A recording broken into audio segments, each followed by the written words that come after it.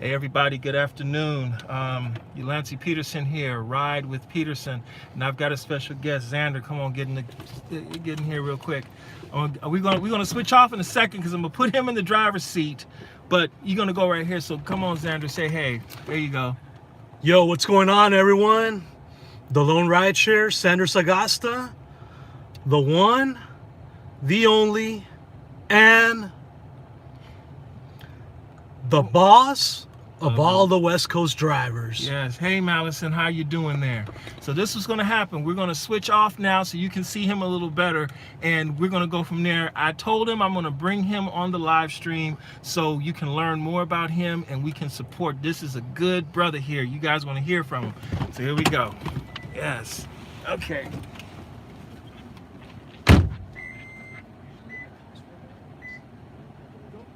Awesome. You know, this is the Isley brothers here. It's your thing. All right, what's going on, everyone? First and foremost, I want to thank Mr. Peterson, for having me on. And yeah, I'm just real excited to be here, So I finally have confirmed that, yes, rideshare YouTube content providers are real. I mean, I started out being as a subscriber, I've been a subscriber of Peterson's, I want to say about 6-7 months or so. And yeah, it's been an incredible roller coaster. I've always been a supporter of Peterson, always trying to make his live streams. I always donating to his super chat. I'm right here. Yeah, he's right here. He's trying to give me the spot, for a few, trying to give me my 15 minutes of fame. So yeah. I know exactly what I'm gonna do. All right, Peterson just stepped out. No. Oh, Dark Road Run. There Welcome. Thank you, man. Good to see you. Yeah, we were talking about you, Dark Road Run. We got you. All right, everybody. So here I am. I'm in the back seat today. This is for Xander, everybody. So this is what you're gonna do. You're gonna talk to Xander. Now I'm gonna kind of like stand in the corner right here, but this is the spotlight for Xander. If you got any questions, any comments, any suggestions, any complaints, whatever, bring it on, because we want to get this guy to 1,000 subscribers as quickly as possible. And Malison, what's up? So Malison, thank you. She's a big supporter. I appreciate her. Hey there, what's up? Okay, so what we're gonna do? We're gonna scroll up here. We're gonna look. Okay, both of your channels are awesome. Hey, Dark Road, thank you so much for that. Appreciate it. Okay, Team D'Angelo. Oh, what's up, D'Angelo? The weather looks so nice. We're here sitting like 20 degrees. Yeah, right now, D'Angelo, we're enjoying 70 degrees near LAX right now. It is nice, and we have a few clouds in the air. We're looking at the airplanes take up. Omar, what's going on, man? Hey, say hello to Xander here. I'm not by myself today. Be respectful. Say something to Xander. Keep talking, Xander. Yeah, so yeah, guys, like I said, I've been a fan of the YouTube rideshare community for about 2 years now. Yeah, I've been following all kinds of channels, of course, Mr. Peterson being one of them, real cool guy, just talked to him a little while ago. Hello, Daryl, thank you for stopping by. Hey, Daryl, thank you. Yes, so, yeah, we were actually just talking, because I wanted Peterson, to get, the vibe, the feel of me, before we started this live stream. Because a lot of the times, what I've noticed is that, when people, go live, there isn't that connection. There's well, let me see. Somebody's commenting. Okay, so Richard C is saying, what's content going to be about? Okay, right now, this video, this live stream is to introduce you to a new YouTuber to the rideshare community on YouTube. He has a different perspective. He has a different voice that many of us think should be heard. He has the support of Geo in Chicago. He has the support of Bam in New Orleans. and there's another YouTuber that you pay attention to also. We can't think of him right now. And of course, he has my support as well too. And so what we want to do, Dustin is driving. yeah, Dustin is driving. And so Definitely. there's a core group of drivers, but he's new, and what we want to do is we want to support him as he builds a successful YouTube channel that will ultimately help all of us in rideshare as well too. Now this guy, he drives. What, Moreno Valley is 65 miles? It's about 60. It's about 65 miles. Yeah, 70, yeah. And he does that every day, people. Not correction. I'm gonna have to check Peterson on that one. Okay. Usually, I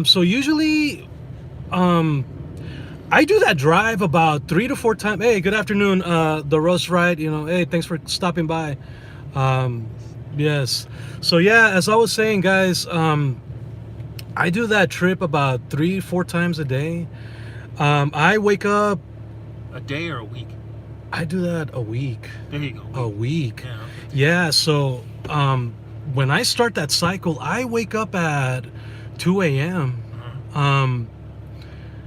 Get ready. Make sure that I'm out of the house by 2:30. Make sure that the car's running. Everything is copacetic with the car. Nothing is leaking off the car.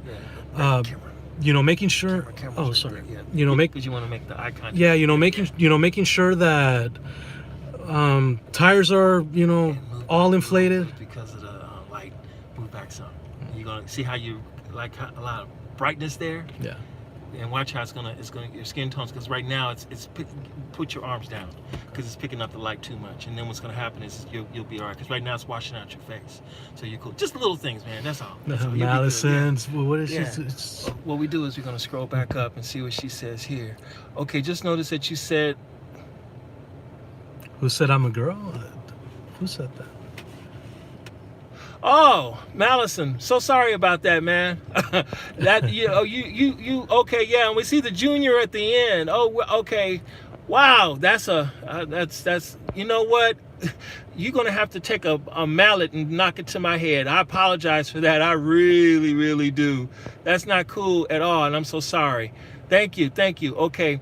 Your thoughts on Uber now, estimating the UberX now. So that's your question, man. So the thoughts on UberX estimating the X rates. They got. So here's the thing, guys. I think it's a cool feature.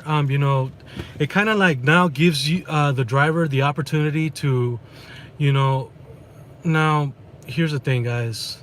Even though technically you're still cherry picking your rides, but at the same time, you can go about it now in a legitimate way.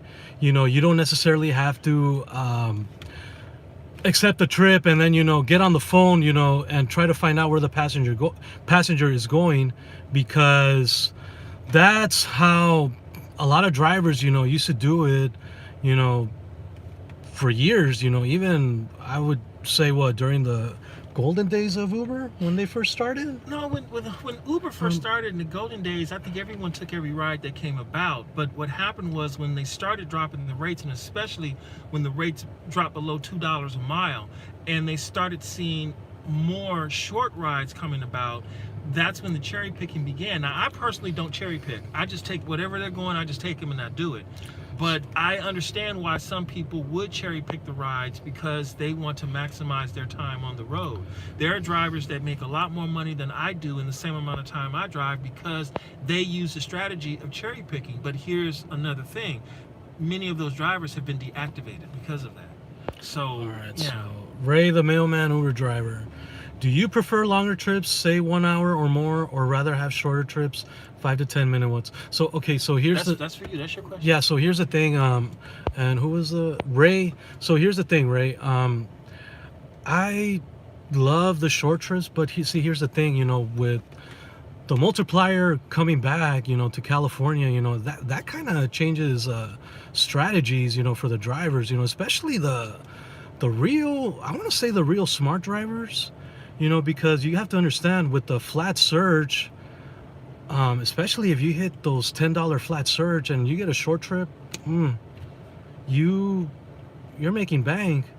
And see, with the longer trips, a lot of the times, the mileage for that trip doesn't reflect well on the rates. You could be making, less per mile on a trip. I've had to go through with it, which is why when I had the Uber Comfort preference, I enjoyed that feature a lot, because you had a difference in rates and you would get, good earnings off of those. But ever since Uber kind of modified, or changed the requirements for Uber Comfort models, I pretty much took a hit. And so yeah, it's just something I have to adjust to and re-strategize. Okay, so Google Andrew. Okay, hey Andrew Yang, 2020. Hey, what's how up, you doing? man? Hey, doing all right, man. Yeah. Okay, I so actually the- recognize Andrew. He's commented on a few videos of mine. Oh yeah. Yeah, definitely. Uber gave me an update Monday, and it is nice to see the total estimated fare and distance. So far, I am not skilled enough to closely read the destination at the bottoms due to the small point, and I'm on the road. Okay, yeah, you always want to be safe when you read the estimate, because they're putting a lot of information in the screen now, and sometimes it's hard to concentrate on the road to read that information and to make a decision in 15 seconds if you're going to take the ride request or not. Usually what I do is I focus on either one or two elements of the ride. Like, for example, I look to see, is it an X, is it a comfort, is it a shared ride or a pool ride, and then you make your decision from there. Is the 75-25 split real? You see, okay, so from my experiences, I haven't had the chance to check my fares yet. And I did say and if you guys saw my video this morning where I started talking about that, that's pretty much a video that I want to focus on. I want to actually go out on the field and kind of explore this. The 75-25% commission, I never experienced it, because I actually started driving after Uber took that away, and they went with upfront pricing. So that's something that I'm looking to experiment with to see how it works. Now, let's see, Ray has what sucks for me personally is I'm right in the middle between Philadelphia and NYC. Philadelphia is $6.25 tolls, NYC $21.75 in tolls, so that's why I asked. Yeah, Albert, what's up, Albert? Upfront pricing, you think will still be 75-25%? Well, according to the email that Uber sent, they said that when they calculate the final fare that the driver is receiving, the commission will be capped at 25%. They're going to automatically make sure that no more than 25% is taken out. Now, that does not include, I believe, Comfort, Select. They didn't say anything about Select, but SUV, Black, those rides are 28%. But one thing you have to remember is this. Let's say the customer paid $10 for the ride, okay? You're not getting $7.50 because they still have to take out their booking fee. So someone did an analysis, and it's more like, when everything is said and done, whatever the customer pays, the driver is going to receive about 41% of it. 68% of it is what they're going to receive. The 75% is what you get from the distance and the time, and from the surge, whatever that is. But when it comes to the booking fee, 100% of the booking fee goes to Uber. More than likely, Lyft is going to follow suit as well too. I'll make a video about it later and explain it to you how I understand it. But I think when everything is said and done with that equation, it sounds great, because so many people are screaming for the surge to come back. Okay, we got the surge coming back, but guess what? It's about Uber making more money. That's the deal. Bottom line, because they're gonna make more money. So yeah. All right.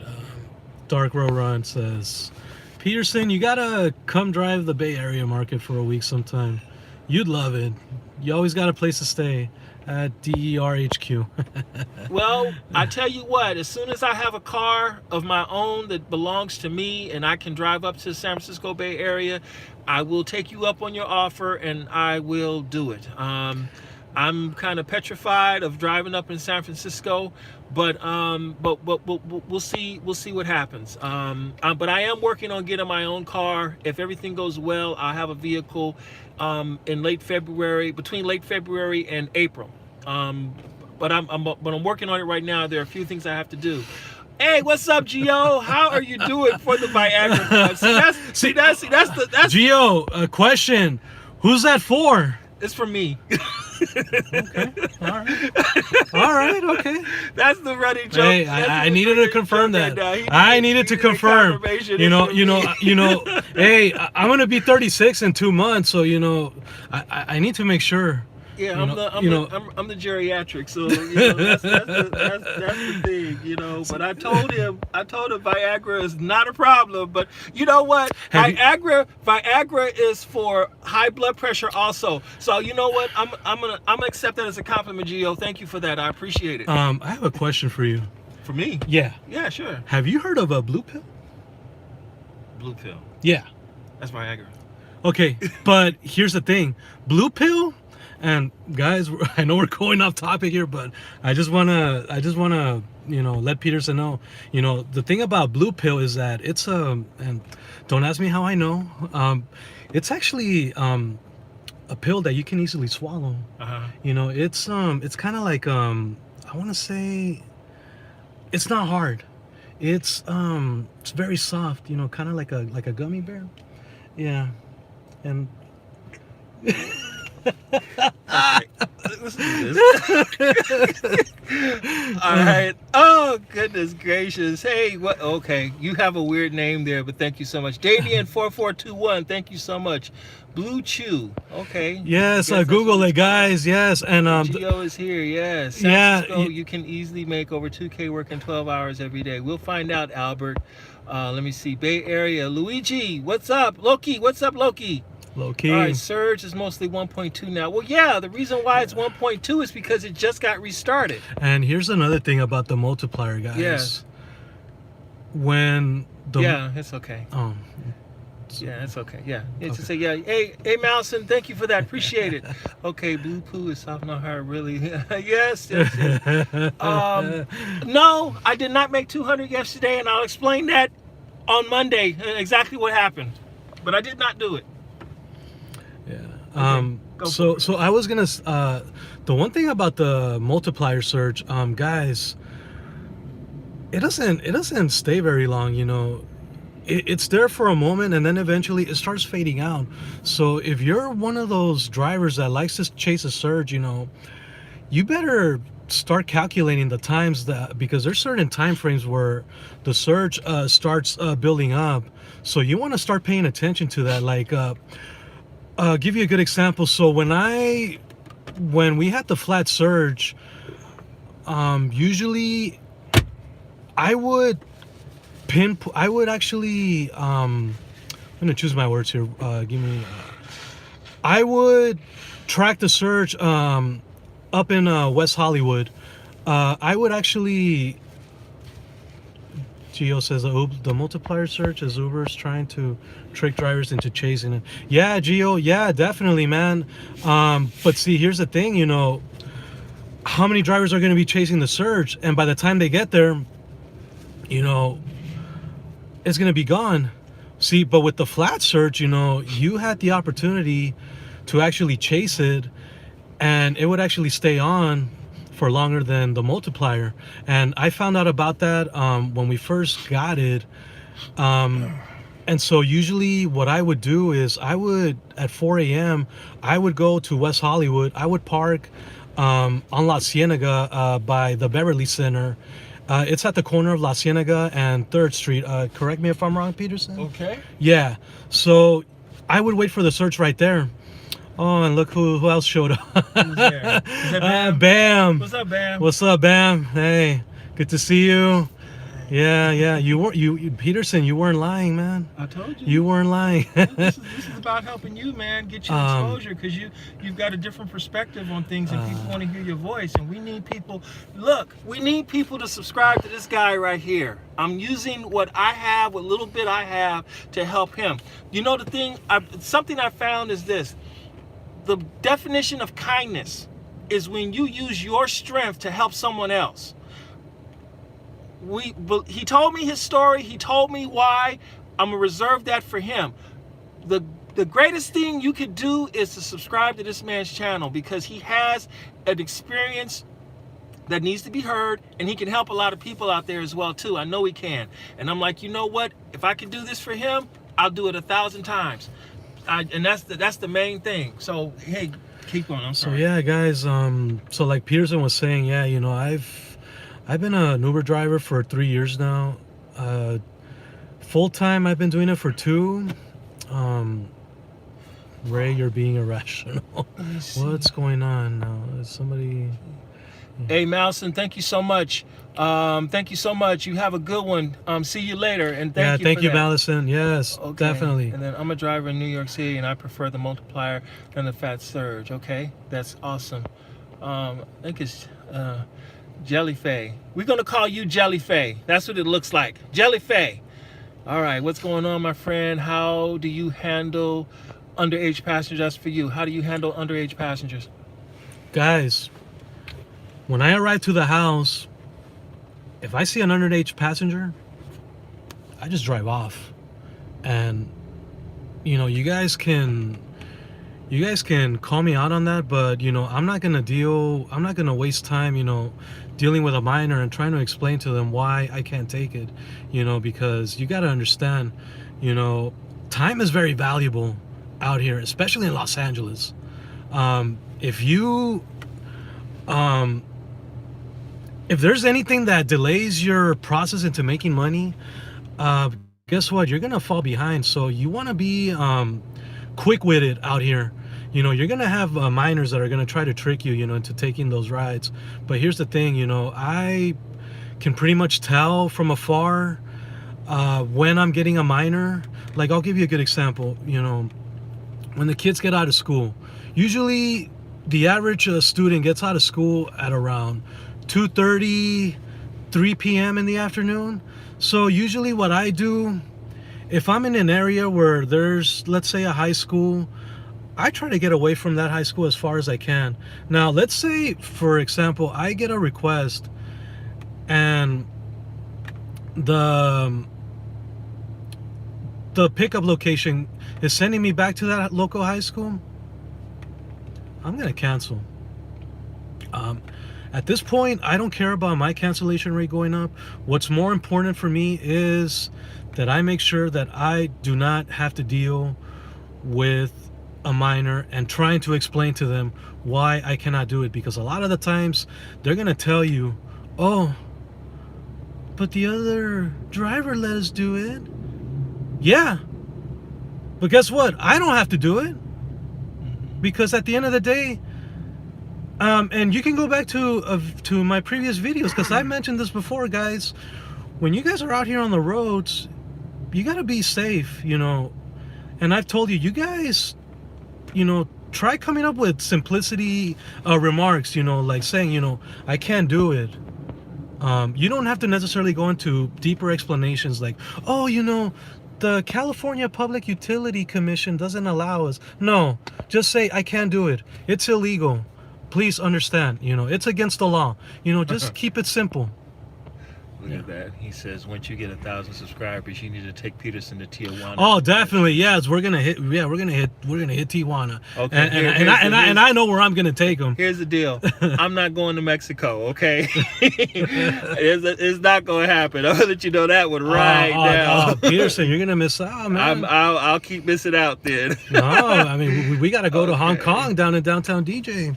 All right, let me see. Bam had a rash. Xander, he admitted this on live stream. What kind of rash? Oh, not good. Okay. What rash? Irrational. Oh, got you. Okay. Irrational. Got you. Okay. I thought the flat surge was better. I had $800 days with the times of surge. Most I made was 500, not including New Year's. Okay.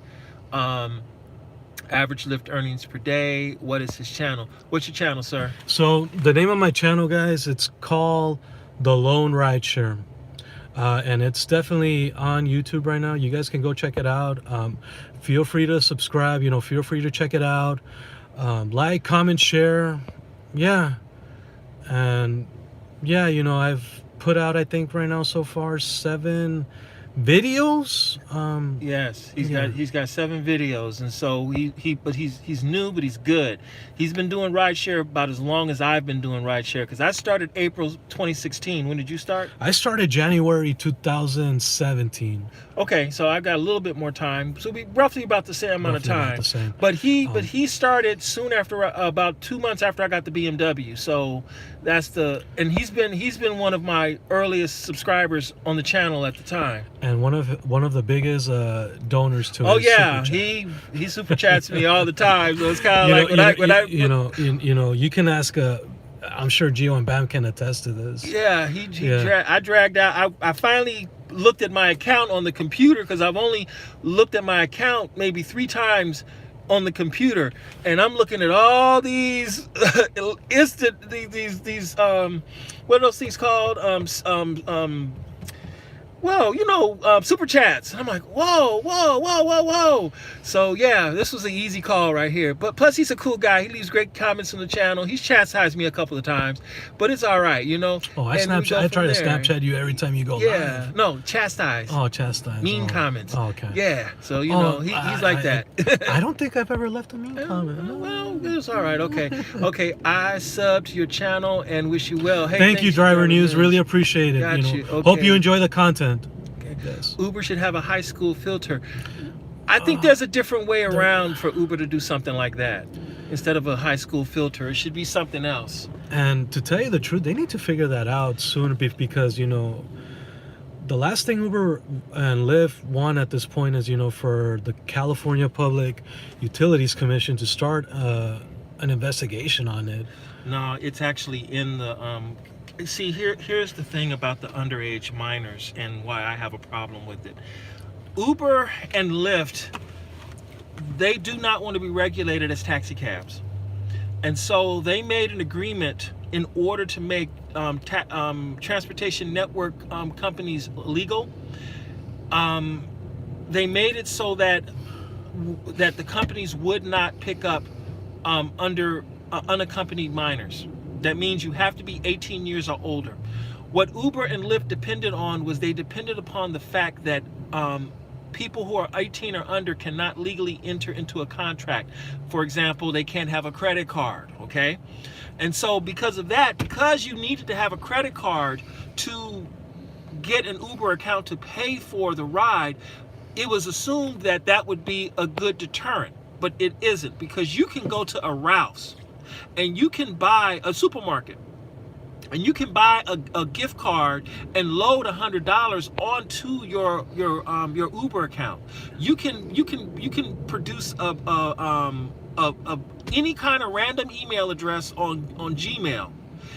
Go and buy a $20 prepaid cell phone, load it, and you can be 12 years old and hail a Uber. There's a problem with that. They need to fix this, and I think the only way to truly fix it is they're going to have to require the drivers to be fingerprinted. And when they do that, then picking up unaccompanied minors won't be a problem, because then we'll be treated similar to taxi cabs. But see, that opens up a new level of regulation that Uber and Lyft don't want. They already don't want AB5 to basically do what it's doing right now. And to be regulated as a taxi cab is something further that they don't want. But this is the my biggest issue with this whole thing with unaccompanied minors is when I have to go into the app and cancel the ride, I'm the one that's penalized. In some way, somehow, I'm the one that's penalized. They make it look like I'm the bad guy when all I'm doing is my job.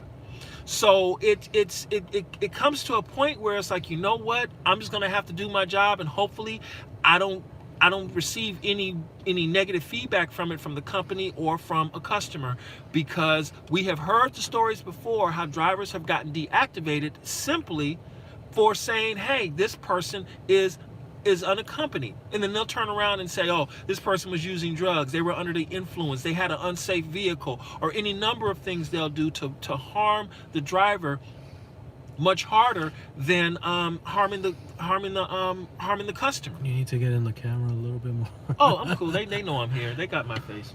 They don't need to see me. This is about you, brother. Yeah. I'm not even supposed to be talking like this. You see this, Dustin? You see this? I finally made it to a live stream. Yes. Yes. And look who I'm here with. Hey, you see this, Dustin? There you go. See? I told you, man. This is why. Dustin, the world star hip hop of rideshare. Yes. WSS. Yes, All right. definitely.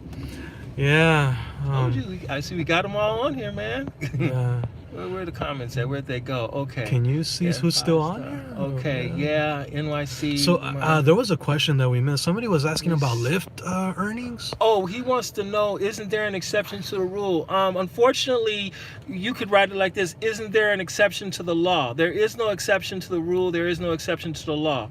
If you need a ride and you are an unaccompanied minor, you can always call a taxi. Taxi cabs are fingerprinted. They are identified by the Department of Justice, and you can get a ride with a taxi. It's just that simple. I'm not going to be the one to violate the law, risk my driver's license, risk my livelihood, because someone who is not authorized to be on the service wants to be on the service. In the discussion, I will educate you, and I will tell you the reason why I cannot take you is because it is against the law. If you want me to spend the 20 minutes necessary to prove it to you, I will do that. But I'm not taking you in the car. It's not going to happen. Okay, so, yes, I had 2 rides in a row that I rejected service to. First, unaccompanied minor, and second, passenger being rude to me coming down his driveway. The next morning, I was deactivated. See, it happens. He can dispute that, can he? Possibly, but it helps to have dash cam material on the whole deal. See, because here's the thing. I'm gonna tell you guys a little story.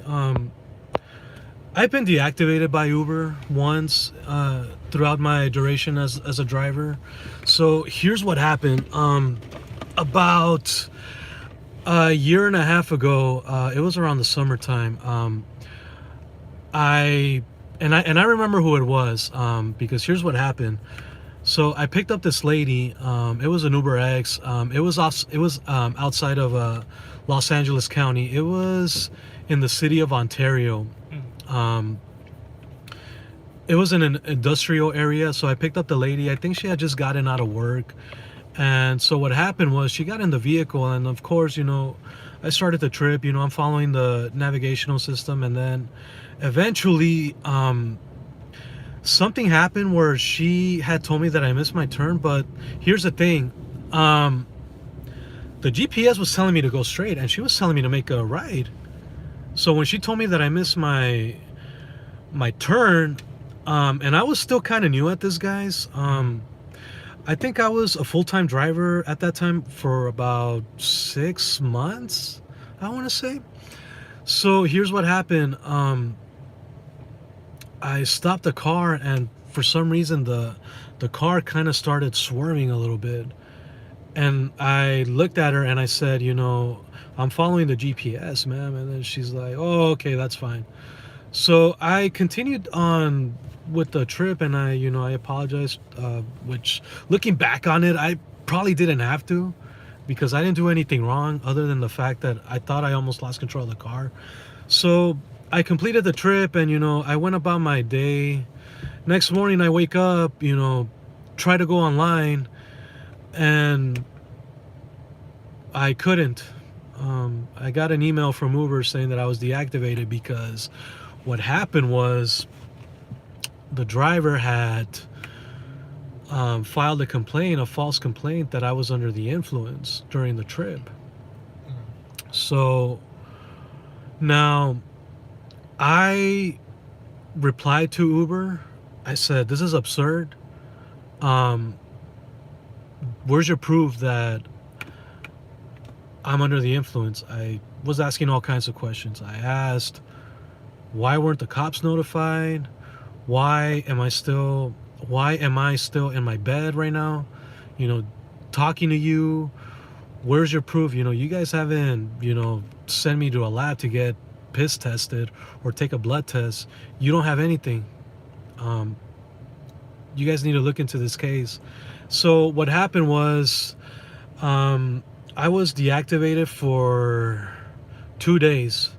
Now, here's what I'm thinking happened during that time. I'm thinking during the time that I was deactivated, Uber was probably looking into my record, specifically my driving record, to see if I had any other infractions, if I've been arrested for a DUI.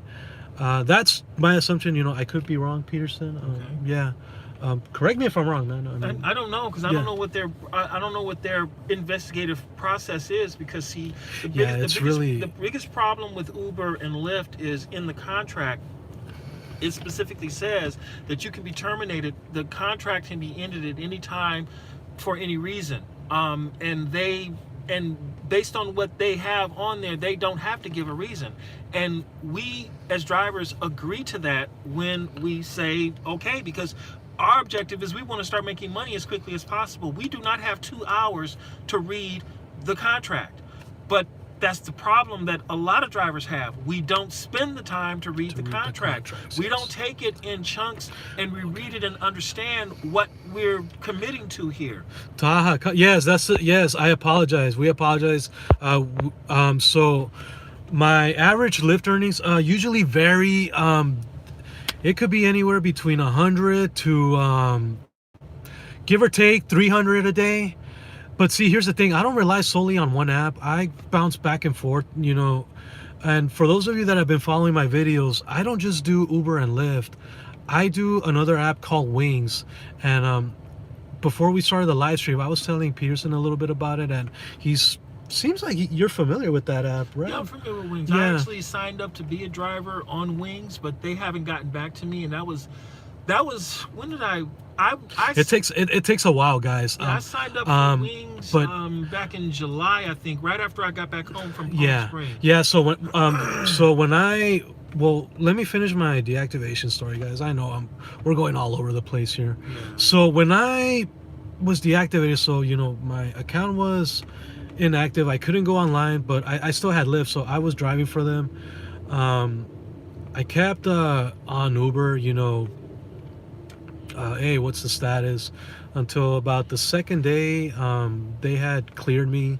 Everything was clear, no issues, and I was ready to go back online. But see, here's the thing. At the time, I was holding a grudge, so it kind of limited my use on Uber. But looking back on it, I mean, I know they're just following protocol, guys. Stuff like this happens. I mean, the best thing you can do, yes, it kind of sucks, when it happens in the moment. Yo, what's up, Governor? Hey, good to see you. Who are you talking to? It's Savage Side. Yes, the What's governor. up, the governor. Yes, the governor. Right. Yes, I have a lot of respect for him. Yes, definitely. Yeah, we were talking about all you guys. Yes, Savage. We got everybody. Yes, got everybody joining in. Governor, it's such an honor, man. Yes, hey. Thank you. Yes. See, real honor. Yeah, so guys, like I was saying, I understand, yes, some of you do this full time, but you got to understand, at the end of the day, these companies, they're doing their job. I appreciate that so much, Savage. Thanks, bro. Yeah, and guess what? You have a special guest. Yes. So yeah, it's best to be patient. Do what you need to do. Go to the hub. Don't rely on that Uber tech support, because that was one of my mistakes. Mm-hmm. But see, here's the thing. There isn't a lot of green light hubs around. I think now the only one that they have is in Redondo Beach. There's two. There's one in Tustin and there's one here at Redondo Beach. The one in Orange County in Tustin is really good. It's a brand new building. It's nice. They do a good job with that one. Yeah, because I go to both of them. Yeah, because they don't have any in the Inland Empire. unfortunately. And they should have one out there. Yeah. They really do, because the Inland Empire is named the Inland Empire for a reason. Good afternoon, Saigon 98. Yes, thank you. Thumbs up to you too. Definitely. Dark Road Run. Okay, Saigon 98. Okay, there we go. Thank you for the 5 thumbs up. Appreciate it very much. Hey, thanks for that one. Okay, Savage. Thanks to both of you. Okay, good to see you guys. This is Brian. Hey, Brian. Thank you so much, Brian. Brian, have you commented on my channel? You sound familiar, Brian. Yeah, Dark Road Run is right about that. Guilty until proven guilty. Yeah. Okay. Unfortunately. Yeah, I already answered. Okay, Lyft average earnings Lyft per day. Yeah, I already answered. Okay, that one. It varies a lot of the times. It happened. Okay, last night. Go to a hub and blast them on Twitter. Oh, they hate that. Yeah. Oh yeah, you said that multiple times, I Dustin, to blast them on Twitter. Does it really work though? Hey, they like Twitter the most. Lone Rideshare, how much money did you make yesterday? I didn't drive yesterday, Andrew. I actually took the day off. I spent most of the day with my kids. You know, we hung out. I took them to a kiddie playground at our local mall where we live in Moreno Valley. And yeah, so we were just spending the day, and they actually took me to a toy store inside the mall. And so they were like, Daddy, we want to go in. And so we went in, and I was mesmerized the moment I went in. I used to be a big fan of Dragon Ball Z. Ooh, and so I remember that. Yeah. Let me say one quick comment here. Red Robin made a comment talking about picking up unaccompanied minors and saying it's not against the law to save someone's life. Okay, here's the situation. I am fingerprinted by the California Department of Justice and by the United States Department of Justice. And I've also been a bus operator at LA Metro. And the situation is this: sometimes you're gonna have to make a decision. Am I going to intervene for the benefit of someone's life, or am I going to follow a law? It is a case by case basis, and the only person that can make that determination is the driver.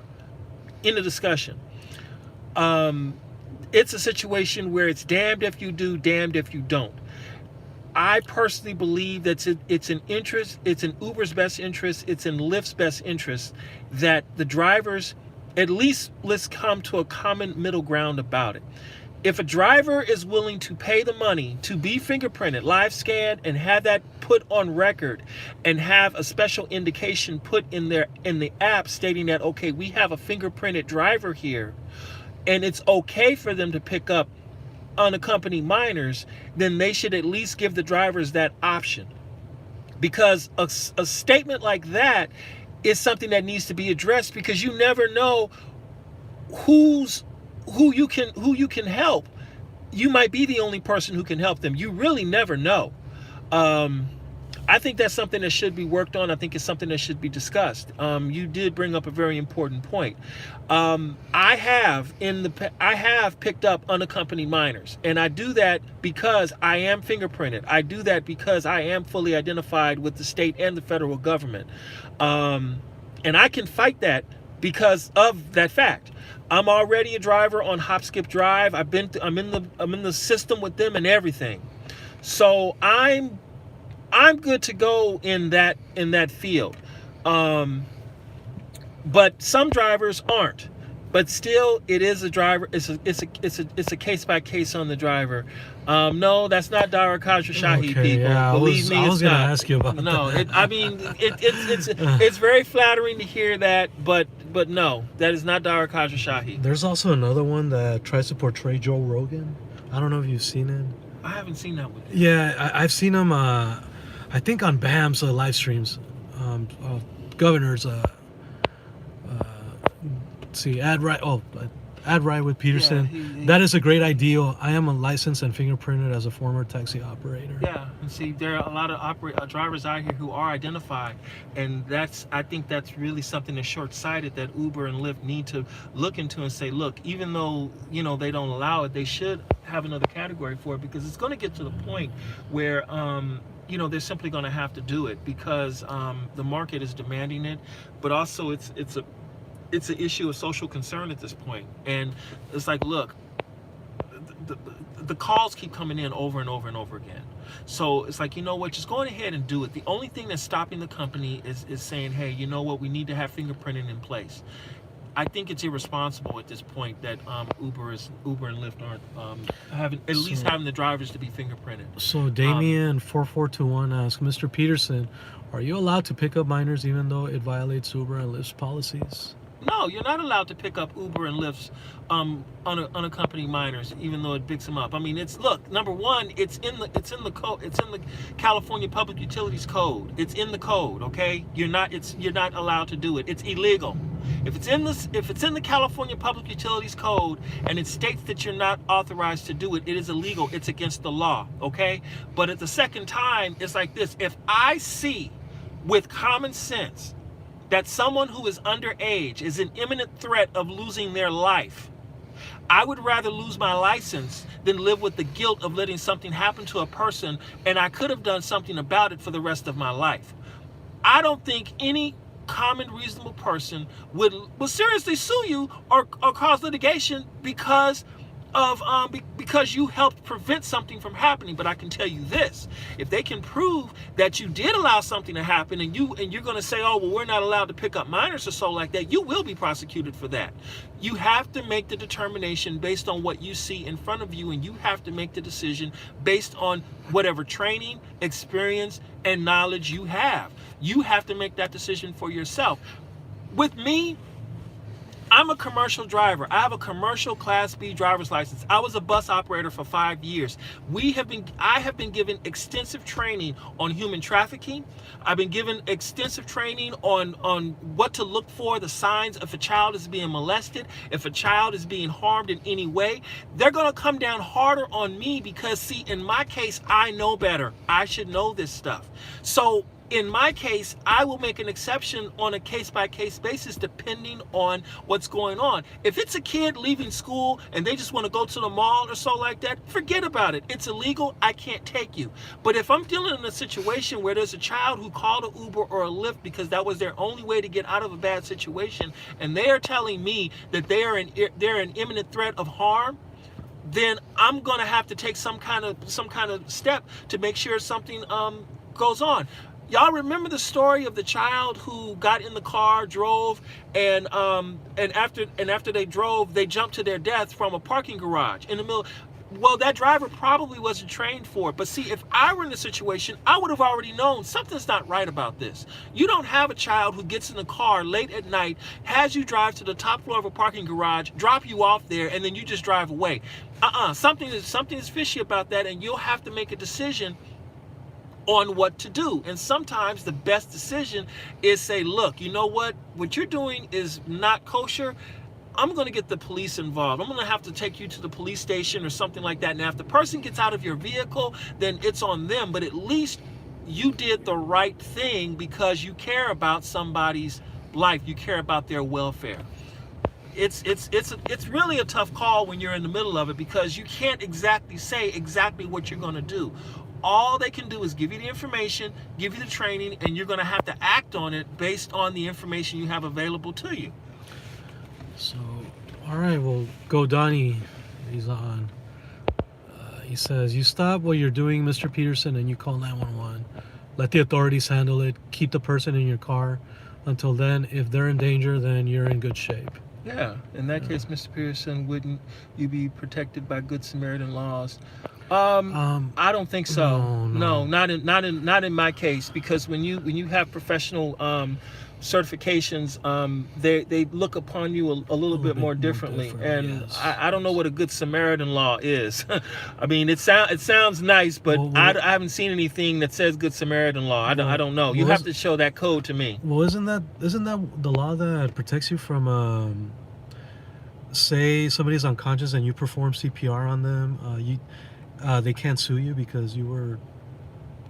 I don't know. I don't know. I'd have to actually see what the law actually says in that particular case, because in some cases, let's say, okay, here's the situation. Let's say you perform CPR on a person, and you end up cracking their ribs. their ribs, Yeah. and the rib ends up puncturing their lung, and that person dies as a result of you puncturing their ribs. It happens all the time.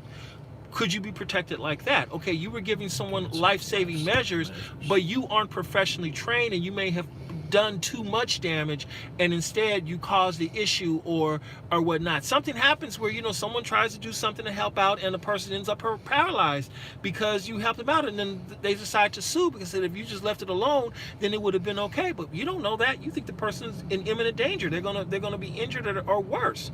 What do you do? So it's a case-by-case thing, and that's why a lot of times some people, they think the best thing to do is to just simply stay out of it, because people are worried about lawsuits bankrupting them, about lawsuits putting them in jail, about lawsuits tainting their reputation. It's a difficult decision to be put in sometimes, and that's what some rideshare drivers are going to have to deal with. It has happened, and these are things that are going on a predictable basis now at this point with rideshare. I have a question for you. Do you think drivers should be CPR certified? Do I think drivers should be CPR certified?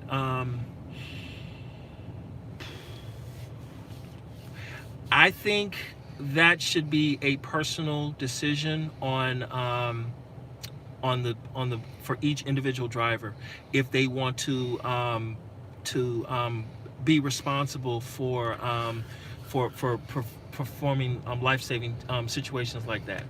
As a bus operator, I was not required to be CPR certified. I could push a button, call a bus, and call someone, and within 5 minutes, ambulance would come by. That's a liability that Metro didn't want to have, because see, the problem is this: when you get into stuff like life-saving procedures, what if that person has a DNR and you don't know about it? A DNR is a do not resuscitate. That's the thing. You don't know these things, and you're in a situation where maybe the best thing for you to do, like Godani said, call 911, let the authorities take care of it. Because here's the deal: let's say someone does have a situation in your car, and you are not trained to do CPR. You are within your right to say, you know what, I did not do anything because I'm not trained for that, and if I do something wrong, I could have made the situation worse. I don't know if this person has a do not resuscitate on their record or not, because let's say you do perform CNR and they have a DNR, you could be held legally responsible for violating a legal directive they have on file. Yeah. It's all kinds of stuff like that comes up. So I think that's an individual question that each driver should decide on their own. Yeah, and another thing about that, because I used to be a security officer back in my day. Guess what? A lot of posts demanded that their guards were certified, and I had this one particular post. My supervisor, he would tell us literally, guys, if an external is unconscious on the floor, I expect you guys to perform CPR. Yeah, and that kind of raised a lot of questions, because, you know, going back to what you're saying, you know, people are so afraid of, you know, getting sued. Mm-hmm. So, you know, I used to think, my God, you know. But here's the main deal.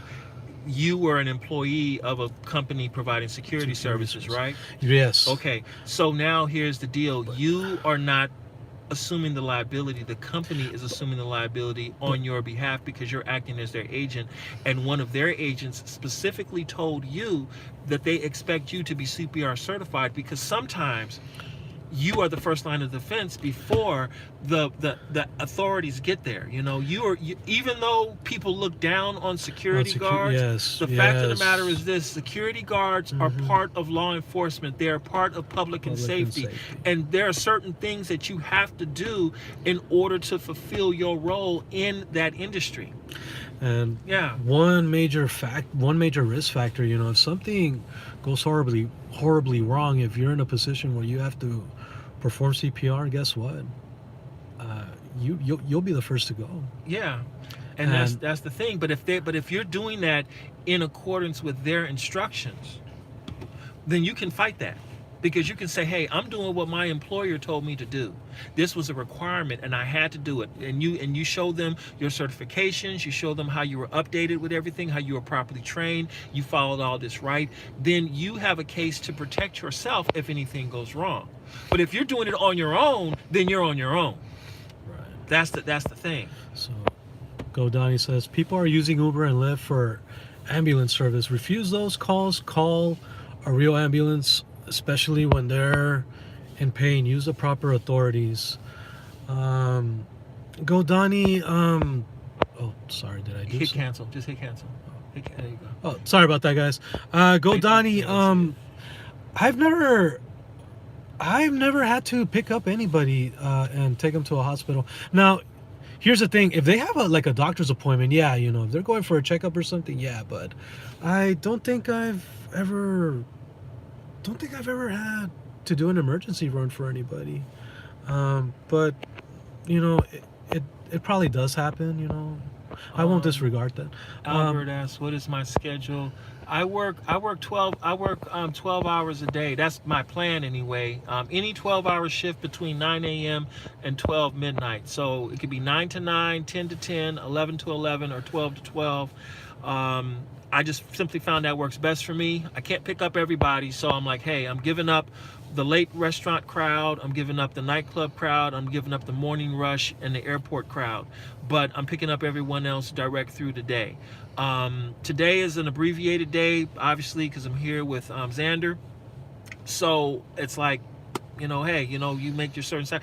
I made a goal, and I don't think I'm gonna make that goal, but we'll see. We could. I could become Scotty and be a miracle worker, but we'll see what happens. For those of you who are into Star Trek, you know what I'm talking about. Let's see. I'm gonna have to put extra work as well tonight. Let's see. Okay, there's at least 20% of drivers that are elderly, such as I, 60 years old.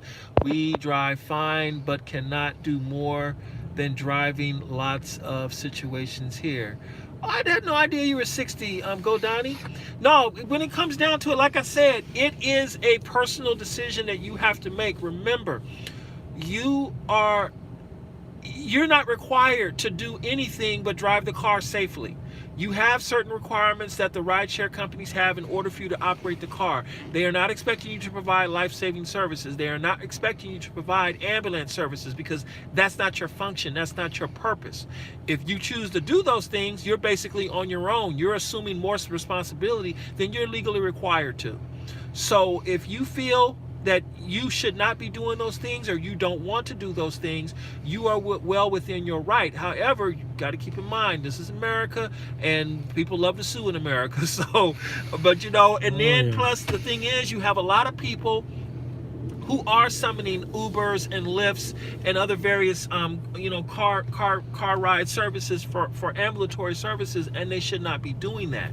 But hey, that's what's going on. So it's a judgment call you have to make based on what you have in your situation, and you go from there. And there'll be some circumstances I'll turn down, and there'll be some circumstances I'll accept. It just depends. It's a case by case, just like any regular ride. It is a case by case situation. Lyft still sucks. Yeah, it's okay. Pinger.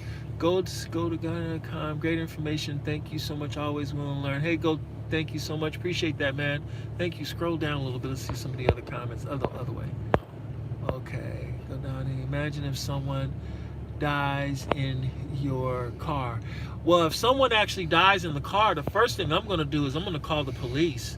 That's another reason why you want to have a dash cam in the vehicle, so you have proof of that. And I don't want to seem hypocritical on it. I'm working on getting my own dash cam right now, but you got to do it. 5 a.m. to 5 p.m. I cannot work those hours because my natural body clock, I shut down at 12:30 tops. I cannot take caffeine anymore. So working from 5 a.m. to 5 p.m. is a no-go at this station. I can't do it. I wish I could, but I can't. So there we go. You guys should do car reviews together, starting with the vehicles you currently drive. Damien, I drive a 2016 Kia Sorento. I qualify for Uber X, Uber XL, Lyft, Lyft XL, and then I do, like I said earlier, I do Wings, which is kind of like a private ride service. So pretty much the way it works, passengers, they get a chance to pre-schedule their trips ahead of time. Now, I've been in situations where my passengers will request their trips, you know, a week, 2 weeks, and I've even seen up to 2 months in advance. So that's one of the advantages about Wings. And also another benefit to that, passengers, over time, the more they use the app, the better chances they had to eventually pick and choose their favorite drivers. Oh, that's good. Yeah. I have already built up a clientele where, you know, the same passengers will request me over and over again. That's good. Yeah. And the good thing about that, guys, is that Wings actually pays commission. Oh, Yes. good too. They pay 88% commission. And after they deduct the booking fee, which is, guys, also the new 75-25 commission that Uber is doing. You want to be on the lookout for that, especially for California drivers. You want to be on the lookout for that, because what Uber is going to do first is they're going to get their booking fee. From that, you're going to get the fare, and then you'll get your 75% commission from that deduction after the booking fee has been taken away. Yeah. So yeah, that's something you guys want to be on the lookout for. You know, if you're gonna be auditing or checking your fares, make sure about that. Pay attention to the booking fee, and make sure you subtract it from what the driver paid. The rider. The rider, I'm sorry. Yes. All right. Let's see. Okay, But but is it okay to drive in accordance to the law? I can take them to the hospital if they are bleeding sexual. Will reject the call. I will call. Yeah, again, Savage, it's really a case-by-case situation. I mean, and you have to remember this. You have the right to reject any call for any reason whatsoever. You know, you're not obligated to pick up every single call. If it is a particular call you don't want, you can reject it. You can turn it down. That's your right. So did we miss anything? Did we miss anything? Okay. Still unhappy. And still unhappy with how much I make. Oh, there you go. Yeah, Albert, of course, because at the end of the day, you look and you see how much money that you earn and what you truly need in order to be a self-employed individual, and you realize it is not enough money. Something is going to get cut. I have a lot of things I've had to cut by committing to $200 a day. So I get it. Hey, George Schneider, how you doing? It's good to see you. Thank you so much. Thank you, George. I appreciate you, man. I really do. He's one of my really good subscribers. He comments. I think I've seen him. Doesn't he live in San Diego or something? I think so. I know he's in California. Yeah, I've seen him before on your charts. Okay. No boots on the ground. This is a technology company. Everything's done through the phone. That's the problem. Yeah. No, they're not a technology company. They're a transportation company. And I don't care what they say. They're a technology company. If they require a TCP in order to make money, they're a transportation company, and that's the end of that discussion right there. Because if they did not need a TCP permit in order to make the money that we do here, then they are a technology company. But they need a TCP permit. So no, they're a transportation company. And the fact of the matter is this. This is the reality about the whole deal. They say they're a technology company, but the thing is, they're not licensing their software to us. Not one time in the contract does it say they're licensing the software to us. Secondly, if every single driver stopped driving immediately, they would make $0. Their primary source of income are these rides being put out here. Now, if they turned it around and they said, okay, you are a technology company, but each and every driver had their own TCP number. Each and every driver had their own commercial insurance. Each and every driver had their own LLC or were incorporated. And each driver were accountable for their own actions individually. Then they would be a technology company. But the thing is this. as drivers, we depend on the TCP number that Uber and Lyft are assigned. That is what makes this legal. We depend in part on the commercial insurance that is derived from Uber and Lyft in order to make this legal. So if something happens, the riders are covered. If they were not a transportation company, they would not need commercial insurance to cover us driving. If they were not a transportation company, they would not need a TCP permit to cover this. If they were not a transportation company, they would not have to go through the hoops they had to go through in order to make LA exit work for Los Angeles International Airport. What they are saying to us, in my opinion, is hypocritical. They are a transportation company. They are involved in transportation. They will suspend and terminate you for violating transportation laws and regulations wherever you are in the world. Bottom line, that's how it is. If they cannot, the government goes after Uber and Lyft because of violations in transportation. So to say that they're a transportation company is not correct. It is wrong. And they need to stop that narrative immediately, and they need to just simply keep it real and go from there. Another thing about controlling the fares, an independent contractor, a true independent contractor, they set their own fares, period. I personally want $1 a mile and 50 cents a minute for everything I do in this car, because that will assure me of enough money in order to properly survive, pay the taxes, pay health insurance, provide for my retirement, save up for when I have problems going on, keep my bills paid, pay my rent, buy food, clothing, the works. But one way or another, everybody else is trying to make it work some kind of way, but it's just not enough money. They're bringing back the surge, not to help the drivers. They're bringing back the surge to help them, because the thing is this: when they make a 2.1 surge, they're getting a 2.1 surge also. It's just that simple. They did the flat rate thing. It didn't work out. They probably can do the flat rate deal because whoever filed the lawsuit to deal with surges, the lawsuit didn't work out. It got thrown out or was dismissed, or Uber and Lyft won the case, and so now they can bring back the surge.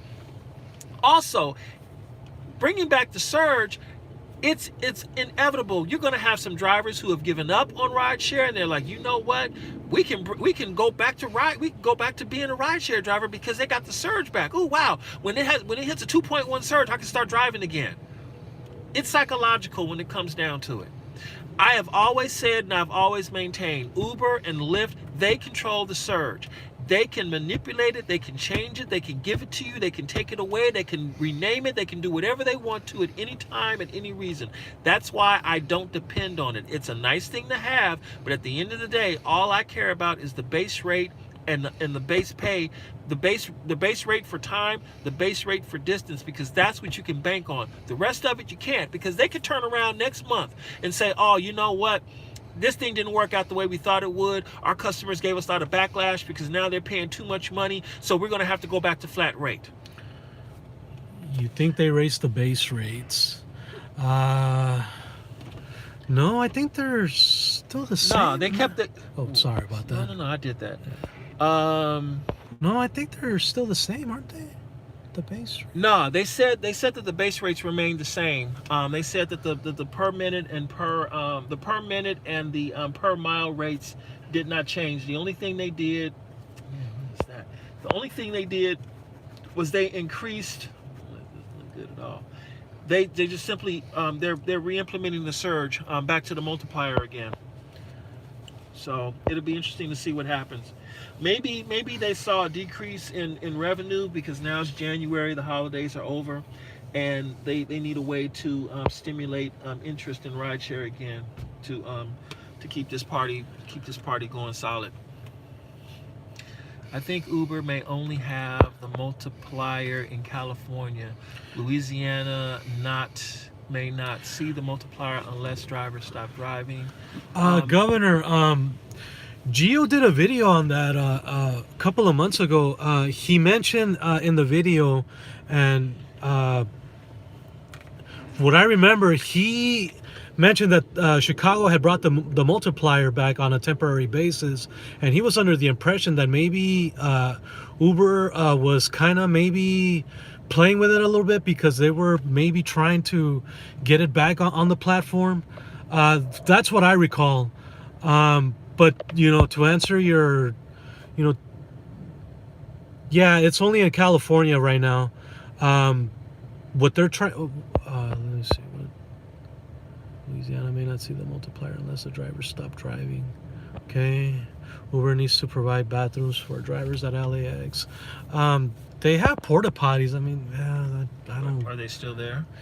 I don't know. I haven't seen them, but the last time I saw them, they were a mess, and they reek now. They're always reeking.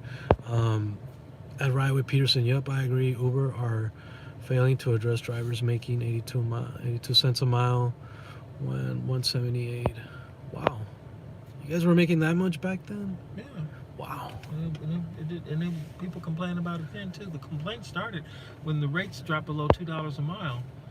And when you do the math, you understand why. Because even when you drive like crazy and you try to produce the money or so, there's a certain amount of money you need in order to overcome the real effects of being an independent contractor. Because see, when you are an employee, there are certain benefits that you get by being an employee. A lot of employers, they have health care plans. They have retirement plans, and money goes into this, and usually the employer matches whatever contributions you give. But here's the big reason why it's such a big deal for independent contractors, especially for drivers. We have high expenses because we are operating this vehicle in order to make money. So we have to spend a lot of money for gas. When I had my Chevy Cruze, I could last in that car for 2 weeks, going back and forth to work for gas. Sorry to interrupt you, Peterson. Ed, who are you? Are you asking? Yeah, so you must be asking me, Ed. My name is Xander Sagasta, and I'm the Lone Rideshare. If you're interested, go check out my channel. I currently have 7 videos right now. So, go ahead and check them out. You may learn something. How LAX haven't tried it yet. LAX has improved. I'm back working at LAX now. When I got the Prius, it was kind of a requirement that I go back to LAX because I need the trips from LAX. And LAX has now improved greatly. Lyft has their own dedicated pickup and drop off area, and I love it. It's great. It's easy. It's simple. It works. It is foolproof. I haven't done the Uber side of things yet, but from what I've seen, it's just as good because they have their own dedicated side as well too. Uber is sharing it with the taxi cabs, so it's a workable situation now, and there are various roads and lanes at LAX that they have shut down during busy hours. So being at LAX is not a problem anymore. But I can tell you this about LAX. The smart way to get into LAX today is to just go down Century Boulevard. Do not go on Sepulveda. Don't take the 105. Don't go up the 96th Street Bridge. Go straight down Century Boulevard. To do drop-offs? To do drop-offs and pickups. I'm telling you, when I did it years ago and came in and out, I never went down Century because that was the worst way to get into the airport. Doesn't it depend on the time of day though? Yeah, but also 96th Street Bridge as well too. But see, you know what they're doing now? See, here's the thing now. They actually now they have one lane for drop-offs now. So when you enter that bridge, you have to be on the far right lane to go into LAX, because now what they've done is they shut down the lower level. And that's why the 96th Street Bridge is so bad now, because they've reduced it to one lane, and now you have all the traffic backing up on Sepulveda, it's backing up on Lincoln, and now they don't even want people going up on that side road anymore when you were on Lincoln to go up. They shut that down, and now Yeah. they're making the cars go by By the the police police station and up under station, and down. yes. So no, Yes. the best way now, believe it or not, is Century Boulevard. Century Boulevard. The I'll have 105 to look freeway, into that. coming off the 105 freeway and going there, you're looking at a 30 to 45 minute traffic jam just to get from under the airport and onto the roads there. It doesn't make any sense anymore to do it. Going down 98th Street like I used to do for the shortcut, waste of time now. Doesn't do it. I take the 405 because most of my airport runs, I'm coming from the west side. So I'll go southbound on the 405. I'll get off at La Tijera. I'll go down La Tijera, make a left turn on Airport Boulevard. I'll go all the way down Airport Boulevard until I get to Century. I make a right turn, and then I do what I need to do. Either if I'm going to Lyft to do the pickup, I'll go down Century Boulevard in the far right lane. It takes you right straight there because they blocked off all traffic except for Lyft, which is amazing. They're paying LAX a lot of money for that privilege. They really are. And then Uber and Lyft, you have to go through the bridge in order to make that happen. I mean, just for LAX alone, I'm driving Lyft exclusively for now because I'm like, I don't want to do it the Uber way because you're going to be caught up on so much traffic. But hey, it's what it is. Yeah. Where are we at? How long have you been driving for? Ed, I've been driving for 3 years. My first year was part-time, and I've been doing it full-time for 2. Peterson will stop talking. LOL. Thanks, Ed. Love I appreciate it. that. Uber Select is on life support. Yeah. Oh no, Uber Select is dead. Strength Addicts. Yeah. The minute they introduced Uber Comfort. I already knew it's done for. And A lot this of is a yeah. look. I'm gonna tell you. You know, like on Grey's Anatomy, you know they charge the 500. No, this is done. I'm calling it. Like the time of death was the day Uber Comfort came on board. You know. That's just it's a done deal at this point. So no, Uber Comfort, Uber Select is done. It's over with. It's there and you can see it, but no, because you can't depend on it right now. Uber Select now is like Uber Lux, and Uber Lux. Please, if Uber Select is dead, Uber Lux is fully decomposed at this point, so all right. Can't get a word in, can you? Yeah, Peterson loves to chat away.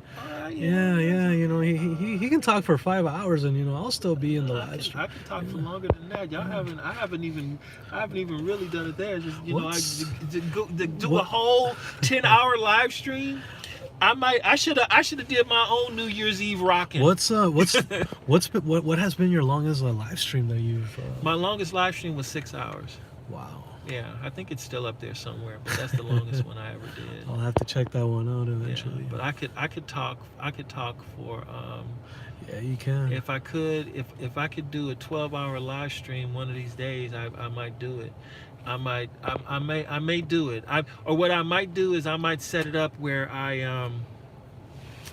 the last calendar day of the month, I will start at 12 noon and I'll go straight for 12 hours and just run my mouth and talk. I could do that. On the fees, there are service fees, booking fee, and rider fee. I think. Yes, yes, all of those. Definitely, yes. Look forward to the 12-hour live stream. Yeah.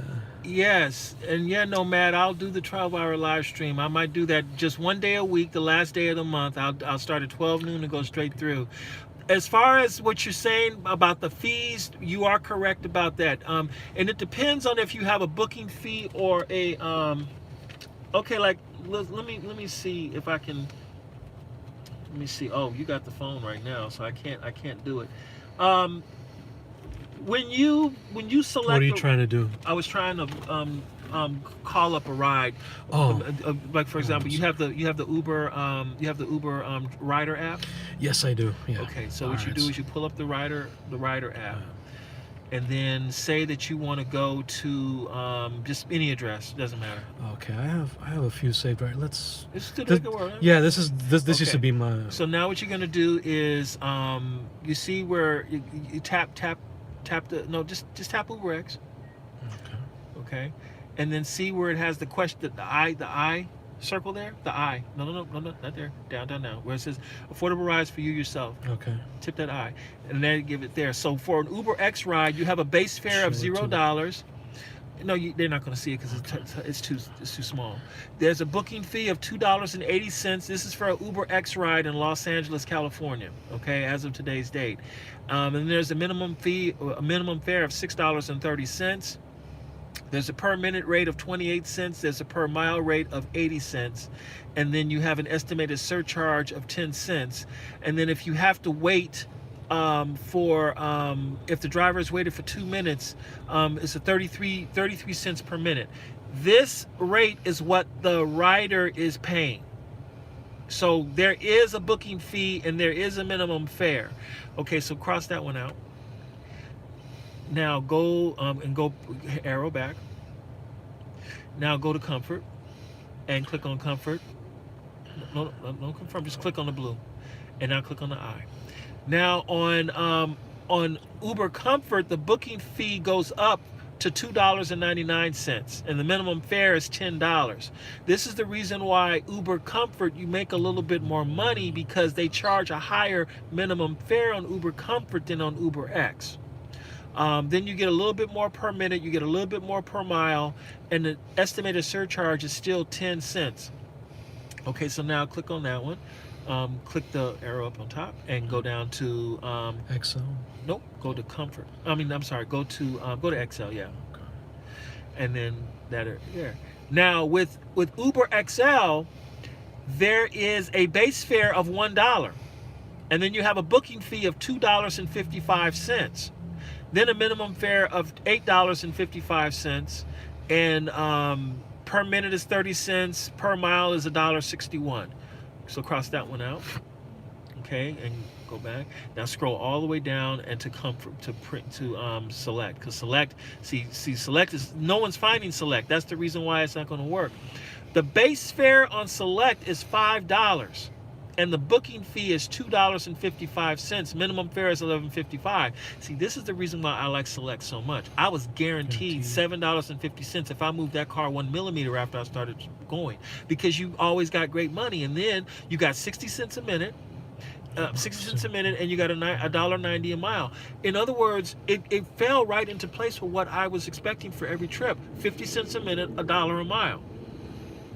I didn't complain about the money I made when I was doing Uber Select, because it was, to me, okay, yeah, I was on a Beamer, but still, it was fair when it came down to it. My biggest gripe with Uber Select was I kept running out of gas to go out there and do the work.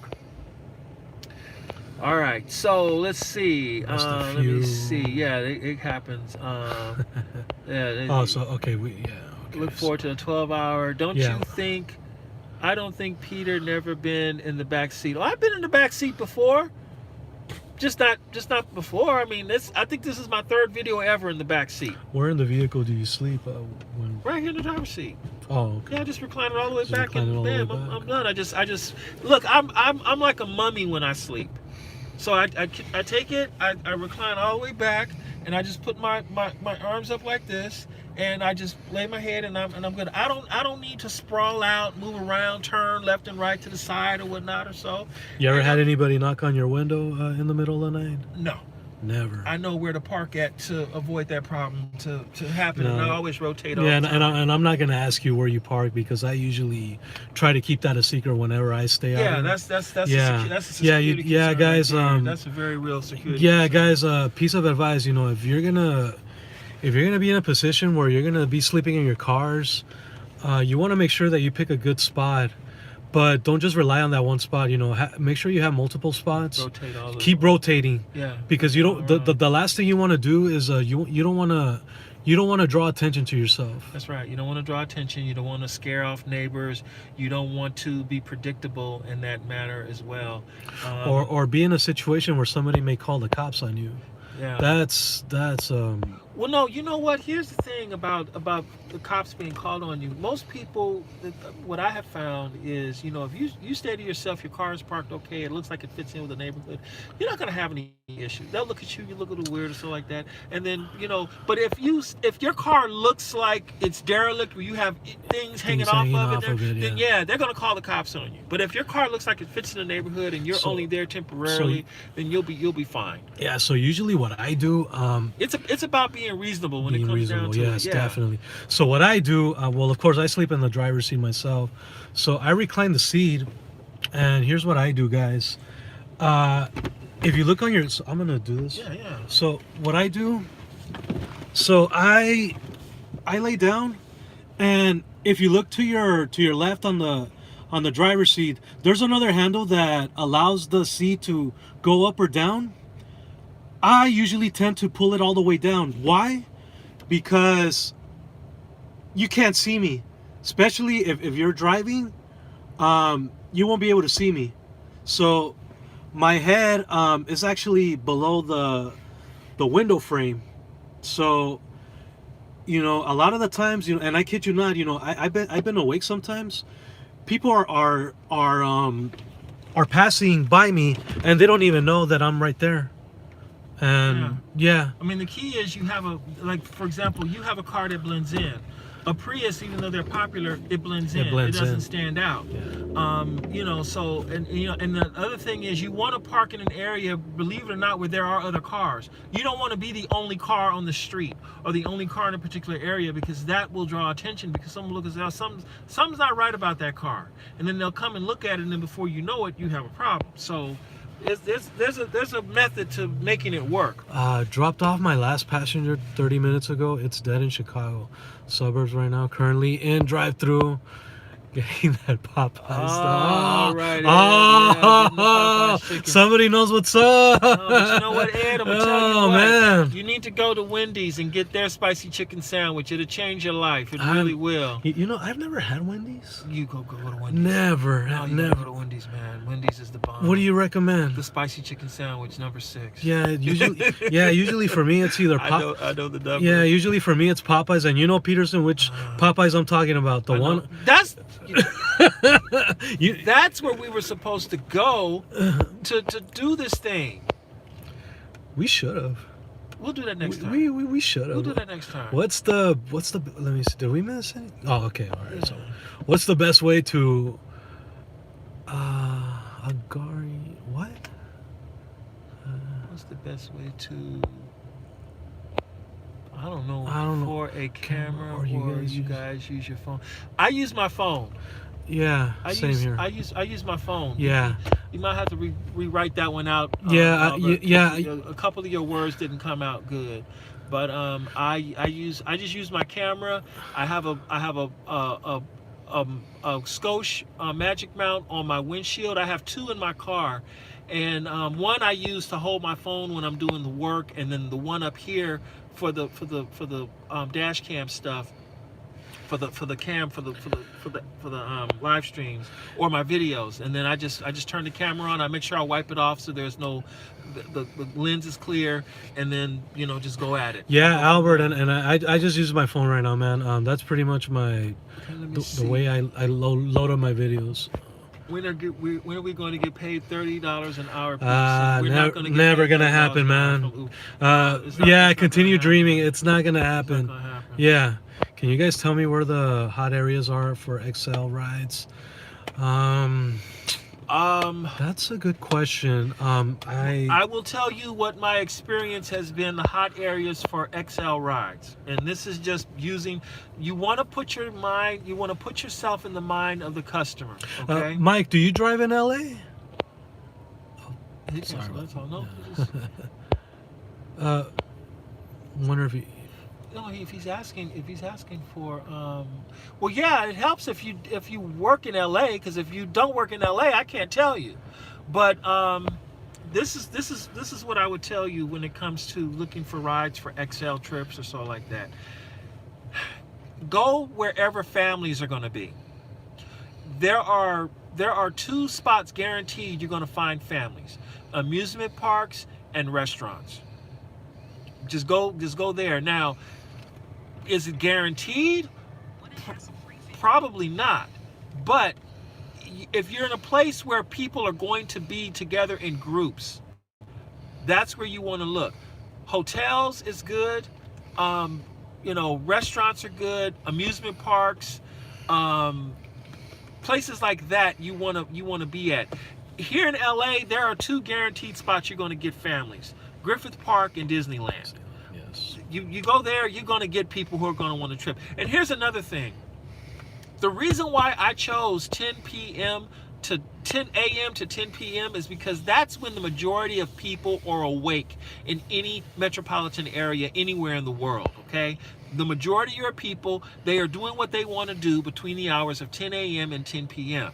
Well, right now you have families who have their kids because they're still on winter break, and they're doing, their thing as well too. And usually kids are going to go to sleep by 10 o'clock. Sometimes a little earlier, but you have the odds of catching those rides when they want those trips. Another place to get XL trips, believe it or not, is at the airport. You have a lot of people who take half their lives with them on these planes.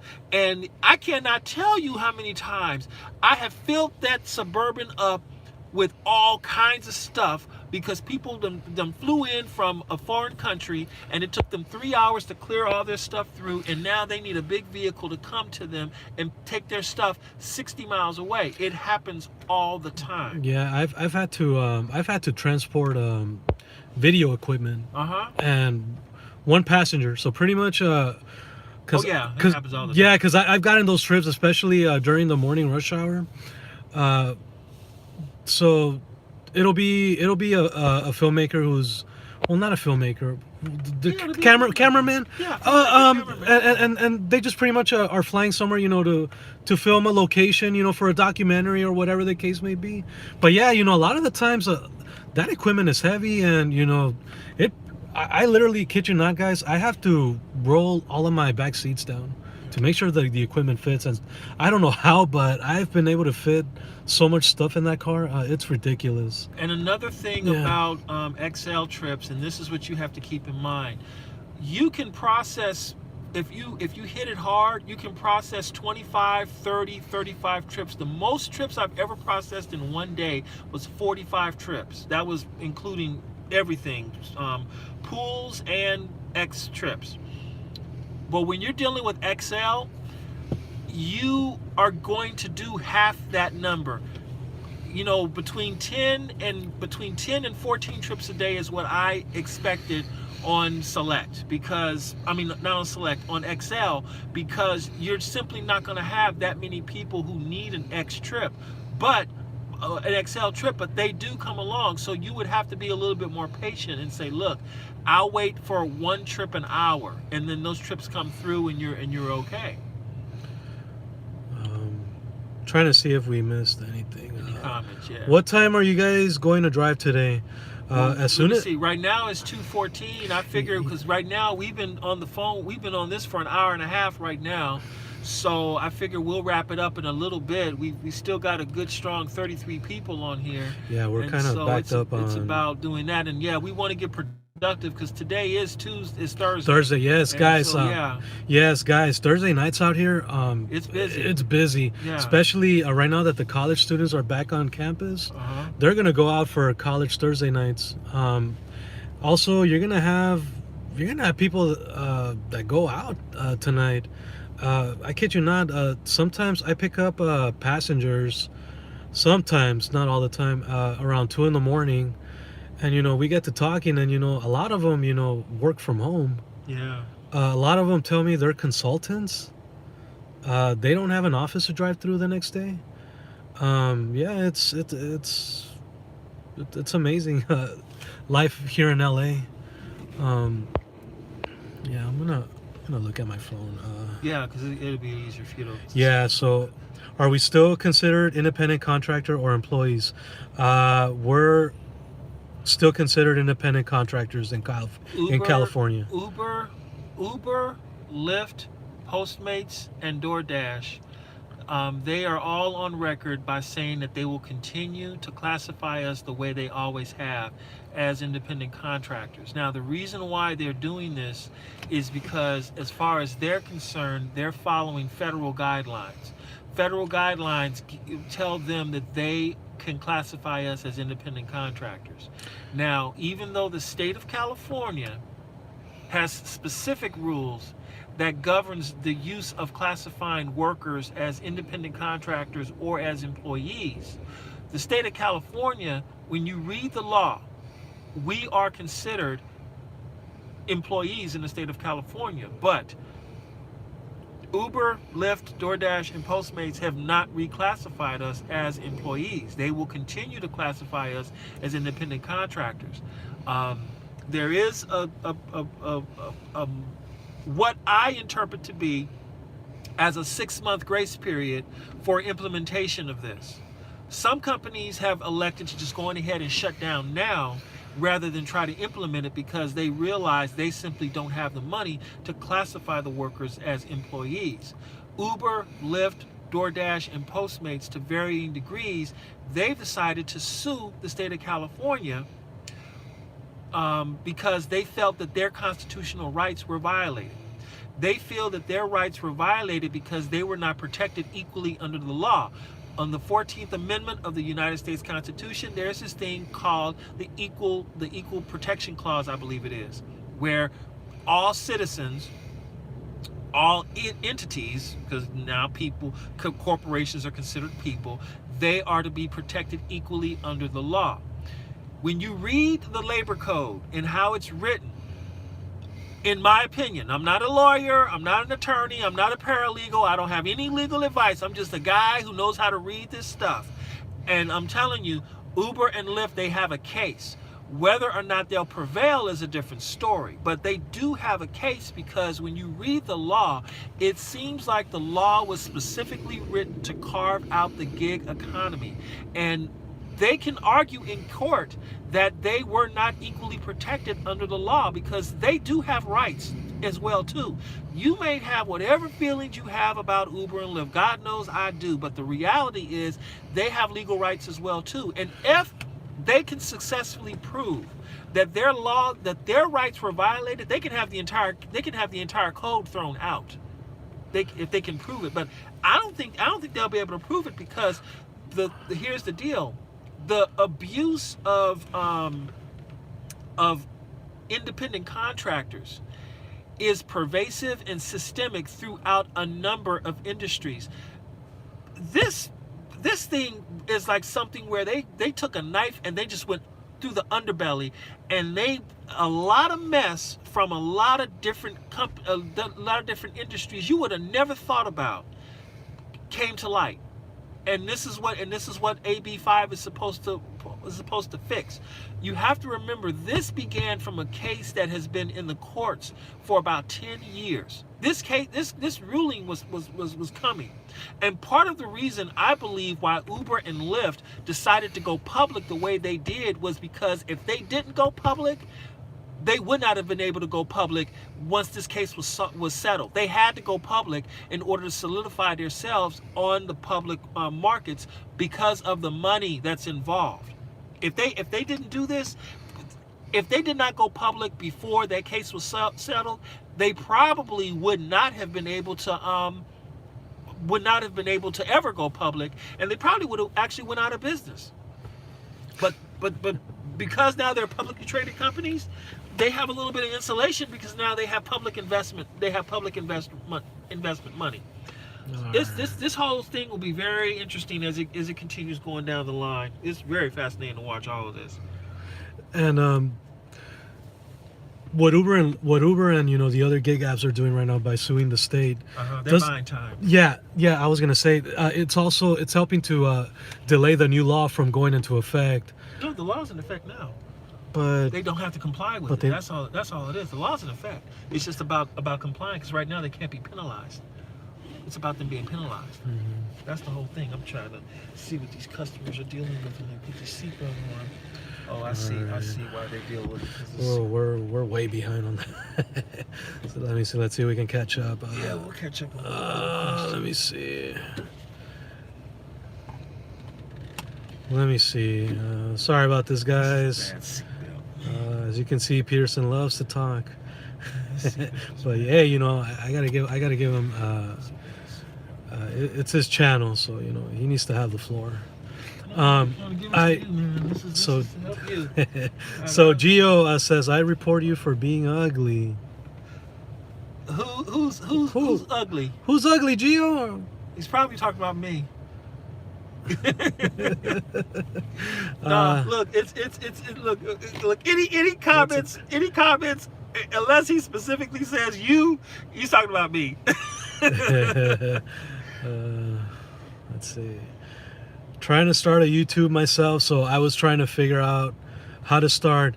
Albert, from my experience, just do it, man. Don't think about it. Just do it. You know, it doesn't have to be the best quality picture. It doesn't have to be perfect. You know, if you because here's the thing, I stutter a lot. I'm not gonna lie. For those of you that have seen my videos, I stutter. You guys hear me say this well, I do that all the time. But guess what? Practice is key. A lot of the times, the videos that I upload so far, I'm gonna be honest with you. Some of those videos, I've done multiple takes on them. Why? Because along the way, I mess up on something. But even then, when I upload them, I still find mistakes because I'm not gonna lie to you guys. I actually watch my videos, and I will continue to do so because I am my own worst critic. I am very critical of myself, guys. I do not like messing up. I do not like going back and doing follow-ups or what's another word? I don't like to do retractions, but you know, I understand a lot of the times you kind of have to. And so a lot of the times, if you guys pay attention to my videos in detail, you'll notice that I do follow-ups. You know, if I miss something, you know, I'll try to clear it up right then and there in the comment section or in the description. But if I miss it, then in the next video I'll probably try to clear something up in case I wasn't, you know, clear in the previous video. So my advice to you, Albert, you know, just do it, man. You know, don't worry about perfection. With time, you'll get better at it. Well, believe me. The main thing is you want to make sure you understand why it is you're creating the video.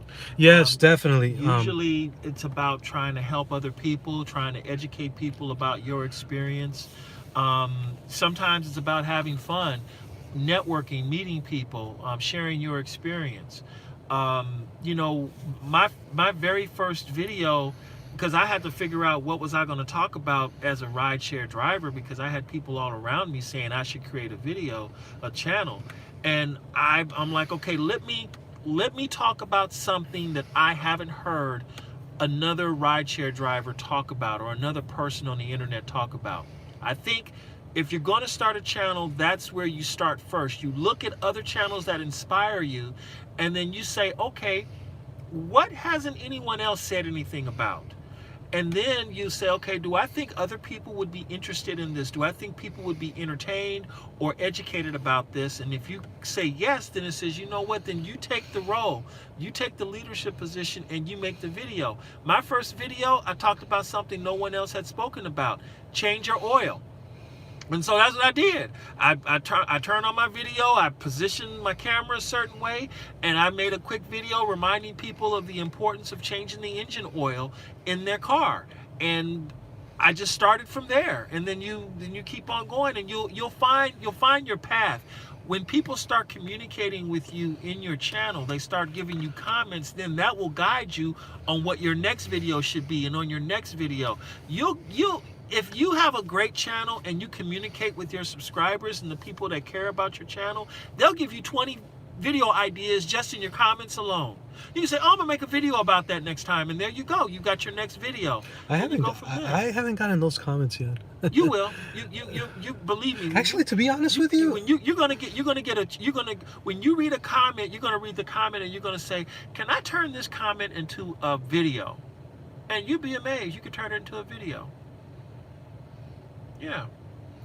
You know, you might see something that's inspirational that someone else has done on another channel about something else, and you say, you know what, I'm gonna do something a little different. Like Like, that's how the chicken sandwich stuff started. I heard all these people talking about chicken sandwiches and everything, and I had just dropped off this young lady off of a Uber ride I had, and I'm hungry, and I saw the chicken the Popeye's chicken was there, and I'm like, you know what? I think my subscribers will like hearing about the Popeye's chicken sandwich, and I made the live stream, and I made what I consider to be one of my best videos because my reaction surprised me. Okay, so I'm like, that was gold. I wish it went viral, but it didn't. But yeah. still. But you know the video that got the most views on the chicken sandwich thing though? The Wendy's one. Yes, I yes, think I got remember like that one. 105,000 I remember views that on one. that. Yeah. I'm like, what? but I gotta be honest with you. My favorite one was the Popeyes one. Well, yeah. Just the look on your face when you took that first bite. Yeah, and my eyes rolled back and I hit the. Yeah, like, yeah. Peterson was doing a food porn, guys. I'm like, it was amazing. I actually did a video myself, but it's on Instagram. If I find it, I'll upload it. It's actually like a 2-part thing, because you're limited on Instagram. For those of you that use it when you record videos. But yeah, if I find it, I'll upload it, guys. You know, like I said in the beginning, well, I don't think I said. I try to have humor as well when I do this because, so the lone rideshare, the reason why I came up with that name is because I'm pretty much alone in my vehicle throughout the day, whether I'm on the freeway, whether I'm on my way to pick up a passenger. Yeah, a lot of the times I'll have a passenger get in my car, but guess what? I want to say from my experiences about give or take 65% of the time passengers really don't want to talk to you. Yeah. They just want a nice. Okay. Yeah, they want to ride from A to B, and that's it. You say, hey, good morning, good afternoon, confirm their name, confirm their address.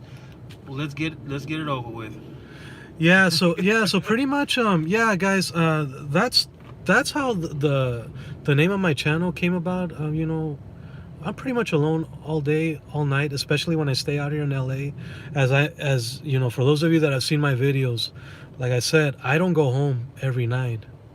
I know it sucks, but you know,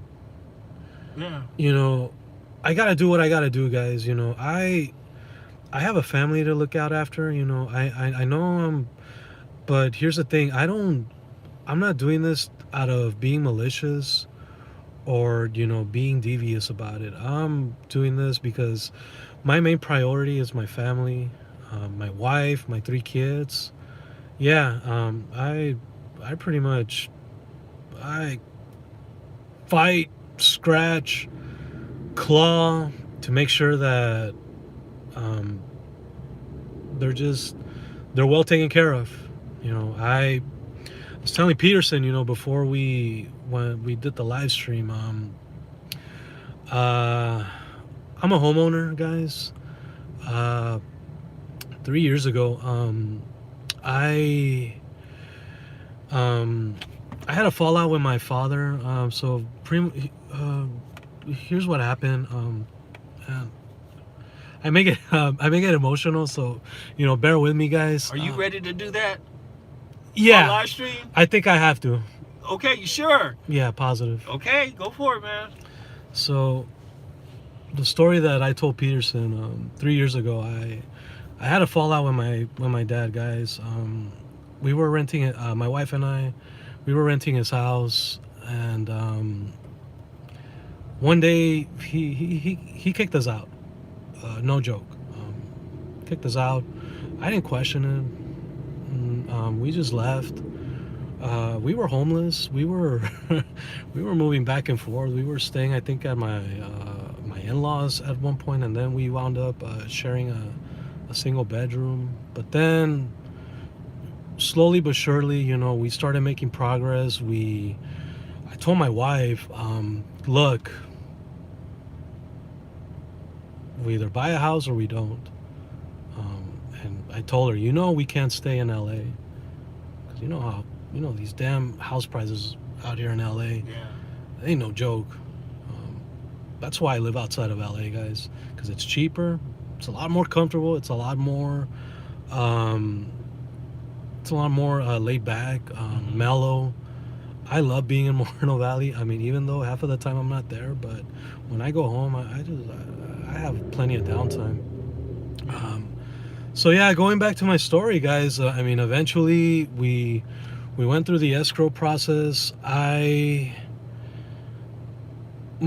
packed my family and we moved. Late March of 2017. I was telling Peterson, we had to commute from Moreno Valley to Cerritos, California every day because we were working regular day jobs. Now, my wife was able to get a transfer twice a week because our previous owner, yeah, Gio, I'm a bum, and what? Yes. And I'll die on the hill for that. Damn it. I don't think anybody's ever talked to Gio like that. No, Gio's cool.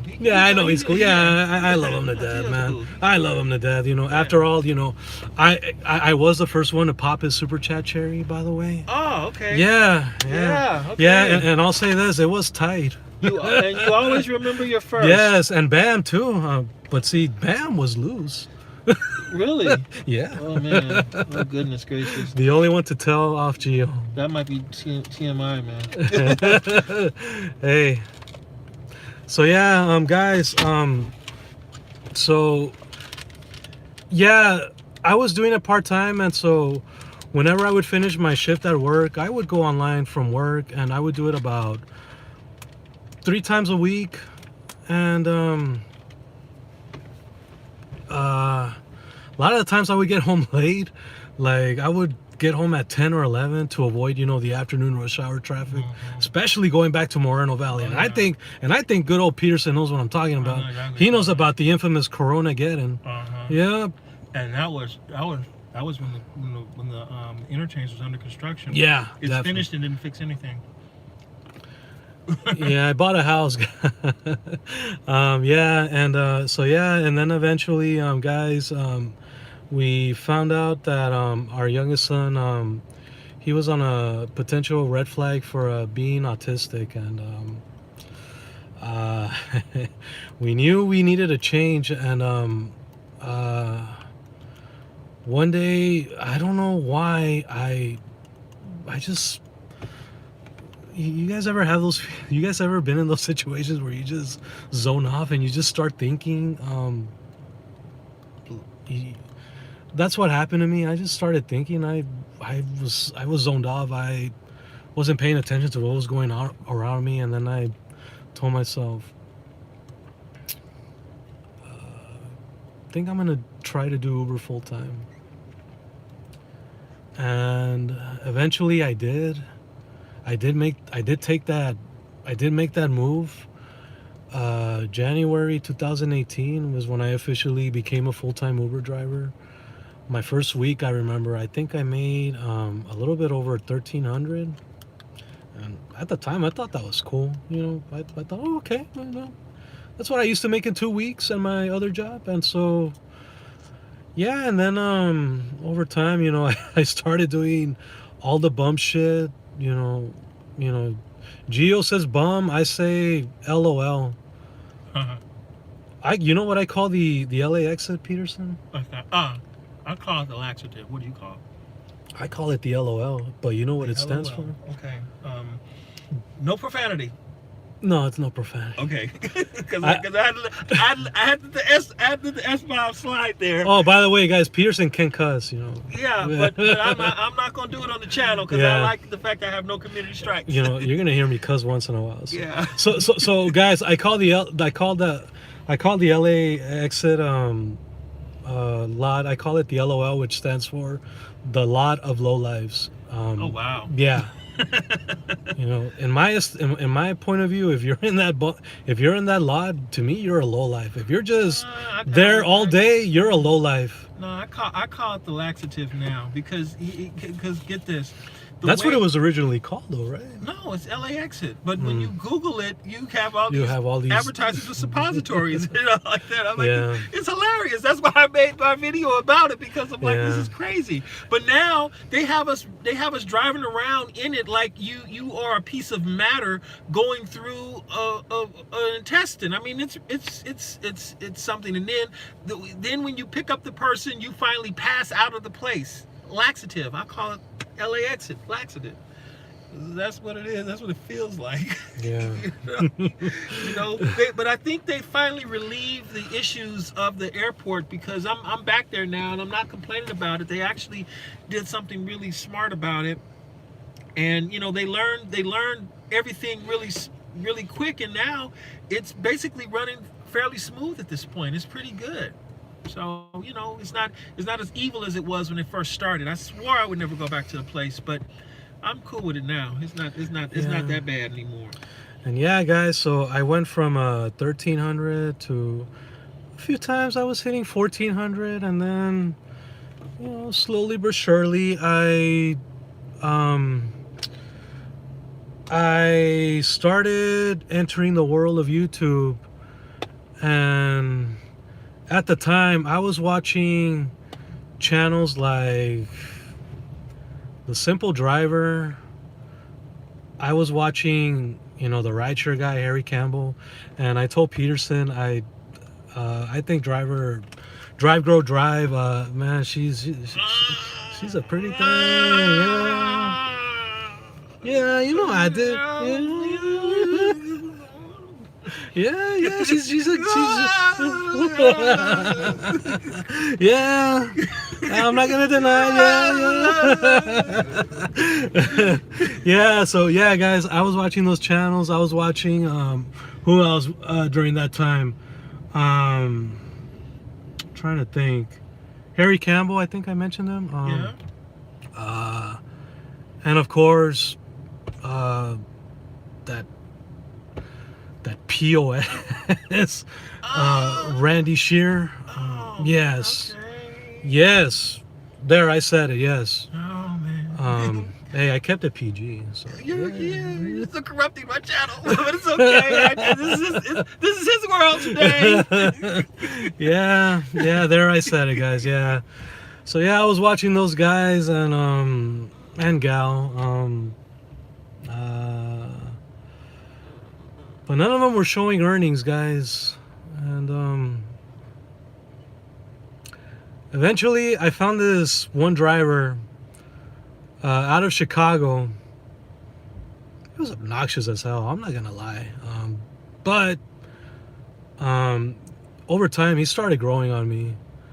I started listening to him. I started, paying attention to how he talked. I started listening to what he was saying, and I absorbed it all. His knowledge of rideshare, it was just remarkable. He actually opened up my eyes and got me out of that laziness that I was going through, because I would get lazy.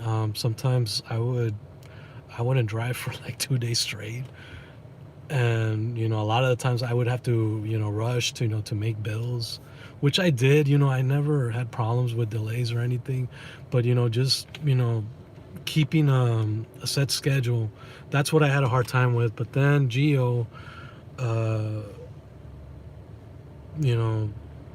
learned from him, you need to treat this like a typical 8 to 5 job, because there's certain hours in the day that, guess what, there's going to be demand for the service, and you want to make sure that you're there ready to go. That's why I make that trip from Moreno Valley to Los Angeles, guys, because I want to be there at the heart of downtown at 4 a.m. ready to go. And yeah, and it's incredible when you start seeing those earnings come in. It's incredible, so eventually I started going from 1,500, I started going from 1,600, 17, and then one day I asked myself, can I can I make $2,000 in Los Angeles? So I went for it. The first time I did it, unfortunately, I did it under a crucial time because in a lot of ways, my mentor was deactivated from Uber. Yeah, but I didn't let that get to me. I wasn't gonna let anything hold me back. I did make my first 2K back in November. And yeah, it was incredible. And ever since then, I've been hitting extraordinary numbers. I've actually hit 2K 4 times, guys. The last time I hit it was Christmas week. Arguably the slowest week out of the year. But I was able to do it. I did have to put a lot of miles in the car because I was chasing Surge. Because we still had the flat search, and this is what I was mentioning earlier. The difference between the flat search and the multiplier is that the multiplier eventually fades away in an instant. You don't see it. You see it and then it's gone. The surge eventually fades out little by little. So yeah, and yeah, guys, I'll know by tonight if I stand a chance to make 2K again. Yeah, you'll do it. You'll know exactly what to do to make up for it, because we have kind of I think we both can agree that we spent a little bit more time on the live stream than we planned on. All right, so what do you want to do? Too scared to go out? Nope, not too scared to go out. Not me. Not Too scared to go Xander. out or what? I think Rick Review said that he's too scared. I think everyone gets the credit card bills. I think everyone gets that. We understand Christmas week is great. It's first week in January. That's the slowest week of the year. Yeah, it is. It is. I'll accept that. Okay. That's discipline to wake up that early. Yeah, it is, guys. But I'll be honest with you. I don't think I'm the only one. Anthony Luna, you're about to unlist this video. No, I'm not going to unlist the video. Not going to happen. How big is your pee bottle? You guys want to see my pee bottle? No, we don't want to see your pee bottle. You sure? I'm positive. No. But my pee bottle is probably bigger than yours anyway. Yeah. You want to confirm? I mean, you want to give Is it bigger than that one right there? You're looking right at it. It's about the same size. See, there we go. So it's confirmed. We're cool. Do you want to? No. That's private. I mean, it's not like we're gonna sword fight or anything. Well, you don't have to. We'll pee bottle fight.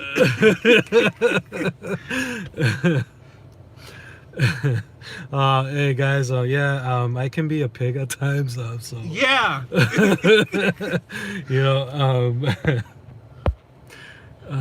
And I'm not ashamed of it either. That is true. I think Peterson wants to end the chat because he can't. No, Mike, that's not the truth. We could do that. I use McDonald's cup of. Oh, that's nasty. Yuck. Savage. Man, that's not. What are you gonna do if that stuff spills around? Yeah, man. The pee bottle is art. Or it's. Okay, so here we go. We're gonna since we're going there. Here's the scenario with the pee bottle, okay? And you want to make sure that you have. There's two very important things with the. Yes, this is a pee bottle tutorial, okay? I'm gonna go there because it's not expected for me to go there. See, this dude will do it. Oh yeah. Yeah. See, yeah. He will do it. Hey, I even get asked by passengers, how do you do it to go to the restroom? Literally, I offered my pee bottle to a customer once in the back of the SUV because he had to go, and I grabbed it. I said, here's a brand new fresh one for you right here. I passed it to him, and he was almost ready to do it, but then he was afraid. So I ended up having to pull off on the side of the freeway on the 405, and I was the best driver in the world. I got a $10 tip for it. So when it comes to pee bottles, I'm the expert. Now this is what you want to keep in mind with pee bottles. 3 things. First, you want to make sure it's 32 ounces or larger, okay? Because you need to use it multiple times. Because if you get a 16-ounce pee bottle, there's going to be that time where you're going to fill it up, and you still have a little bit more to go, and it's like, where is the rest of the pee going to go? That's a problem when you fill up your pee bottle and you still have to go. So you want to make sure it's 32 ounces in size. Secondly, you want to make sure that the pea bottle has a screw top that turns at least 3 times. Snapple bottles are okay, but ideally you want something like the core bottle and go from there, okay? Recycling is your friend. Recycle your pea bottles, okay? Recycle your pea bottles, because I used to fill them up and then I used to drop them around, but then I realized, you know what? That's DNA evidence and people could use that and do damage. And so you don't want to just throw it in the trash. You want to recycle. So, I put them in a black bag, I protect them and so like that. And I have multiple pea bottles in the vehicle because you're always going to have an emergency. You only need one, my man. No, I got 5 in this car just in case something goes wrong. I got. He's not gonna show, guys. So. No, I'm gonna show it. Take it right there. Okay. All right, just give me a sec, guys. All right. There's nothing in it, by the way. Let me just. No. Okay.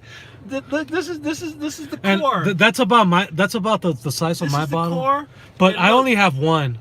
And this is. So here's what I do. So if I need to go, of course I gotta roll the seat back a little bit. I don't have to roll it back. I'm a big guy, so I gotta make sure that I'm bigger than you, and I don't have to roll it back. Oh, I do, and I make sure that the seat is pulled all the way back, so that way I'm kind of like laying down like that, and then I just ready to go. This is 20 ounces. I can get 2 good uses out of this. Now I did try to do the taller ones, but the problem is they don't fit in the container properly. Have you ever tried peeing while driving? No, I'm not that bold. Y'all could try it. No, because I'll piss all over the car and then I got a real problem. I'm sure Gio's done it. No, that's not, no. Come on, Peterson, you're not a real driver until you learn to pee and drive. I haven't been able to do that yet, and I like to park, be safe and cool or so like that, and move over and it's easy. And I'm confident that it is, but that's one of those things where I'm scared. It might hurt. You need to hang out with me more often. You'll learn a thing or two from me. That's probably going to end up happening. We're going to come up with a really cool name and start doing collaboration videos all the time. We might even have to create a second channel just for the two of us together, because we're the two. We're the dynamic rideshare guys. And we're going to be battling each other. Who made $2,000 this week? Yes. I know that's coming up. Oh yeah. Because you know why that's going to happen? Because Gio and Bam will not let us live that down now. They're gonna hold us accountable for that. I know it's gonna happen. There's no question. And if I don't make it, Gio is gonna call me a bum, and he's gonna donate $2 to the Viagra fund every time. Blue pill. So yeah, I mean it's gonna happen. I know it. Gio's predictable in that way. Yeah. Go vacuum at a red light. I don't know about that. Gio, are you still on? I don't think Gio's still on. Gio's working. He comes in. He gets a ping. No, he should already be. He is done. He goes. He'll chime in for a quick 5 minutes. What time is in Chicago? It's gonna be 5 o'clock. It's 2 hours ahead, so it's 4:49. Yeah, so he should be done already. No, it's rush hour. He should be working right now. You know he's working right now. Team Cialis. No, I don't think so. No, that's corny. No, he's already. Because remember, Lyft they went from the 14-hour to 12-hour time limit now. Oh, okay. Yeah, so. What time does he start then? I'm assuming 4 a.m. Then it's only 12 hours for him. But then again, But see, you got to remember, if you log on and log off, that doesn't count. Oh, that's right. Yeah, he does that. Yeah. Log on, log yeah, off, I forgot. You can stretch it out. Yeah. But see, I like how Uber manages it better, because see, Uber only does it when your vehicle is actually moving. So if you sit somewhere, that even if the app is on, if you sit, it doesn't count against your time. I've been online with Uber 17 hours and never hit 10 hours driving online, and I've been online for 17 hours with them at some point. So, but no, I'll do the 12 hours, but see, the thing is, I'll log on and off, and I'll log off for a collective of about 2 hours. When you figure bathroom breaks, going to eat, needing a mental mind break, sometimes having to clean up the car. So, 14 hours, working, 12 hours working, but ultimately I've been online for 10 hours. So yeah. All right. So what else we got going on here? Who else is there? Splish Splash. The best official Pea Bottle is a Gatorade or a Powerade container. Those, but you know, I don't know. but for those two, my cup holders aren't big enough for it. Because see, I like the 32-ounce Snapple container size. Those are really cool. Yeah. The problem is I can't put it in the cup holder easy. So, you know, I had to find something else that's better, and I found the Core works perfectly. It does the job. Do you think 2K is possible on Lyft or just Uber? Cali Hustle. Yes. You're gonna have. Yes. Yeah. I can do 2,000 just on Lyft alone. Really? If you focus on it, yeah. So, are you gonna hit $2,000 this week? Just for Lyft alone, no, it's not going to happen because I've already blown Tuesday and Wednesday. Tuesday and Wednesday I did virtually you nothing. bum. So the only way I'll be able to do it, quite frankly, is if I get really lucky between the time we turn off this app and Friday, Saturday, and Sunday, and I'll have to hit it super hard. Well, if you want to hit it right now, you're gonna have to. It's gonna. Otherwise, I'm cool with anything over $1,000 at this point. As long as I just made it a goal of mine to hit 2,000 because I wanted to knock out what I owe on the Suburban so quick. But at the end of the day, all I absolutely need to make at this point is $1,000, and I know I can do that before Sunday. What prompted you? What made you want to hit $2,000 all of a sudden? It's a goal. Everything with me, when it comes down to it, is about accomplishing goals. It doesn't matter how big or how small it is. It's about accomplishing a goal. For example, my goal today was to be here with you on time. I saw your video this morning, and you told your audience that you were going to be here with me today at 11 o'clock through the live stream. And I'm like, okay, I can't bounce out of this. I can't be late. I can't let something else come up. So I left where I normally hang out in the valley. Yeah, and I came down here early. And I should have let you know that I was going to do that video. But you had already told me. Because I honestly thought you were going to do one yourself. No, you already told me you were going to be here at 11 o'clock, and so I'm like, okay, I'm going to be here when he said to be here, because I promised I was going to be here, and then I'll devote whatever time is necessary for this and go from there.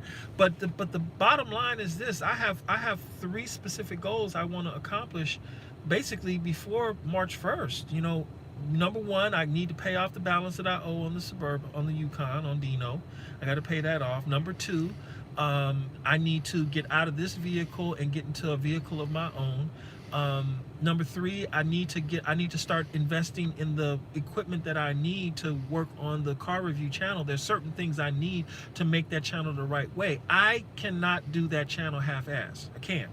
So there's certain things I'm going to need in order to make it happen, and I'm like, I need to certain things to go from there.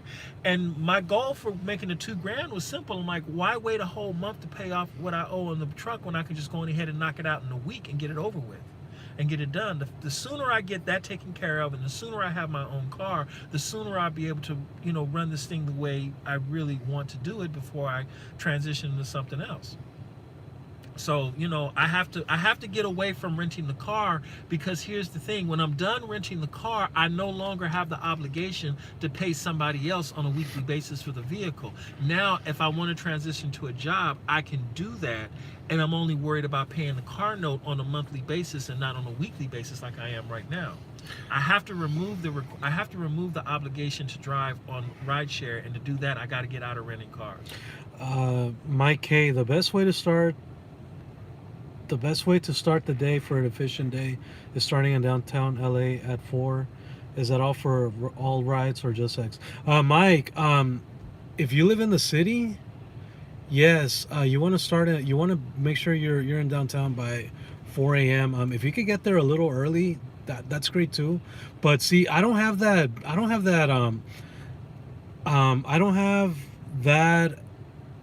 privilege all the time. I think according to the way I do my scheduling and my cycle when I drive, I only have that option probably three times a week. Yeah. To come out in the city? No, when when I finish my shift for the day, then of course I'll go to a secret hideout spot, rest and take my nap. I'll wake up at around 3:15, and from that time, make sure I get cleaned up, make sure deodorant, and make sure you have toothpaste, brush your teeth, simple stuff like that, and then make sure you have wipes, baby wipes, to kind of like clean the dirt off your face, whatever dirt or oily substance builds up in your face. And yeah, so that probably takes me about maybe 20 minutes. Then from my secret location, I'll drive to downtown, which is practically at that hour like maybe 10 minutes, give or take. 10-15 minutes. But then also you have to consider the intersection lights, because a lot of the times those damn lights they take a while yeah. So if you live in the city, you wanna make sure that you're in downtown. I do it a little differently, like I said. If you saw my part 1 of the morning rush hour series, I went into detail as to how I do it for Monday mornings, because usually Monday mornings I'll start from home, and then I implement my little strategy. Now, I will say this: I have multiple strategies, so, and it all depends. If I have a scheduled wings pickup, that's usually what I go based on. And if I don't, then I'll just run Uber and Lyft. Yeah.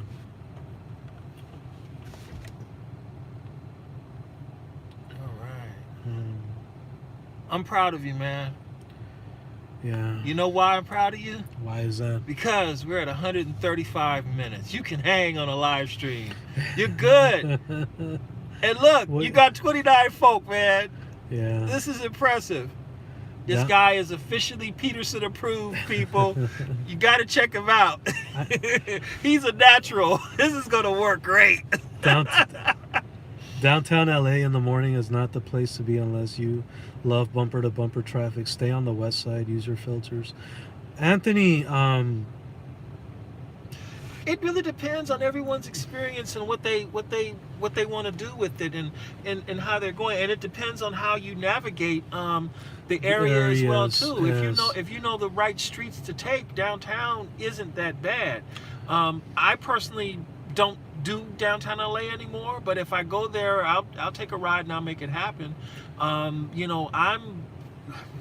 My thing is, I'm in the valley, and so the hard part about the valley is trying to get out of the valley, because it's a nightmare. Yeah. And there's only one way to get out of the valley in a reasonable way, and that's, believe it or not, taking Sepulveda all the way down, and then decide where you're going to get on the freeway if you on the 405. The secret to the valley, believe it or not, is Sepulveda Boulevard. But see, here's the thing. You don't really need the you don't really need the destination filters anymore, because now you have the trip duration. So, well, no, the purpose for the destination filters though is because you want to customize your destination. See, if you know someone is going to LAX, there are two things you know about that trip. Number one, they need it, and number two, you already know how much money you're going to make going down to LAX. You know it. Yeah. And you also know that, okay, you're not dealing with a person who may end up who's going to take you farther east into a certain area or farther west into an area. If you know exactly where you want to be at a certain hour, and you use your destination filters in a strategic way, then you'll be successful, because it's about managing your day, your morning, because you could get a trip that takes you in an opposite direction, and it will completely wreck your morning, because now you're going to be stuck in endless traffic, and you're going to have to wait until 10:30 before you can start working again. You might as well turn the app off. Yeah. I think with the multiplier coming back, I think my driving strategy is gonna change a little bit, because usually, so let's say you get a 2.0 surge in the morning. And let's say you end up with an airport trip. why wouldn't you want to take that despite the traffic? Oh please, you have a 2.0 surge with an airport trip. My goodness, you can stop after I would. that, you can stop driving for the whole day. I would literally take it. Yeah, because when you're done, you're already at your goal. Yeah. This is why I set daily income goals, because you know, okay, man, you know, I got this trip. Like for example, Thank you, Governor. Appreciate it. Yeah, one of the reasons why I like Palm Springs so much is because one trip from LAX, from Palm Springs to LAX, one trip, you've got $140, and you're done. At that point, the rest of the day, if your goal is $200, you only got to make $60 more, and usually you can knock that out super early. But see, I'm not able to stay awake at 3-4 o'clock in the morning anymore. But please, when I was able to do it, starting at 3-4 o'clock in the morning. What's the latest you stay awake? Yeah, but not What's anymore, the latest you stay awake? The latest I can stay awake now is 12:31. I can push it to 2, but I'm getting naturally sleepy now. See, I would usually take an energy drink around 11, 12 o'clock. So I don't take the drinks anymore because I got high blood pressure now. I don't want to have a stroke. Yeah. I'm keeping it real. My blood pressure is still high right now. So when I remember when I found out my blood pressure, I was 238 over 119 when I took my blood pressure at the supermarket. Oh wow. And I should have had an aneurysm or a stroke right then and there at that moment. And that was when I was like, you know what? I have to end this immediately right now, because I realized I'm putting dangerous pressure on all of my organs. I have to get my blood pressure down. So I can't. And ever since it's like, okay, my sleeping schedule is consistent. I start getting sleepy at 9:30, 10 o'clock. By 12 midnight, I'm out. I can push myself until 2 in the morning, but that's it. And then I go to sleep. Because I'm in the car, I'm waking up multiple times at night because I got to turn the car on to heat it up, and then I go back to sleep again, and then, you know, my mind is always on because I'm worried if something's going to happen to me while I'm out here. And then, you know, by 7 o'clock, 8 o'clock, I'm up. I usually have to go through my motions or whatever, and by 9 a.m. I'm usually fully awake, ready to drive. And if I ever get tired, if I ever get sleepy, if I ever feel I need a nap or so, then I just immediately pull over and I take a rest, because I'm gonna tell you, when you're in your car and you think you're gonna run into the back of a semi truck and you're driving on the road, you're like, you know what? This isn't worth my safety anymore. I have to protect myself, and I have to protect the people around me. I have to make sure I have adequate sleep. And so now I'm like, I take the rest now. I'll gladly give up money to do that. See, before I used to just chuck an energy drink and it was done, and I keep it pushing. You know, I take 5-hour energy. Those work good for me. I would take a Red Bull. Those worked. And I took Monster Energy. I took the sugar-free Monster, and that worked great. I also drank, what was that? Frappuccino, the Starbucks Frappuccino, and I drank. I knew all the flavors. My favorite one was the salted caramel, and I also liked the one with the almond milk in it. And those did the charm, and they kept me awake, but it came at a cost. That's part of the reason why I won't go back to Metro, because if I go back to Metro, I'm gonna have to drink the energy drinks to stay awake. For the assignment that paid 17 hours a day every day, and that guaranteed me fantastic money, I was Mr. 200 at Metro. I can't be Mr. 200 if I go back to Metro now, because I can't work the hours necessary to make the money necessary that I need in order to make that job work. I'm like, no, I'm not health-wise, I can't do it. So, this is the longest rideshare live in history. No, it's not. I got a couple longer than this. You look at my videos, buddy. This is the average video for me, okay? This is the longest. This for is him. The longest one for me. I think I'm gonna have to change my YouTube name now. Nah, you got it. It's okay. You'll probably, when you start doing your lives, you'll think about it. You say, I don't know if I'm gonna do those 2-hour lives right there. Yeah, I'll do this right here. Yeah, it's really hard sometimes to keep up with the comments. That, it is hard to keep yeah. comments, but here's the deal. The reason why I'm doing this and why this is important is because I want to expose as many people as possible to you eyeballs wise. Right. So they go to your channel, they check out your channel, they subscribe to you, and then what happens is you hit your goal that you need to hit because you are doing this for more than just you. You see what I'm saying? I think I got new subs, guys. Yeah, you're gonna get new subs. It was at, I think it was at 116. Now it's at 123. Sorry if it looks blurry, but yeah. Hey Kevin, thank you so much. Hey man, we gotta talk. We haven't talked in a while. Happy New Year to you. The last time we spoke, you were having issues with the Pathfinder, and I don't think you have the Pathfinder anymore. But yeah, you know, I appreciate that comment. Thanks. I can talk. I can litigate, all that good stuff. Yeah. So I appreciate that. Was a really sweet comment. I like that. Thank you. So, all right, people. Do we have any more commentary? Any more questions? Any more statements for our guy Xander here? Let me see. Yep, off the road since July. Oh man, that's been a while, man. More than 7 months. So you're not driving on Rideshare anymore? This is my guy Kevin. He lives in Arizona. Okay. Yeah, he's really good. What part of Arizona? I think Phoenix. I think the main city, Phoenix. I have family in Mesa. Oh, okay. Yeah. Oh, you're still healing, man. You guys are still Oh man. Yeah, we're still going, Ed. We're still going. Oh, you're in Texas. Okay. You moved. I missed something. Lone Rideshare is his name. If I could have dropped a link. Thank you, Budget. Appreciate it. You know what? I'm gonna add you as a moderator because I do this from. Hey, David Morris. Hey, he's in Palm Springs. I'm going to come out there and visit you, David. We're going to talk, but I'm going to also go out there and visit you as well, too. Yes, I know. You want a mod. I'm going to make you a moderator, Savage. I promise. I'm going to make you a moderator. Is that the thing with the little wrench? Yeah, that's the thing with the little wrench, yeah.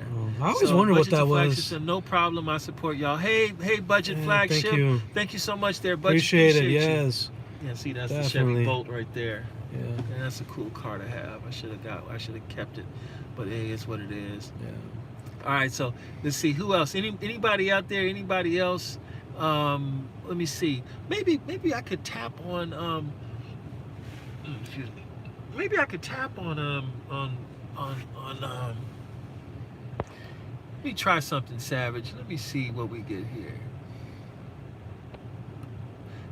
Add moderator. Oh, there you go. There you go. I think I made you a moderator, Savage. I just found out. I guessed about it. And I saw what happened. Yeah, there we go. You're a moderator now. Yeah. You ask and you shall receive. Yes, I discovered it, man. I discovered it just like that. Okay, when do you think Uber planes I think he in meant California, no, he says Uber planes in California to let drivers pick up and choose what ride. Oh, when do you think Uber plans in California to let drivers pick up and choose what rides they want to take? You know what? I don't know. I honestly don't know because technically drivers can do that now. They give you enough information as a driver in the app to determine if you want to pick up someone or not. You know what rider category they are. You know if they're a pool, if they're a comfort, if they're X, select, black, Lux, whatever. You are given adequate time to decline the ride or just ignore it. You know how much money you're getting paid for the ride. You know what direction you're going. You know, you have a general idea of what the neighborhood is where you're picking them up from. And plus, the thing is, there's no obligation for you to pick up a ride or anything. If you don't want to pick them up, you don't want to accept the ride, don't accept the ride. You know, you look at some people with some names and some stuff. I mean, you know, I saw one person, their name literally was a dot, a period. That's all it was. I was like, do I really want to pick this person up? So. Hey, what's up, Willie Lump Lump? How you doing? Willie Lump Lump. Oh. Yeah, I think, Willie, are you a subscriber of mine? Okay. Hey, David Morris, thank you for that. Yeah, Willie. He. Funny little story. He actually put me on the spot a couple of days ago. He did. About if I drive or not, and I was like, we're gonna have a little fun. Okay, there he put your link into your channel. Oh, thank you, Savage. Thank you, Governor. Really appreciate it. Okay. I heard Uber in California capped the rate. Yeah, they say they capped it to 75.25, so it's cool.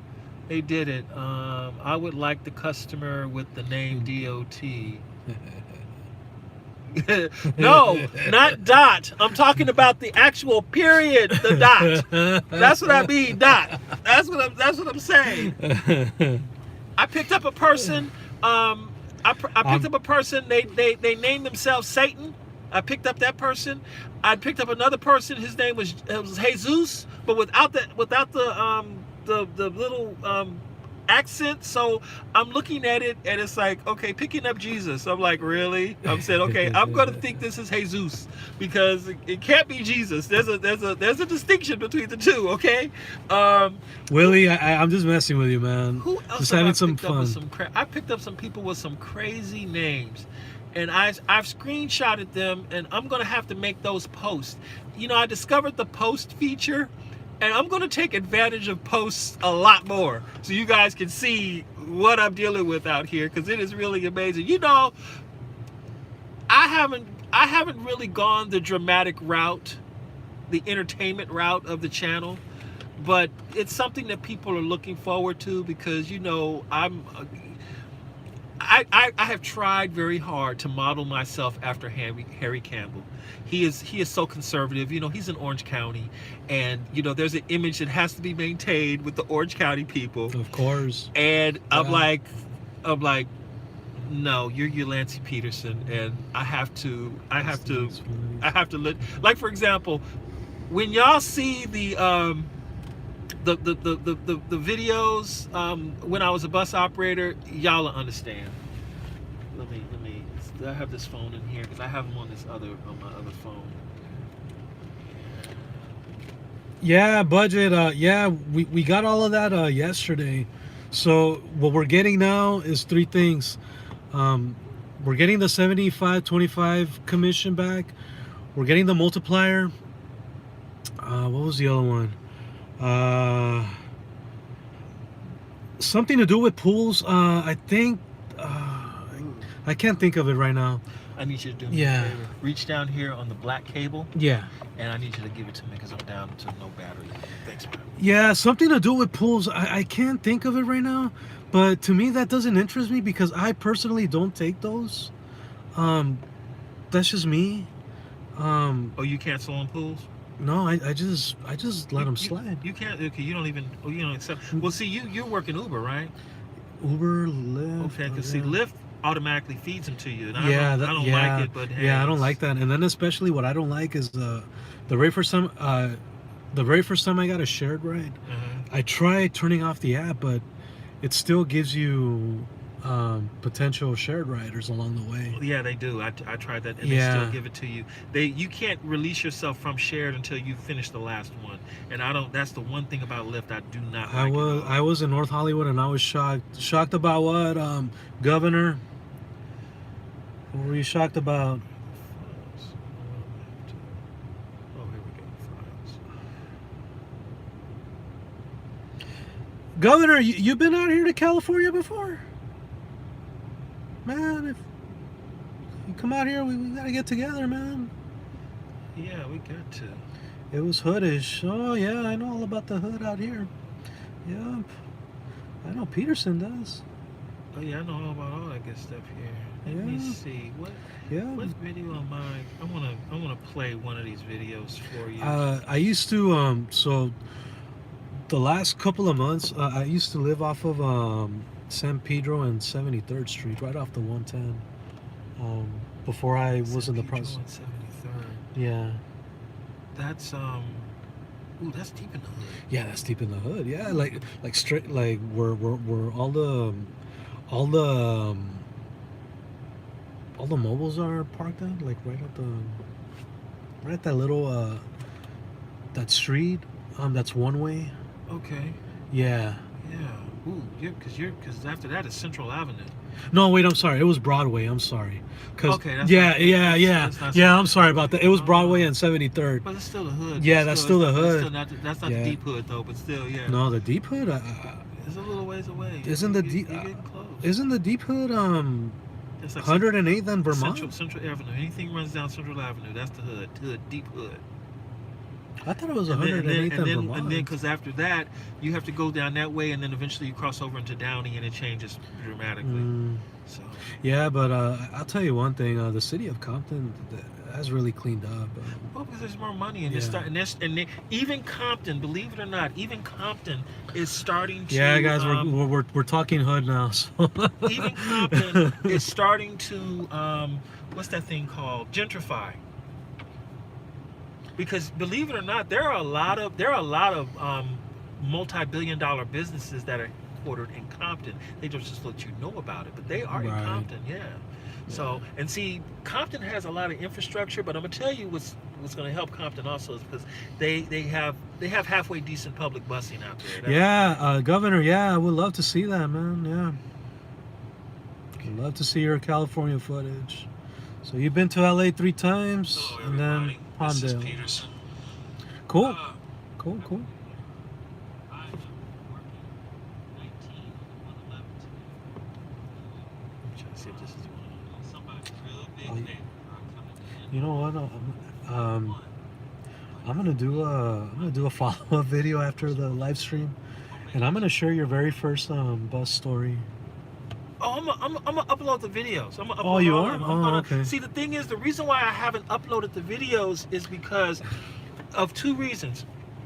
First of all, I have to give each bus operator video story a brief introduction, so you understand when it was recorded, what my mindset was, and what so it has to. I can't just put them online because you'll think it happened yesterday. So I have to tell you, these stories happened in like 2014 and 2015. That's the first thing. And my mindset was differently because this happened after I got assaulted on the bus in 2014. I started making the videos because my therapist told me I needed to start writing down my emotions, how I felt about it. And I'm like, well, man, I don't have time to do the writing. But I'm like, but at the time my iPhone was brand new. It was an iPhone 6S Plus. I'm like, you know what? I spent all this money on this fancy iPhone. Let me go on ahead and just start making some videos. And the video therapy actually helped me. It was great. And what ended up happening was kind of like a side effect of it. I would go back to the division, and all of a sudden, I had all these bus operators coming to me, and they're saying, "When's the next video?" I'm like, "What? What are you talking about? When's the next video?" You're the friendly operator, bus operator. We're waiting for the next video. We wait for the story. I had a fan club at the division because I was making halfway decent videos. I'm thinking, man. And so now I got people waiting on pins and needles for the next story because I'm telling you, as a bus operator, I always had drama on the bus. And I'm like, okay, I'll start making the videos, and that's what happened. And I posted the videos, and then I got fired, and people calling me like, man, what's going on? What's happening to the videos? Oh, I'm sorry, I got fired and everything. They were, oh man, we're sorry to hear about that. And I sat on these videos for all this time because I didn't want to get sued by Metro. But I haven't been there in 3.5 years. So I'm like, you know what? I'm going to put these videos on YouTube. I'm going to monetize these videos and make some money off of them. Tell the viewers what about that one lady that had a nickname for you. The one that you would pick up regularly? Oh, she's talking about Crackhead Cindy. What was her nickname for you? Yeah, I had names for these people. Yeah, Crackhead Cindy, she was a favorite. Tell them what her nickname was for you. This chick, what was? If you don't, I'm gonna upload it. Because I already know which. I think maybe are you talking about the? No, I don't think you're talking about Crackhead Cindy. You're talking about the old lady. I'm talking about I'm talking about the old lady. The old lady who threw the she threw her cane, I think. No, not her cane, her walker. Her walker, yes, okay. Yeah, she threw her this guy. Ooh, I was on the 40. I will never forget that one. This old lady, I know that story, but I want you to tell your viewers the nickname that she. Oh, she called me the black black bald-headed MF.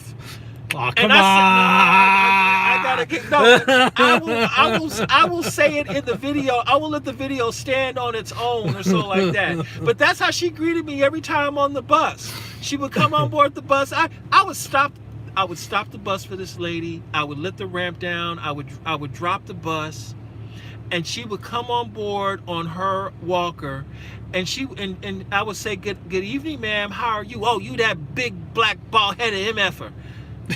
I'm like, well, you have a beautiful day too. Let's go. We got and then this one guy this other lady got on the bus and started complaining to her, and I'm like, you don't want to mess with this lady because she will handle you. And she picked up her walker and threw it at the patron on board the bus. And these two old ladies are going to blows. I'm like, and see, as a bus operator, one thing I did not do was I did not call every single time customers got into a fight on the bus. I remember I was on the 117. I was driving eastbound on the 117, and I was on Century Boulevard, and I got to Prairie Avenue. And all of a sudden, all the customers in the back of the bus operator, they're fighting. I'm just sitting in the back. I said, okay, let me wait a few minutes. And they go into blows. They literally pummelized each other into the seats. And so then when I was done, I just calmly got up and I walked to the back of the bus. I said, hey guys, what's up? How you doing? We all right. I said, are y'all cool? Are y'all okay? I said, yeah. You got it out your system. You need a few more minutes. No, we okay. Okay, cool. Do I need to separate you? No, we don't. We cool. Okay, great. Make sure you stay like that for the rest of the trip. Okay, cool, no problem. I would let them fight, get it out their system, and then we keep on going. There's no need to call the police on every time. Sometimes dudes need to just beat up on each other, and then it goes away. Yeah, they make up. They make up. And then they're friends. And they're friends and everything. And then sometimes they come up and they really do want you to call the cops. And then the guy who caused the problem gets off the bus and all like that. I didn't call the police for every little thing that happened on board. So what are the hot spots to get rides? Well, I mean, it depends on where you stay. If you live in LA, I mean, there's all kinds of hot spots to get rides. But I'm gonna tell you what they give you on the website on Uber, for the most part, is accurate. It's the same old boring places you go to all the time: Dodger Stadium, the Forum, any mall that's still open and working, downtown LA, the Arts District, Beverly and 3rd, the airport, Manhattan Beach, Santa Monica. Where else? Where else would I go? Manhattan Beach, Santa Monica. Not the Valley. The Valley is slower than it should be, but you could go down there. Universal Studios is a great place. That's another spot you could go to. Oh yeah, I'm always there, especially around this time of the day. Yeah, it's a good time to go. Universal Studios, because people are done with work and they're doing what they want to do now. Well, not only that, Universal Studios closes early. Because it's getting cold now. Yeah. No, they've always closed early. No, they close at 10 o'clock. Universal Studios? No, yeah. they close at 6.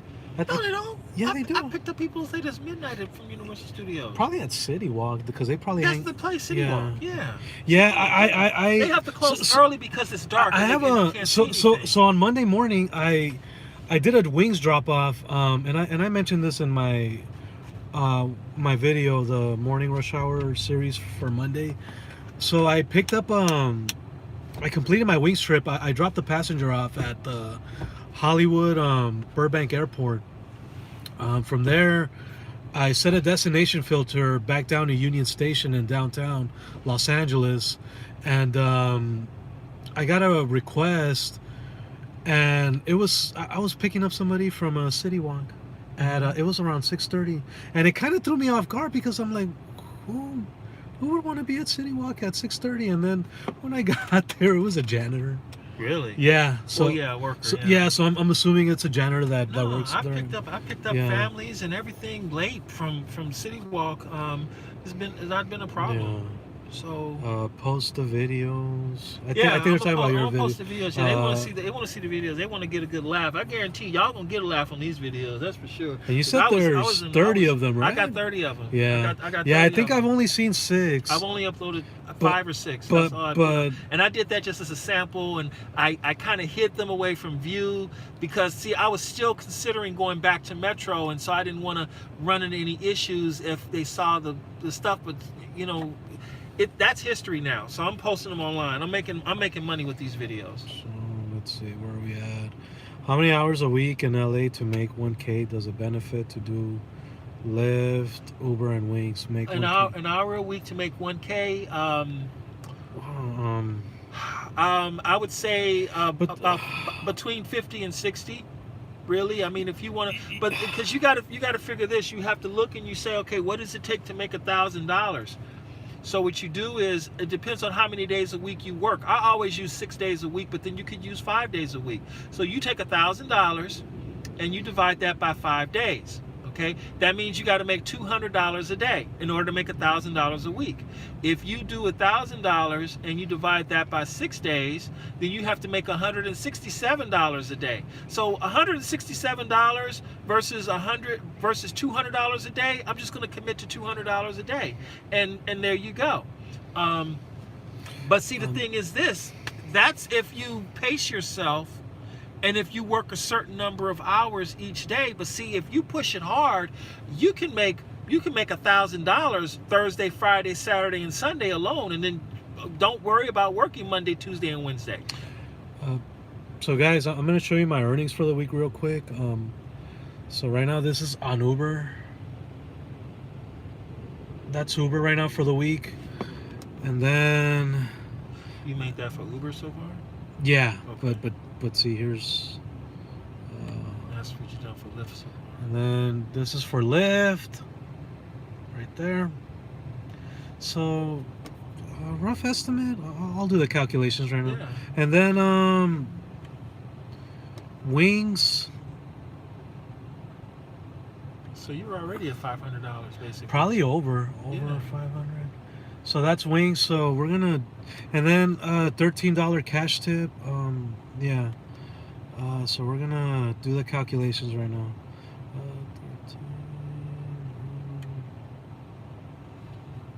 13. Let me see. 57.9. Sorry guys. Trying no, that's to. cool. Yeah. Yeah. And we'll probably want to wrap it up because we want to get back to work. Yeah, definitely. Yeah, especially Thursday night. Yeah. We want to. I figure we get away with it till 4 o'clock because that now we got the airport deal going through, and we could do this. You're staying out here tonight, right? Yeah, definitely. Yeah. And then I'm gonna resume again in the morning. So, yeah, guys, this is so far my earnings.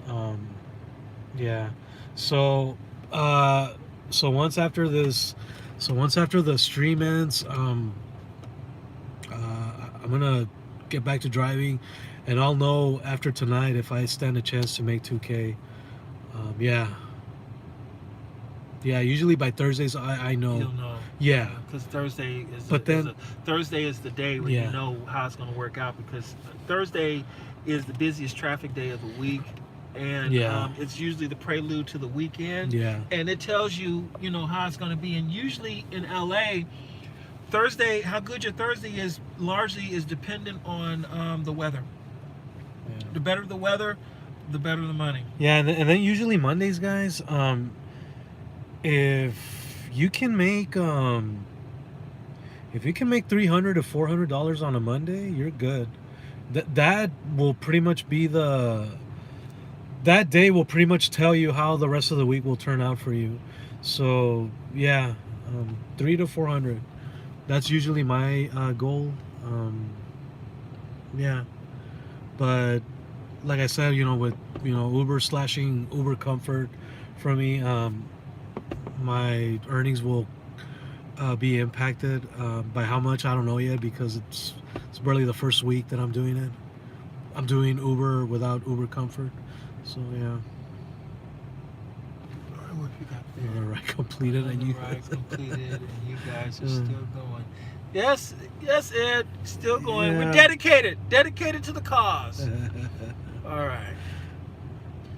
So what else we got? Any other? Okay, good seeing you, Peterson. Hey, David, we'll need to meet up one of these days. Nice to meet you. You got it, man. Thank you so much.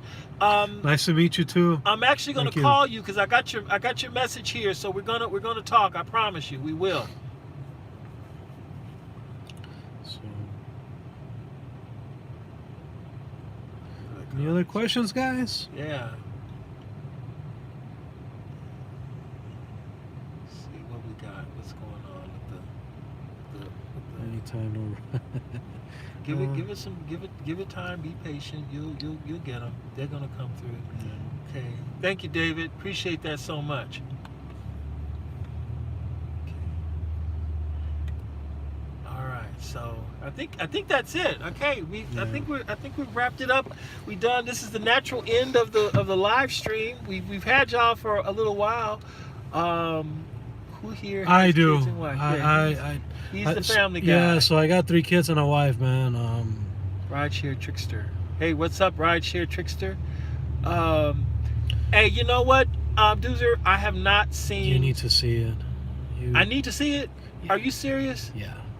Okay, look. I have a question for you. And look, at this point of Star Wars, you can tell me spoilers because I already know about Palpatine. No. I know they lost. No. I know this. She's the granddaughter. Oh, sweet. And everything like that. So yeah. All right. So I need to see it? no, I have a question for you. Sure. What did you think of The Last Jedi? That will tell me if you should see this next movie or not. You know what? I liked it. I went to the theaters and saw it. Because I only go to Playa Vista Cinemark, because at Cinemark they have the reserve level and you have your individual seats, and I pay the $20 to go there, have them bring food to me, all that stuff. It's a treatment for me because I don't go to theaters that much. It's like it's a deal.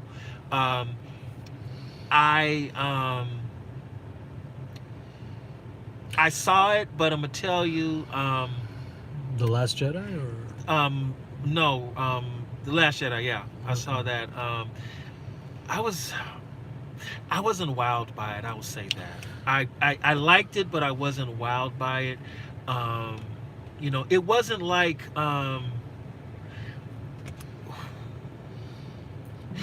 I'll say this. I like Star Trek Beyond better than the Star Wars deal. And you know, Star Trek Beyond has gotten panned left and right.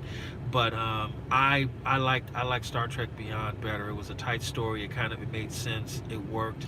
And I got my issues about what they're doing with Star Trek right now. Right. Yeah. But I really wanted to see Rise of Skywalker on the day it opened, because you know it was significant because it's the last story of the saga. Yeah. But I financially I wasn't able to pull it off. I saw the midnight premiere. Okay. Yeah. So based on what you're telling me, you should go see it. I mean, I'm gonna go see it. I want to see it in the theaters. But you know what? Here's the deal. I haven't seen Terminator yet. I know everyone hates the film, but I still haven't seen Terminator, and I'm kind of like, I want to see Terminator before I do it. But I tell you this is what I'm gonna do. I'm gonna go see it next week. I'm gonna go see it. Okay, so Ed is asking you why and what does it matter? No, I think he's asking Mike. Mike, why and why does it matter? So I don't know what they're. Let's see. No Prius for this guy. Okay, Ed, are you in a Prius? Okay, got you. Okay, I see how it's going. Okay, Mike and Ed, I see what you're saying. Got you. Hey, Ed, I'm gonna tell you. Don't knock the Prius. I knocked the Prius. Don't knock the Prius. The Prius is cool, man. The Prius is doing the job fine. Look, I love getting 45, 50 miles to the gallon. I like putting $10 in here and being able to make $200 with $10. The car rides better than the Honda Civic. Yeah, you can't drive it hard like you can a Civic, but ride-wise, it's a lot more comfortable. I got more space. I even like the little windshield wiper in the back. So what can you say, you know? The Prius is an icon. You don't trash talk the Prius. I used to do that, not anymore. I'm not knocking it. I just don't drive it. I like my Optima. Oh, your Optima is the bomb. That's what I'm actually looking to get. I'm looking to get a Kia Optima. Ed, I drive a 2016 Kia Sorento. It's a 7-seater.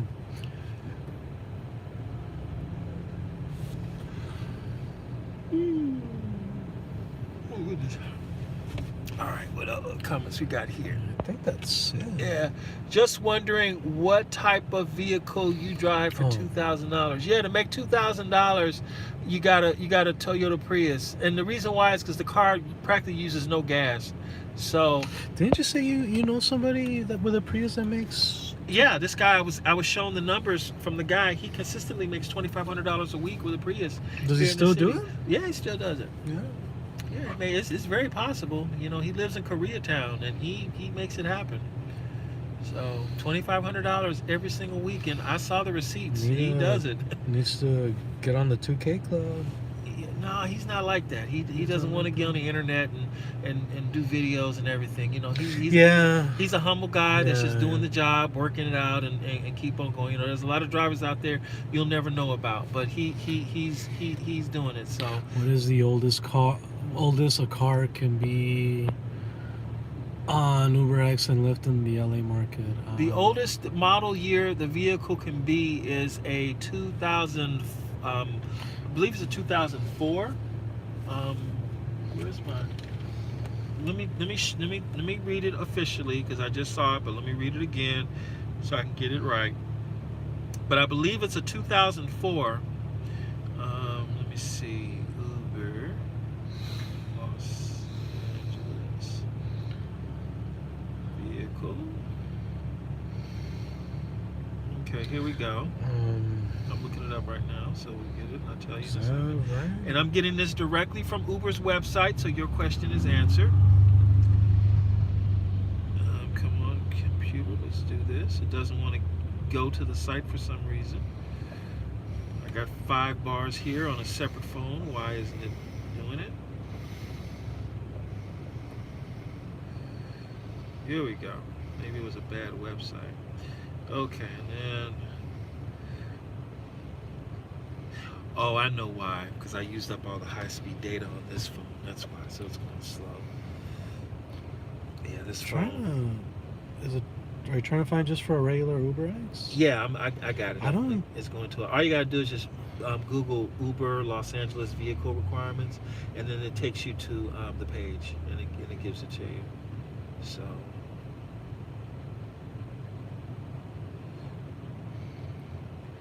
Go straight to it because that's a very common question, and they have it fully indexed on Google. Okay, and then what you do is you go down, and it has to be 15 model years or newer. So what you want to do is you want to take 2020, subtract 15. It's got to be a 2005 or newer. 4-door vehicle, good condition with no cosmetic damage, no commercial branding, passive vehicle inspection. So when you look at UberX, you know they're gonna tell you all the basic stuff, but it has to be 15 model years or newer. So basically, it's a 2005 or newer. I recommend you get a 2006 so you can drive on the vehicle for an additional year, and you're not worried about switching out a vehicle prematurely. So get a 2006 or newer. If you're unsure about what kind of vehicle to get, just get a Prius. Really. A Prius, a Camry, a Accord, one of those 3, and you'll be okay, and then you go from there. Some people have Prius with over 500k miles. Yeah, Is Toyota. Yeah, it's possible if you properly maintain the car and you know do what you're supposed to with the vehicle. The vehicle can last that long. I make over 2k, but that's combined with Rideshare with my full-time job, union job too. Well, that's the thing. You have another job to work with that gives you a cushion on this whole deal. And if rideshare doesn't work out for you, you can just walk away from it. Would it affect ratings if someone drove old Prius, say a 2005 Prius, they bought for like 2,000 and did Uber X rides. As long as Uber likes the car, no, it won't affect you. The key of Uber is making sure your car is clean. If you have 500,000 miles on your car, but your car looks like it has 40,000 miles on it, for example, how many miles does this car have on it? Yours? Yeah. No cheating. How many, based on what you see right now and what you've seen, how many miles you think this car has on it? I can tell you exactly how many miles this car has on it. But how many miles you think this car has on it? Now, it needs a wash job. Look at the seat. Okay. Look at the brake pedal, accelerator pedal. Alright. Look at the carpeting. Yeah. Look at the this here. I want to say. And this, and then look at the quality of the dashboard and all this stuff's going on. How many miles do you think this car has on it?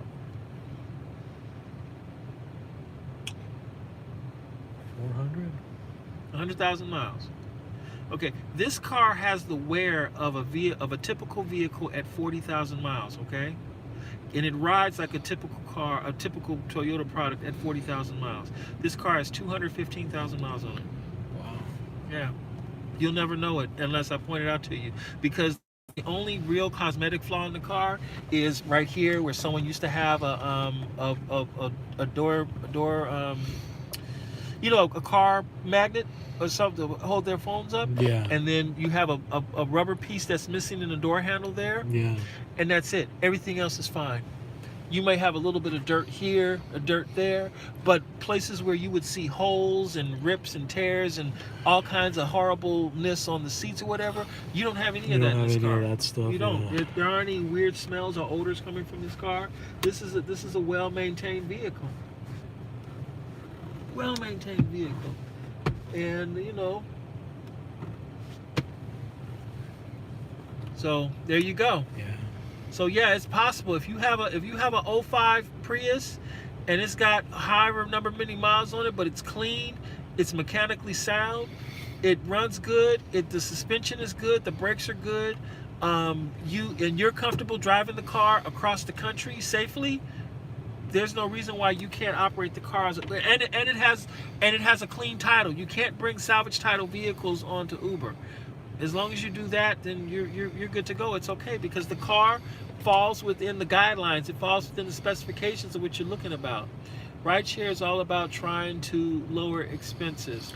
Yeah, I would agree with that. Yeah. You want to drive down the cost, but see, that's from the perspective of the customer. It's about reducing expenses because some people may feel that it's cheaper to use rideshare than it is to own a car. Because consider, when you own a car, you are making a payment on the vehicle unless you own it outright. You're paying for insurance, you're paying for maintenance. You got tires, brakes, fluids. Then when you drive the car and you operate the vehicle, you have to worry about paying for parking.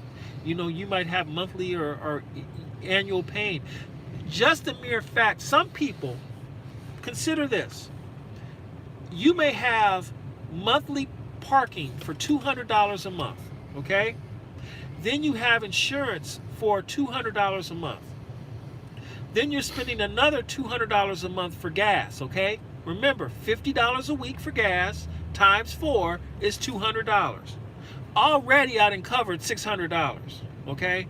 Then you have a car note that's another $400. So right there, you're clearing $1,000 a month just to own a car.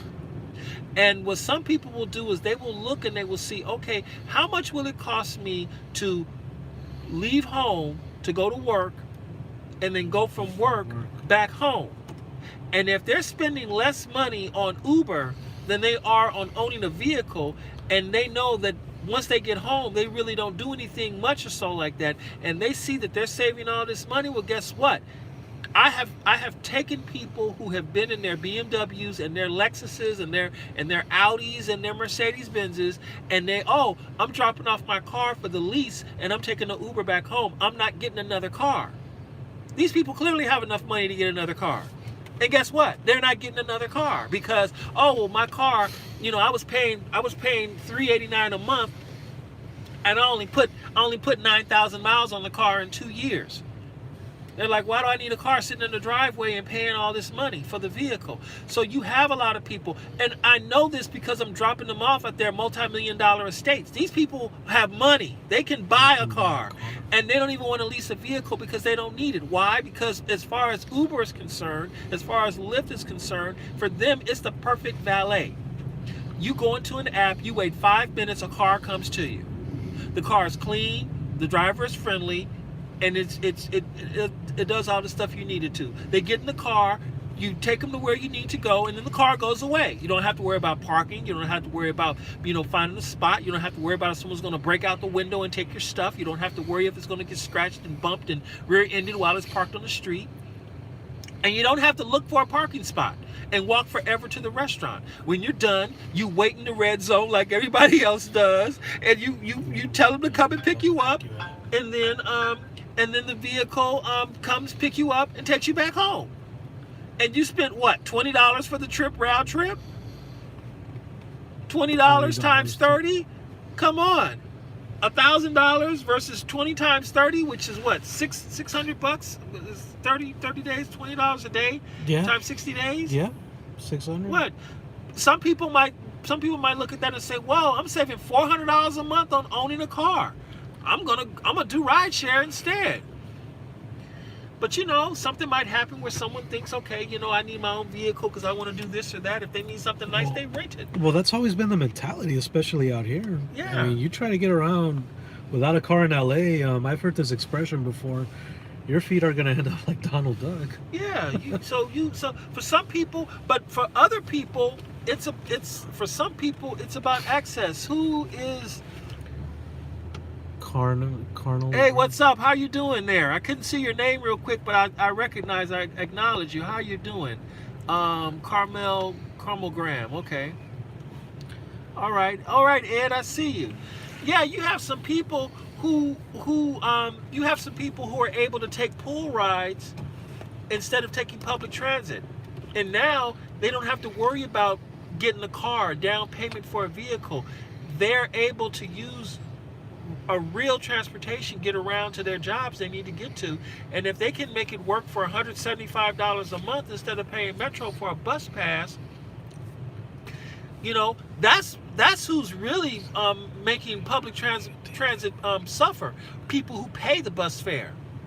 People who pay the bus fare, they're taking rideshare instead. They'll rather be in a pool ride with somebody with a Prius or a Honda rather than deal with the bus.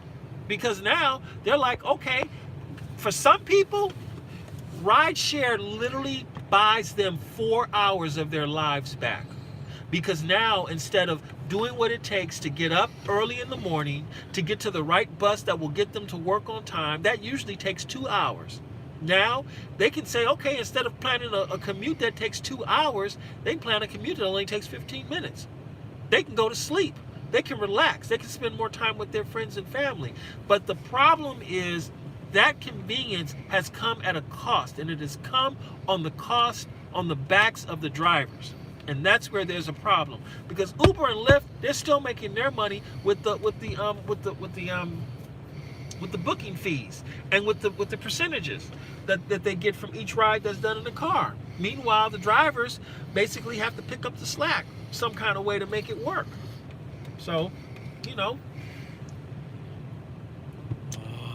yeah. What else we got? What else they want to know? If Uber and Lyft raise prices across the board for passengers to pay drivers more, do you think they would lose passengers? They will lose.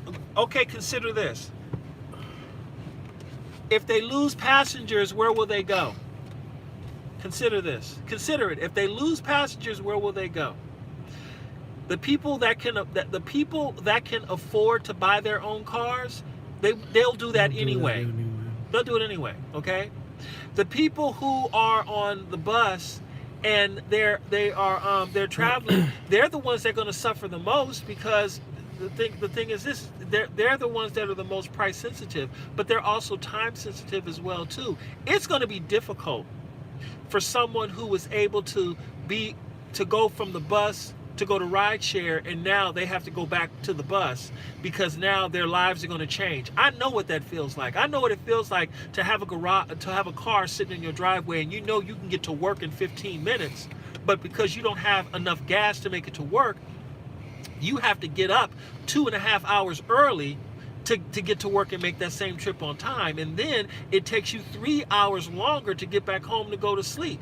I lost 5 hours a day in a week because I ran out of money for gas to get to work. And so I had to wait until I got paid before I could take my car to work. And I'm looking at my car right in the driveway, but I've got no gas to drive it. No, you can put up with it for a short period of time, but eventually you go, no, I'm going to find a way to start driving my car again. You know, the second that direct deposit hits, the first thing I'm doing, I'm going to the nearest gas station and I'm filling up this gas tank because you got your independence back. Yeah. Where are you at on gas right now? I'm at 3 dots, but I'm good. 3 dots. Yeah, okay. I'm good. I'm fine. I'll have a full tank of gas before all this is over with. Besides, I gotta pay T-Mobile their money. So I gotta keep this phone on, and I gotta pay Sprint their money, and I gotta pay the weekly note on this car. So I'm good. I'm okay. What are your thoughts on blood clots and other health issues caused by full-time taxi and rideshare drivers working long hours, often in excess of 70, 80 plus hours a week? Well, that's a condition that afflicts me personally. I know about that directly because I do have that same deal. What you have to do when you know that you have an issue with blood clots, you have to make sure that you stay on top of your health. You talk to your physician. You make sure you take your medication appropriately. You eat correctly. Like if you have blood clots, you basically have to restrict your intake of vitamin K. Watch eating the green leafy foods. The darker they are, the worse it is for you because that aggravates the situation. You have to make a commitment to be physically active. You have to go to the gym. You have to work out. You have to work Postmates every once in a while that will force you to get up and move around. It's really about taking care of yourself. And see, the thing is, when you're in the car and you're driving all day and you're not moving other than their foot in your accelerator pedal because you're trying to make as much money as you can to get through the next week, that's a problem. I'm going to tell you there's another problem out there that a lot of drivers probably won't tell you about, but I'll tell you about it, and that's getting pressure sores.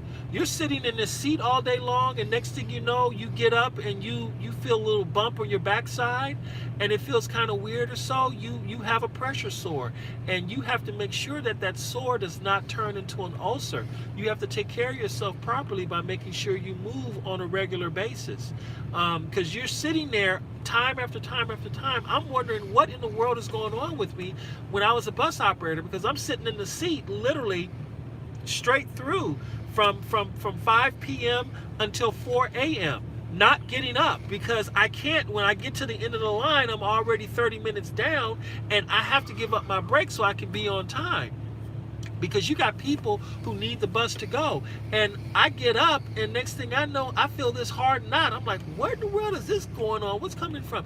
You have to make sure you take care of yourself properly by educating yourself on these things and get yourself the pads. So you have a gel pad that you sit on, or you have good, well-designed seats, and you go from there. Yeah, you have blood clots and pressure sores. It's a very real problem, and if you don't take care of those pressure sores, you're going to have a serious problem. Yeah, definitely. Yep. What else? Who else got going on, man? Are we still live? Oh wow. Yeah, we're still live. Yeah. I think Xander is hooked on the live streams. Yeah. He can't get enough of it. I had an 03 Accord. The driver's seat was really cheap. I looked under there, and I don't think there was a spring, just sitting on metal. Ooh. Yeah, that can be bad. Yeah. That can be bad. I mean, look, they do make the seats good on the vehicles, but the problem is most of these cars. One of the reasons why I like the BMW so much It was because of the seats. Those seats are orthopedically designed, and they are designed for people who are going to be sitting behind the wheel for extended amounts of time. I never had a problem with pressure sores in that car because the seats were well designed. You know, Do you want to switch up? no, I'm good. I'm good. Because I moved around and everything like that. Plus, I'm back here, so I'm cool. No, so you don't have to worry about. That's why the car was made for drivers. And I never had a problem there. Plus, you had the ventilation, you had the heated, so you turn the heat on. Get this, even though it's burning up outside, I would turn the heated seats on because when you turn the heat on, it promotes blood flow. And that's what the heat is designed to do, to promote blood flow, so nothing pulls up in the area, and you're healthy. The cars are expensive, but they're really designed for your well-being as a driver and for your passengers in so many ways. And that's why I'm an advocate of buying good tools to help you do your job. It's expensive, but it helps you do your job. So, that's my thing behind it. I mean, yeah, it's a nice car. They got to do things to encourage you to spend $80, $90, $100,000 for the vehicle. But when you look at it for work purposes, but hey, it's what it is. That's my 2 cents anyway. What else we got? I have been told by a driver with a new car that heated seats helps with back pains. Yeah. Yeah, they do. It's the blood flow. The blood flow. And that's why you see the manufacturers are putting these things in these expensive cars, because it makes a difference. It really does. It's not just because you want to be comfortable or cozy. It's because these features really do help with real world problems that people have. It sounds nice, but when you experience it, I mean, think about it. You want to be comfortable. You want to be happy. You want to be healthy with the products that you buy. And if you can get the massage seats, the heated seats, the ventilated seats, you're taking care of yourself when you actually get these features in your car. And it's great that they're able to put these things in the vehicles. It really is. What else you got? My dream is to ride in a Maybach. Well, one day you can rent one on Turo. They made it easy to make that happen.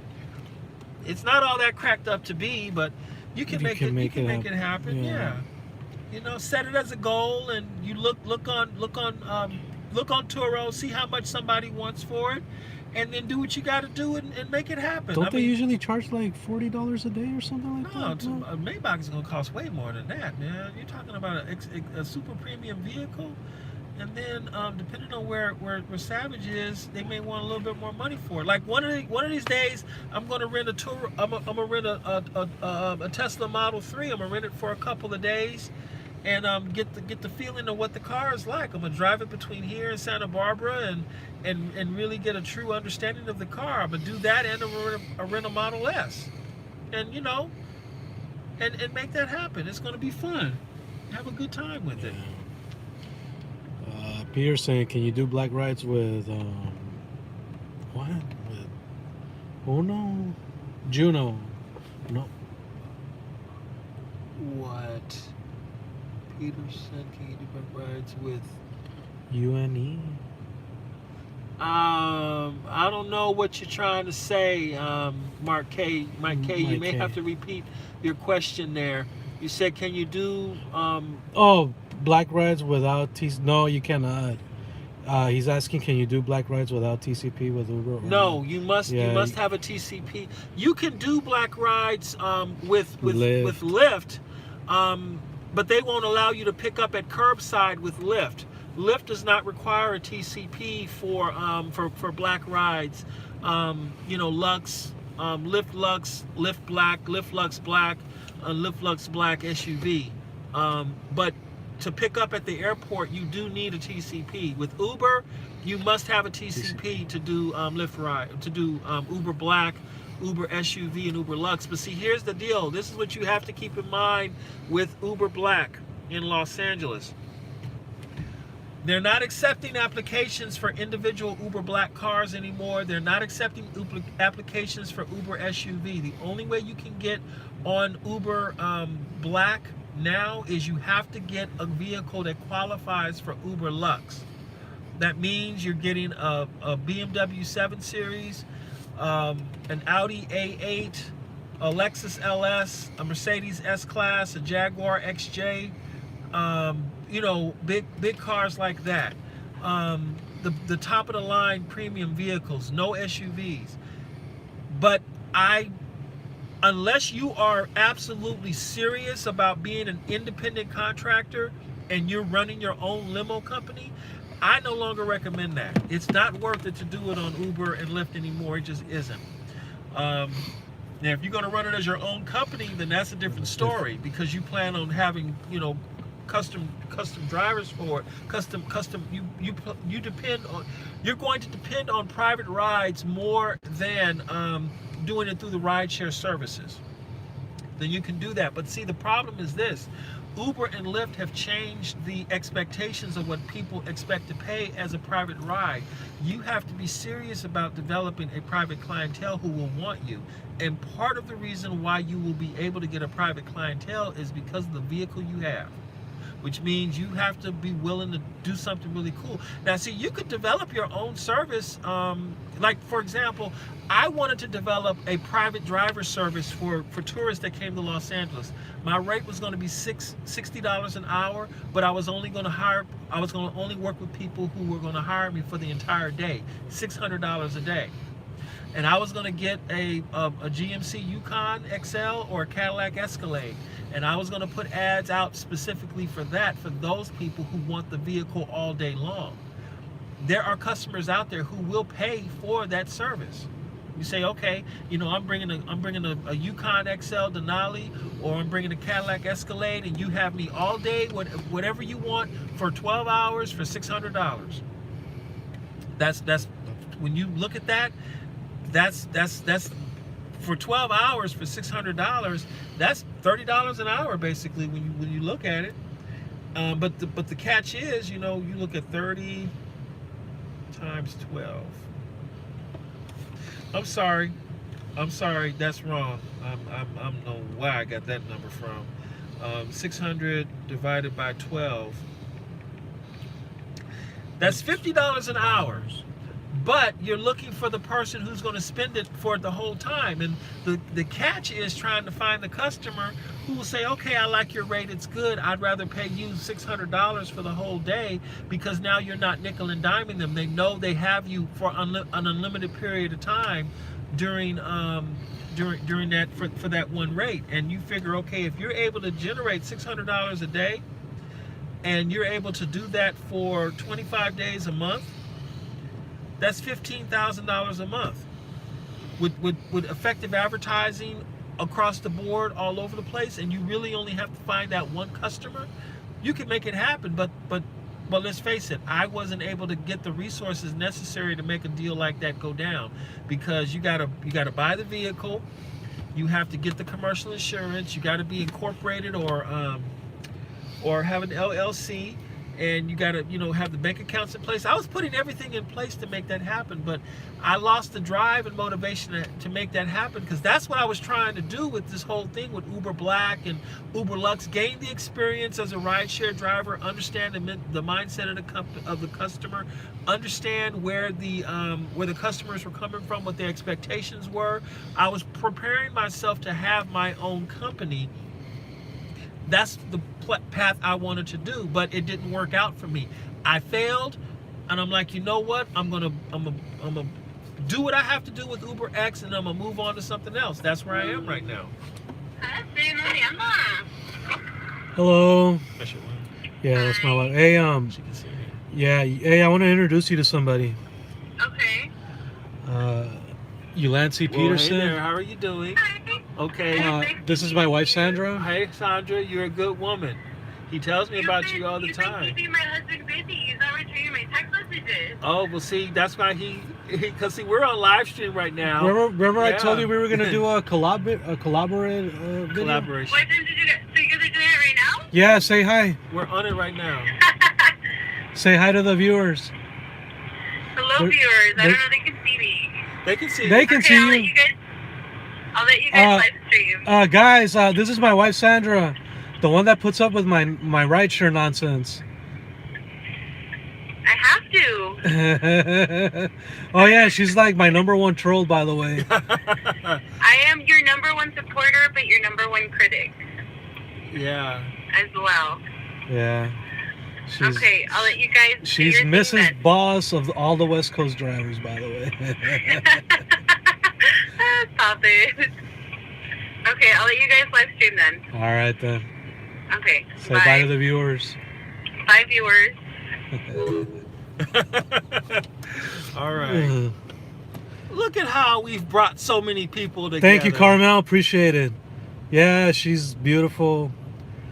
She has a lot of patience with me. I don't know how, but Hey, she does. yeah, she does. I mean, oh my God. Yeah.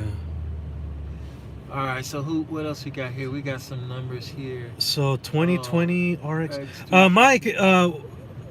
2020 RX 350. Well, that's an expensive truck. First of all, that's like $60,000. But are you using that for Uber or what is that for? Okay, so I can do Lyft black rides besides the airport. Let me see. Yeah, you can do them in the city. Yeah. Yeah, you can But- on Lyft. Yes, you can. Yeah. But do you really want to put that kind of mileage Yeah, I on don't your know. Lexus like that? Yeah. What? Guys, you're thinking about driving? Don't go out and buy a new car to do this. He probably has a job and he can do it like that. That's the reason. Dozer One Chick. Yes. I did watch The Mandalorian. Yeah. Great show. I've heard good things You about need to Mandalorian. watch it. You know what I found out that because the first season is already wrapped up. So come to find out that a lot of subscribers have unsubscribed from Disney Plus because of The Mandalorian. Because they watch the show and Yeah, they're see- done with it, and yeah. then when the new show comes back, they'll resubscribe. Yeah, see, because when Disney Plus was getting ready to launch their app, they were promoting The Mandalorian a lot. Of course, because it's a Star Wars thing. Yeah, And now that they finished watching it, they're like, we don't need to keep this thing anymore. yeah. You know, I mean, they got all kinds of other stuff, and they're going to people that's going to do it. But see, right now, everything is hot Star Wars right now. Oh yeah, and once people they're already talking about making another trilogy that will go back like what is it, 400 years or 4,000 years or something like that, before the Skywalker story. You know what? I don't think that's going to work. They want to introduce that one Sith Lord, Darth Bane. I think they want to go back to Sidious. I think yeah. Yeah, they want to do Sidious stuff. Uber charge not only booking fee but service. Yeah. Yeah, they do.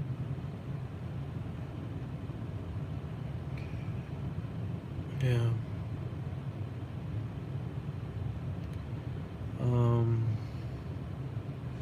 Okay, let's see.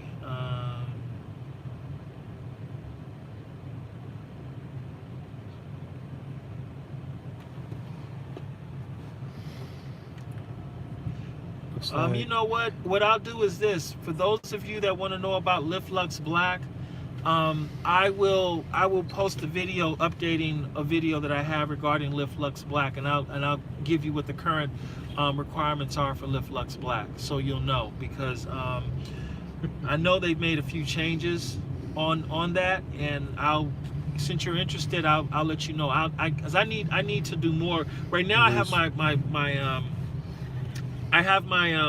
iPhone 5S here, and it's going really slow, and I can't research it quickly enough.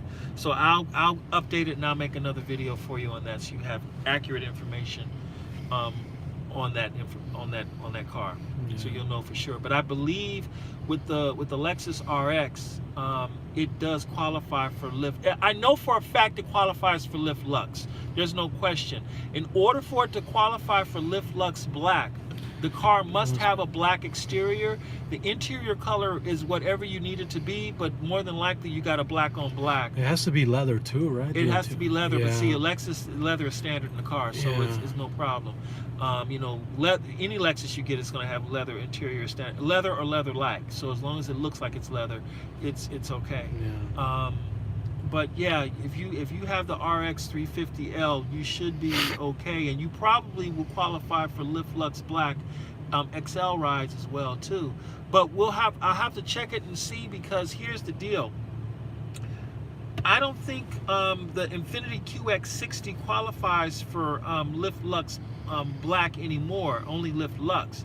And the reason why is because they took the Infiniti QX60 off the list for those approved cars.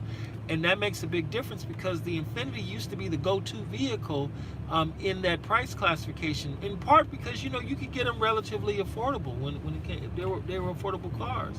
But maybe some customers complained about the vehicles, and they said, okay, we're no longer allowing it for Lyft Lux Black, just Lyft Lux.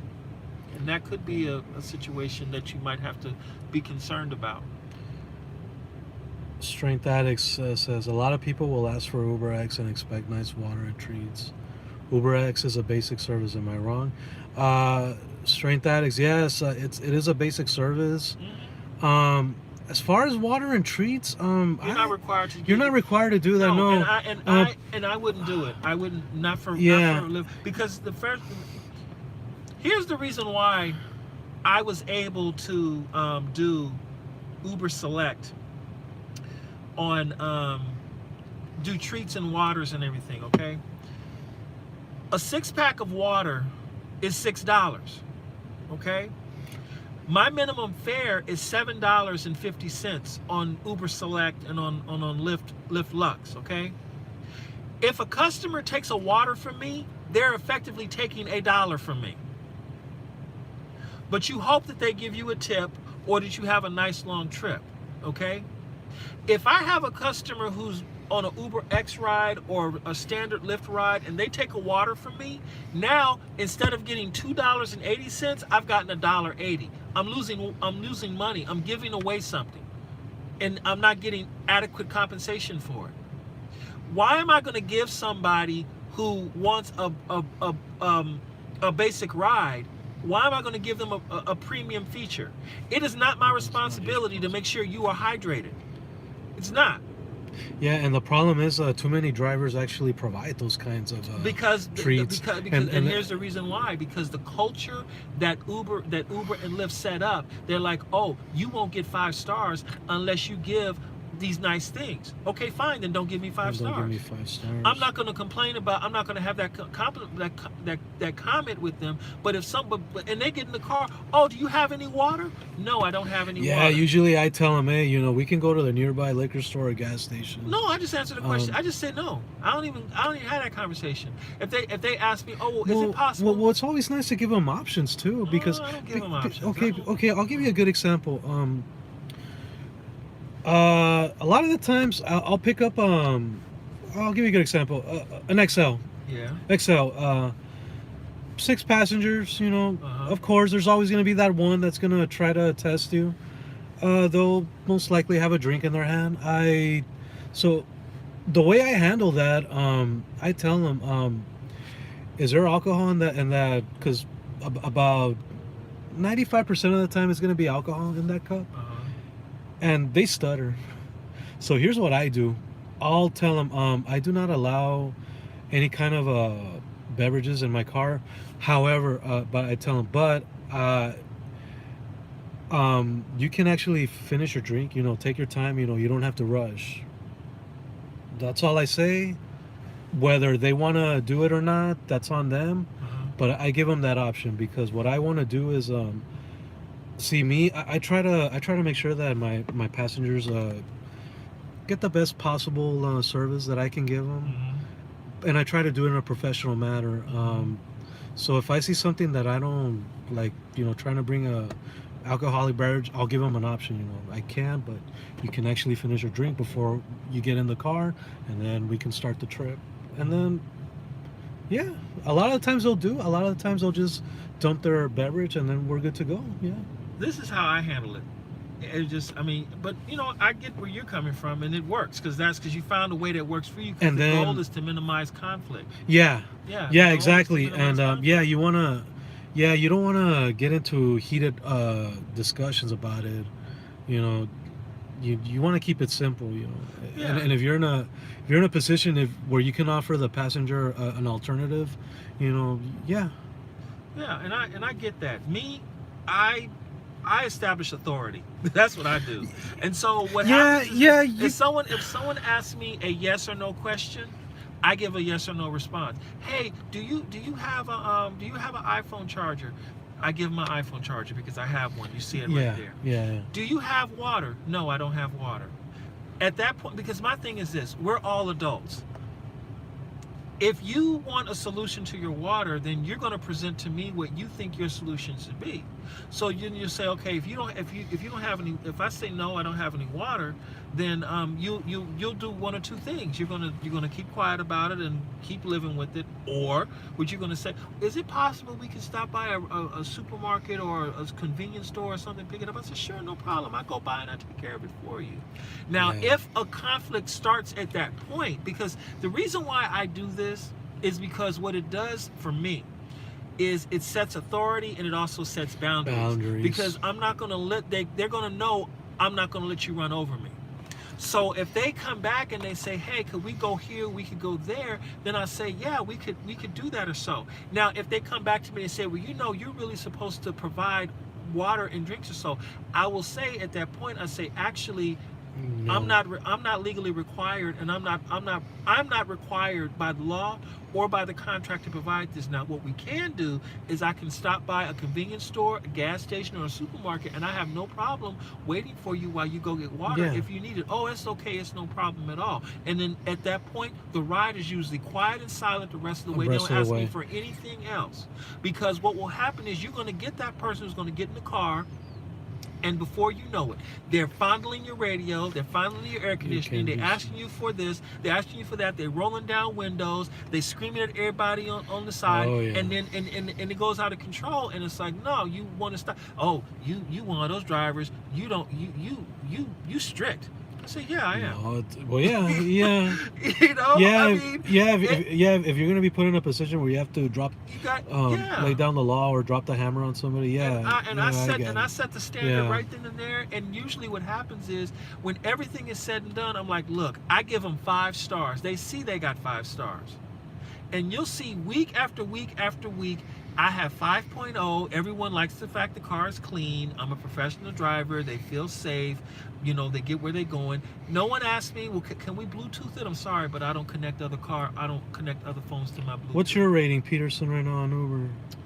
4.93 on my X account, and I have a 5.0 on Lyft. You have a 4.9? 4.93. Oh, 4.93. Oh, I'm sorry. Yeah, 4.93. I got a 4.97 on my Black account.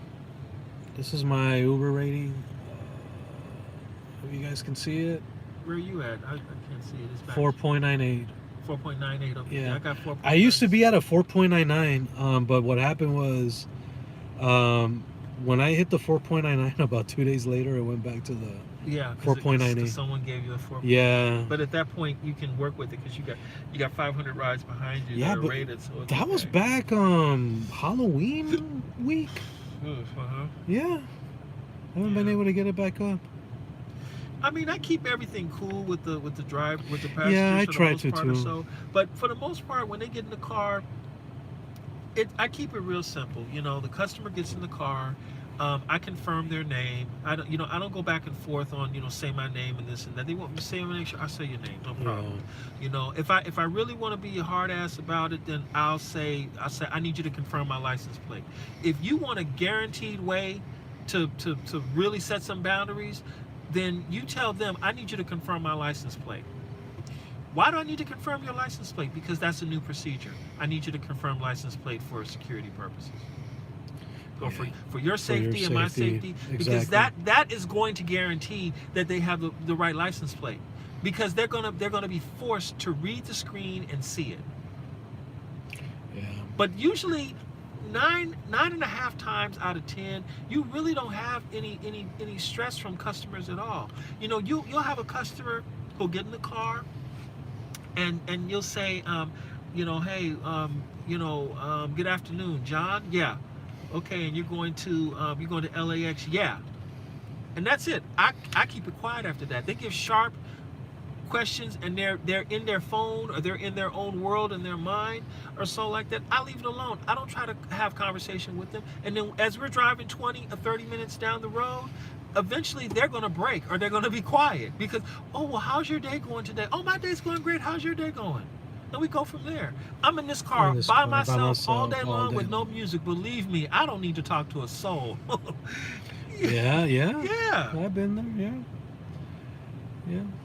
Do you guys think it's worth the hassle of picking up from grocery stores? No. I pick up from grocery stores. You do? Yeah, I do. I do all the time. I see they're at a grocery store. Yeah, I make sure I pick up in the right spot. I help them load their stuff in the car, and then we go. You know, I picked up at Home Depot, at Walgreens, at CVS, Ralph's. You know, you look. You have eventually all of us going to have to go to a grocery store one way or another. Oh yeah, of course. You know, going to the grocery store is like going to the bathroom. Yeah. You're gonna have to do it eventually. Why? Because we need food. We need hygiene stuff. We need cleaning materials. We you know the average person that's got a home, they got a refrigerator, and they're gonna want to have some food in their homes. And so that's just a need. Yeah. And if they're using rideshare to get around everywhere else, what makes it different that they wouldn't use rideshare to get their groceries?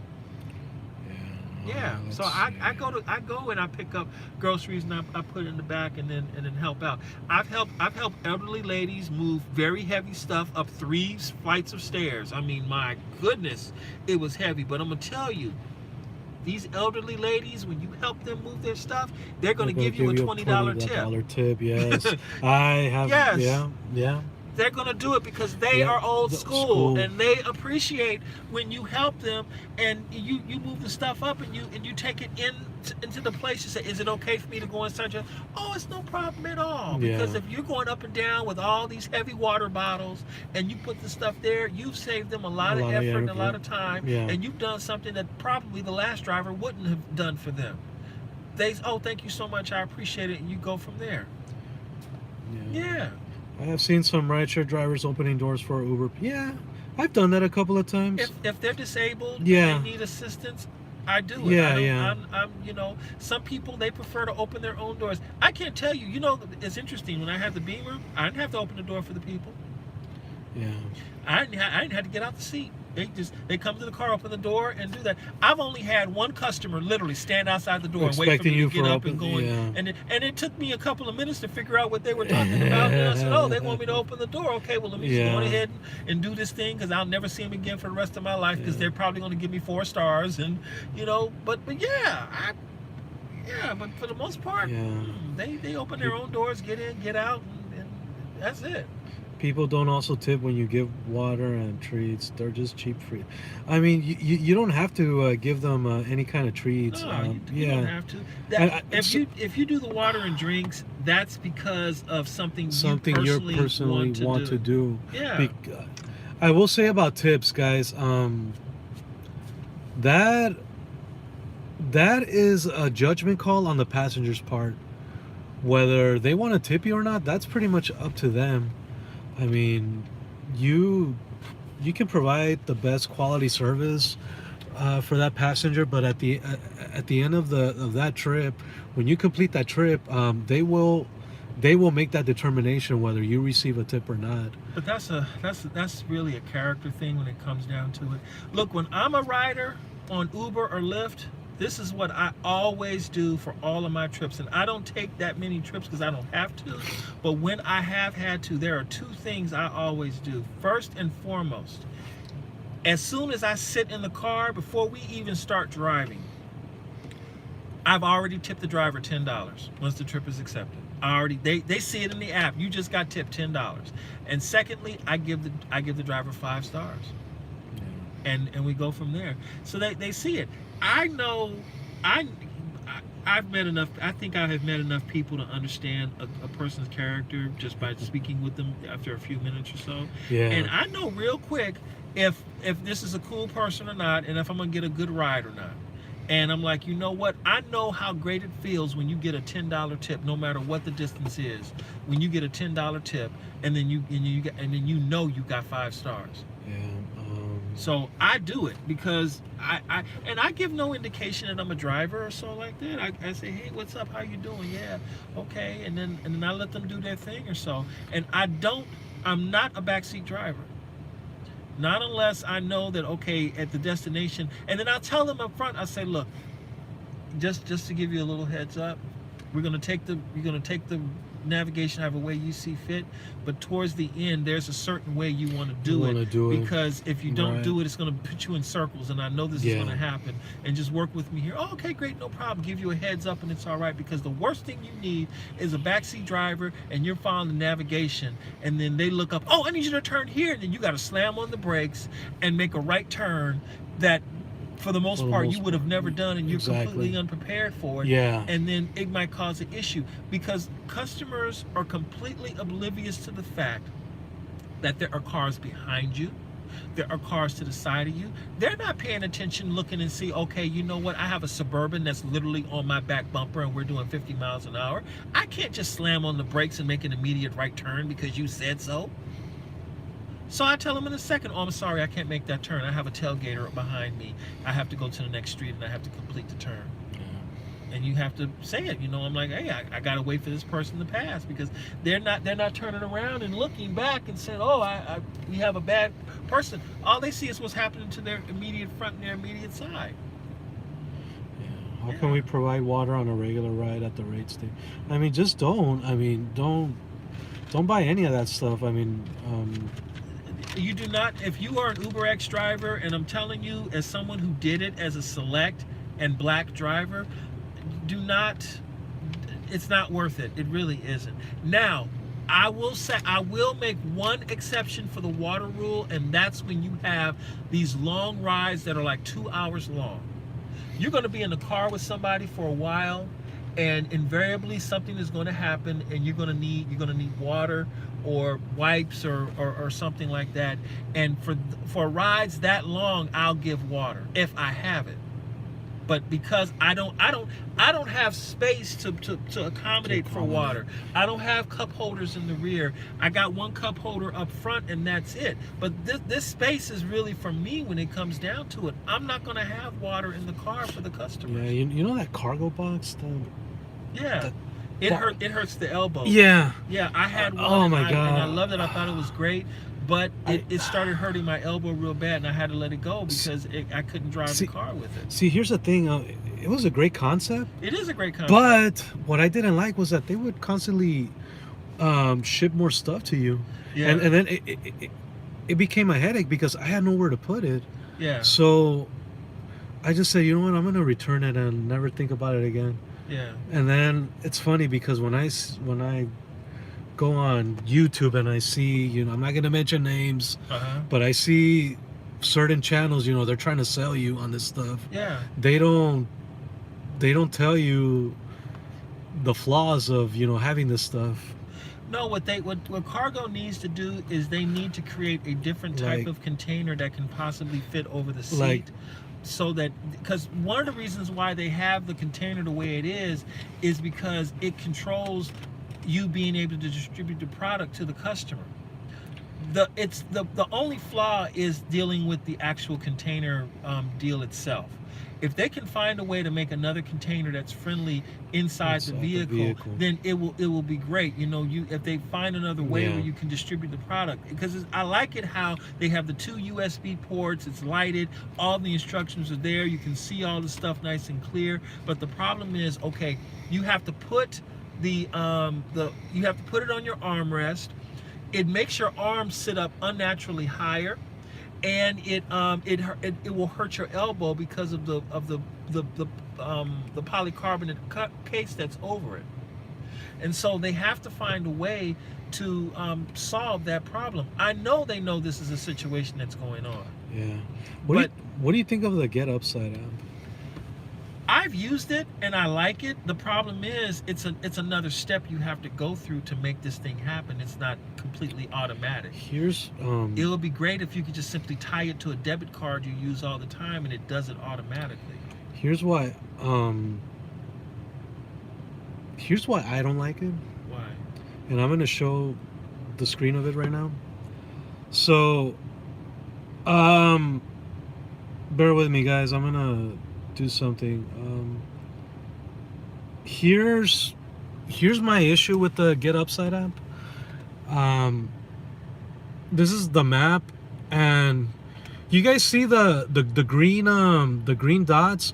Those are gas stations that you can go to and use the Get Upside app for them. So the way it works is you fill up at the gas station, you print out your receipt, and then you take a picture of it on the app, and then you submit it to the app, and then I think it takes about 2 hours for them to go through it, and then if it's legible, then they'll give you like what money for it.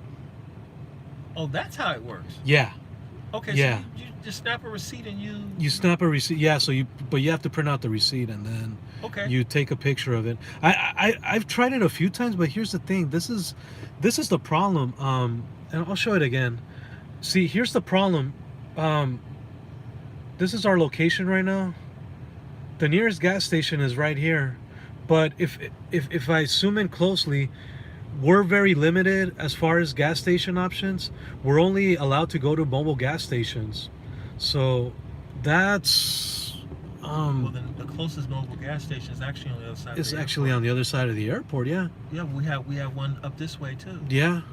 Okay, so but mobile's popular enough to go to, but what's the, is it that you want to be able to go to a lower cost gas station? Well, here's the thing. Okay, see, mobile is one of the most expensive gas stations. Okay. I'm gonna click on. Okay, guys, pay attention right here. So, if I click on this one, right here. Let me see. Here's the thing. Here's what I'm trying to show you guys. So that gas station, I don't know if you can't see it, but anyway, it's 5 miles from here. No, I think that's wrong. That gas station is not 5 miles away. That mobile gas station is just right over the. It's on. Saying it's 5 miles away. Yeah, it's on. We're gonna assume it right now. What's the address it's giving? It is. It's on Sepulveda. Yeah. At the corner of 8th Street. So if you go south, it's in Manhattan Beach. Yeah. Okay, that is 5 miles away. That is 5 miles. Yeah. Okay. So it has to be a specific. It has to be a specific gas station. Okay, so each station is independently participating. But see, here's the thing. In others, I don't know how it works in other states though. I don't know if other states have this. The app should work the same way no matter. Yeah. Yeah. But that's why I don't like it. I mean, on paper it sounds good, but when you actually try it out, you're very limited as far as, So tell me this: they are depositing the money directly to your account. To your Get Upside account, and then you have the option to cash it out at the end. So this is how it looks, guys. And then you can share, because they give you a referral code, you can share it. But I don't. I should have the Get Upside app, because I don't think I've used it. Because I would find a gas station I like, and I would just use the app and go from there. Yeah, I usually. I think I even have a referral code for Go Upside on my phone. Yeah, because see, here's the thing. A lot of the times when I do an airport trip, and if I know I need gas, guess what? I go to the 76 gas station that's on. Aviation, is it Aviation and Century? Yeah, Aviation and Century, and it's not even a mile, guys. You go there, that station? Yeah. Okay, why there? Closest gas station. Yeah. Aviation and Century. Yeah, it's the 76. I know the one. Yeah. I mean, if I need gas though, after I drop off the airport, if I need the gas, I'll go there. You just go to the first gas station. Yeah, pretty much. I try to find the closest gas station. I'm not gonna drive 5 or 6 miles for the cheapest gas. I mean, you want more of the convenience. I mean, because I look at the 10-gallon cost of gas. I told Gio once that I usually spend $70. But see, here's a lot of the mistakes that I do. I let my fuel tank go to empty, and I know I'm not supposed to do that, but yeah, a lot of the times I'm in the moment, I'm having a good day, so You forget about I it. forget about it But because that suburban lived in Yeah. empty. I mean, I drove it all the way down and then some. I would leave the west side, Beverly Hills, and I'm already on the reserve, and I'm coming all the way down here because I need that fare to put the gas back in the truck. I had no choice. I know I'm gonna get. I'm probably gonna get heat for disliking the Get Upside app. It seems like the only issue you really have with Get Upside is having to drive a little yeah, distance. yeah, but see what I wonder is if other states if it's like that as well. What you should probably do is you should probably make a change to your habit and decide to change how you're going to use the Get Upside app, so you can benefit exactly. from it. Because see, something like that, in your case, it will really help you greatly to do it. You reminded me to do it. I'm sitting here promoting Get Upside, and I'm not even using the app myself. So I'm gonna have to change. You're not supposed to say that. You can say that. I mean, it's putting real money. It's putting real money in your pocket. I'm already set up for it. I just need to make sure I'm set up for it. Yeah, and then another thing about the Play Octopus tablet. I don't like that. I think it's a dumb idea. Why is it a dumb idea? Okay, I'm gonna tell you why. For like this kind of vehicle, it's okay. Yeah. You don't have to worry about like in my case, if I get an XL and I have that tablet, guess what? I have to make sure that when I fold the seat, I have to make sure that seat doesn't hit the tablet. Headrest, the tablet. Yeah, because here's what happened. I used to play movies for my passengers. Okay. I used to have a portable DVD player in my car, and eventually, every time I would get an XL trip, I would fold the seat, but I would forget to, because when you fold the seat, it goes by quick, and so a lot of the times it would hit the DVD to one day it made a crack on the screen, and I said, you know what, I'm gonna take it off. It's not worth it. So that's why I don't get it. I don't get that tablet. Yeah. So it depends on what it is you're trying to offer your customers, and what you're trying to do for them. Because look, you have drivers out there who are really, really serious about every entrepreneurial angle they can take. Yeah. They've got the Octopus, they've got the Cargo, they've got the Firefly. They have Get Upside. They have everything in the vehicle, so they can generate as much money as they can. And then they're probably running social media stuff as well too. Yeah, that makes sense. Yeah. The only app I use, guys, to make money, and I'm gonna upload it right now. I use Acorns. And Acorns, okay. Yeah. Now that one is automatic, right? Exactly. You tie your debit card in. Yeah. So you link a debit card, and then like every week it'll transfer $5 onto your Acorns, and it builds up. See, I'm gonna do that. Yeah. That's good. Cause see, that's what I would like to have. And then you have like Robinhood. You have a Stash. Those are good apps. I used to have Stash and Acorns, but then it got to be a little expensive for me, so I got rid of Stash because I honestly like Acorns better. Okay. So show you a little something right now.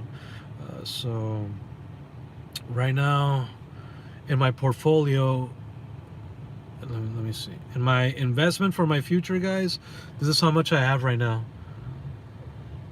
So every week I get $5 put into my Acorns account, and also I get roundups.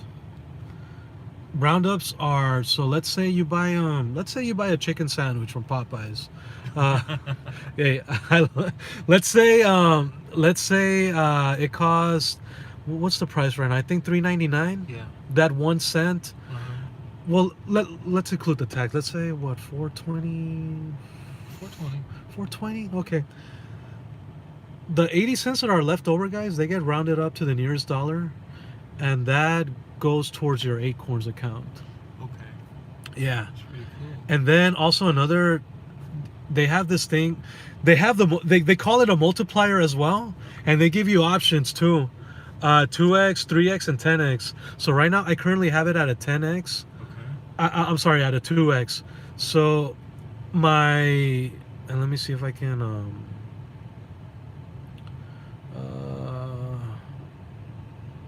let me see.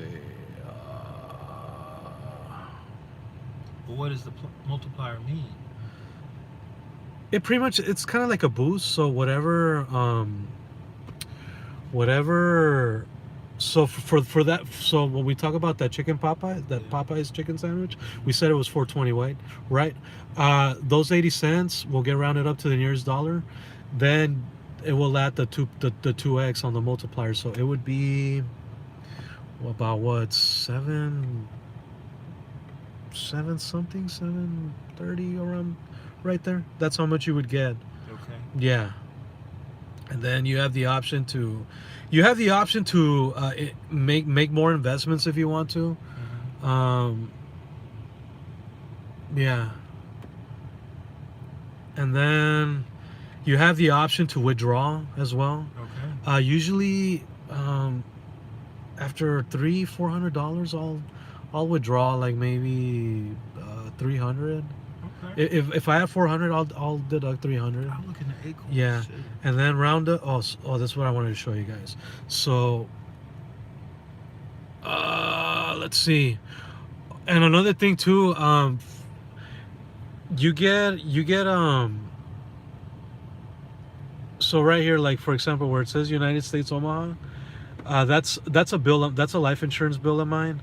It also gives you money for your bills. So here's how it works. So for the Omaha, it's $49.53.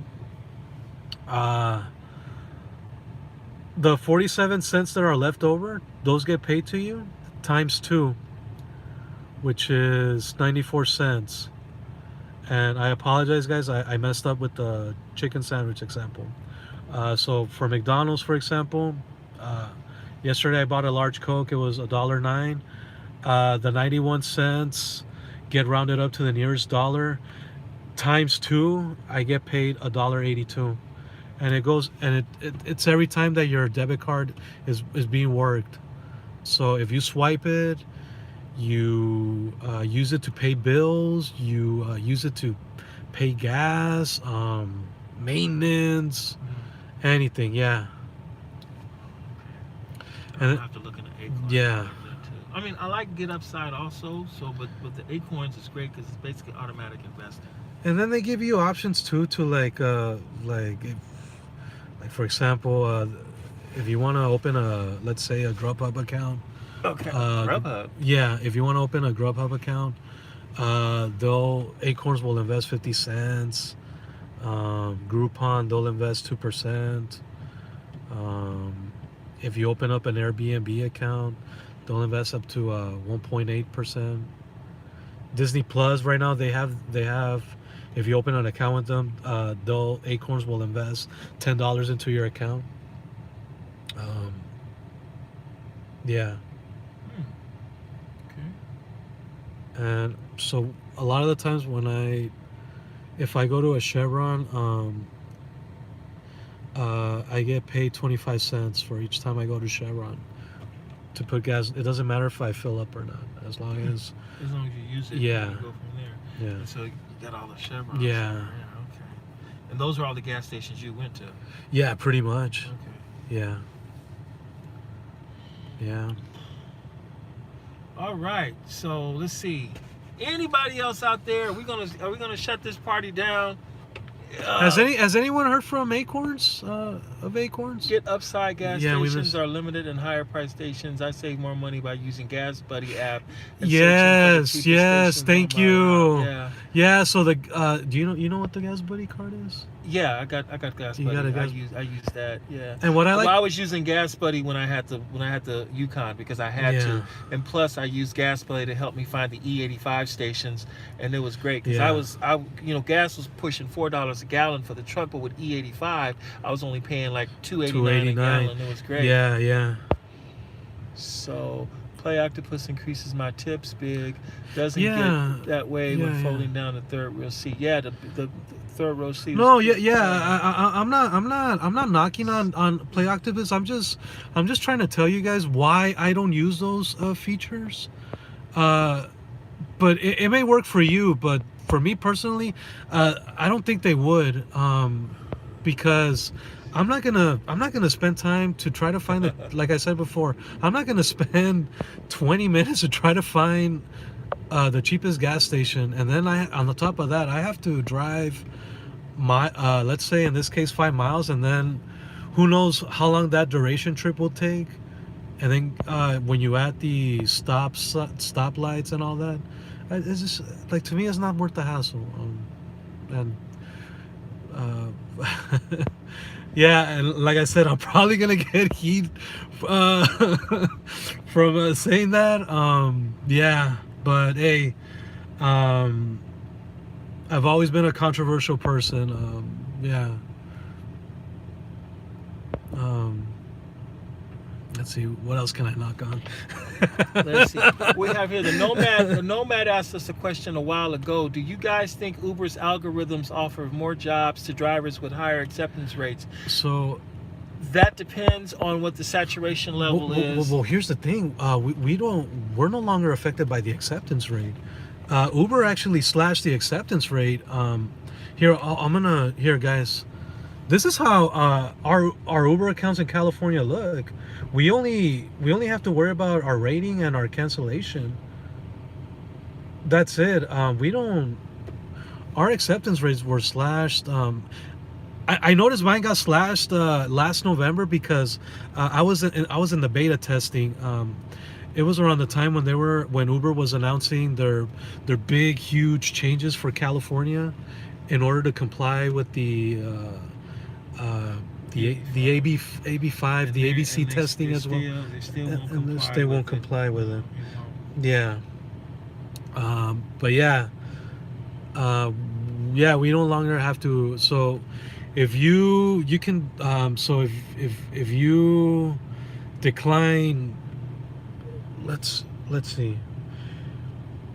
If you don't accept, let's say 5 trips, if you get 5 trips straight, and you don't take any of them, your acceptance rate is not going to matter. Yeah.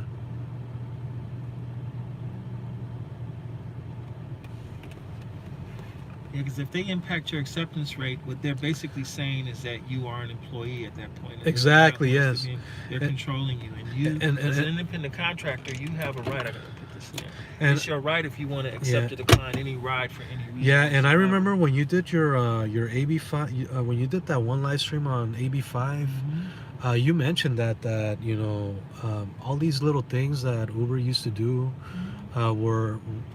Those are employment controls. Yeah. Employment controls. Yeah. Down to it. See, the thing is, as an independent contractor, first and foremost, no rideshare driver is an independent contractor. Period, because you are dependent on them to give you the authority to do these rides legally. I'm sorry, but if you are required to put Lyft or Uber on your car, you are a dependent contractor, not independent. Right. You're dependent. You depend on them. The only way you're independent means you don't need permission from anybody other than the state to do your job. Right. If you are a true independent contractor, you would not need to put their logos on your car in the first place. You would not have to identify yourself. You would not even have to call yourself a TNC driver. So No, I'm sorry, but it doesn't fly when it comes down to it. They can, now the way the old rules were when it was under Borello, yes, you were an independent contractor, because there were all kinds of loopholes in the old law that allowed them to say, okay, you're an independent contractor, simply because you stated in writing that you were an independent contractor. That was the standard that they worked on. If you sign a contract stating that you're an independent contractor, guess what? You're an independent contractor, period. They can do whatever they want to do with you, but because you stated in writing, because a Borello used an 11-point test, but you could pick and choose which of those 11 points you could adhere to in order to consider yourself an independent contractor. And Right. one of the criteria was you put in writing that you were an independent contractor. Yeah. So that's the standard that everybody used, because they said, oh, well, you liked it, but, you didn't. And then because of the fact that you set your own rates and, you set your own hours when you turned on the app and when you didn't turn off the app, when you decided to work or not. And see, and for the average person that doesn't understand how the law truly works, they're like, oh, well, yeah, we are independent contractors because, I don't have a boss leaning over me. There is no way in the world I could do this right now as an employee of Metro. Yeah. I would be fired for doing this as an employee for Metro, but as an independent contractor or a contract worker for Uber and Lyft, I don't have to turn the app on today if I don't want to. Right. I can look and say, well, you know what? Let me just go ahead and piss off the rest of the day, because I it didn't work out or so like that. Then I have to take the consequence of not making the money today, or make a reduced amount today or so. That's your right as an independent contractor. But the thing is, no, we're dependent contractors, and I think that's what Uber and Lyft should really be working towards, is creating a third worker classification. That will be transformative if they can do that. Yeah. And then that will help. And that is what will help them get around this whole deal of saying. But see, they're not even giving people a reason to even want to vote on whatever this thing is they're talking about, because they haven't given any real structure to what it is they're saying that they want to do. I support being a dependent contractor. Well, I think their main concern is that they're trying to see, because right now the state, so pretty much, I believe in simplicity. So the way I see it, aside from all the issues that are going on, pretty much what it is a disagreement between both sides. And so what Uber is trying to do, they're trying to get the state to meet at the center and come to some sort of agreement. But see, here's the problem. If they're able to do that, when they shake hands, guess what? You're still going to have another hand empty, and you're going to have it behind your back, because you don't know what the person that, in this case, Uber, they don't know what the state, they don't know the state's intentions, and, the state may not know Uber's intentions, vice versa. Okay. So pretty much, so let's say Uber does beat this. It's not gonna, all these changes that they're making, they're not gonna be permanent, because all it's gonna do is it's gonna go back to them, making changes again, and drivers are gonna be pissed off, and then you're gonna see the strikes again, and you're gonna see all of that. So in this case, if Uber's trying really hard to come to some sort of an agreement with the state, then I think they owe it to themselves to, in my opinion, be real with us. Let us know what you're really trying to do. I mean, if you're rolling with these new features, but then you're gonna screw us over, tell us right now, so that way we can make a determination if we want to stay on the platform or not.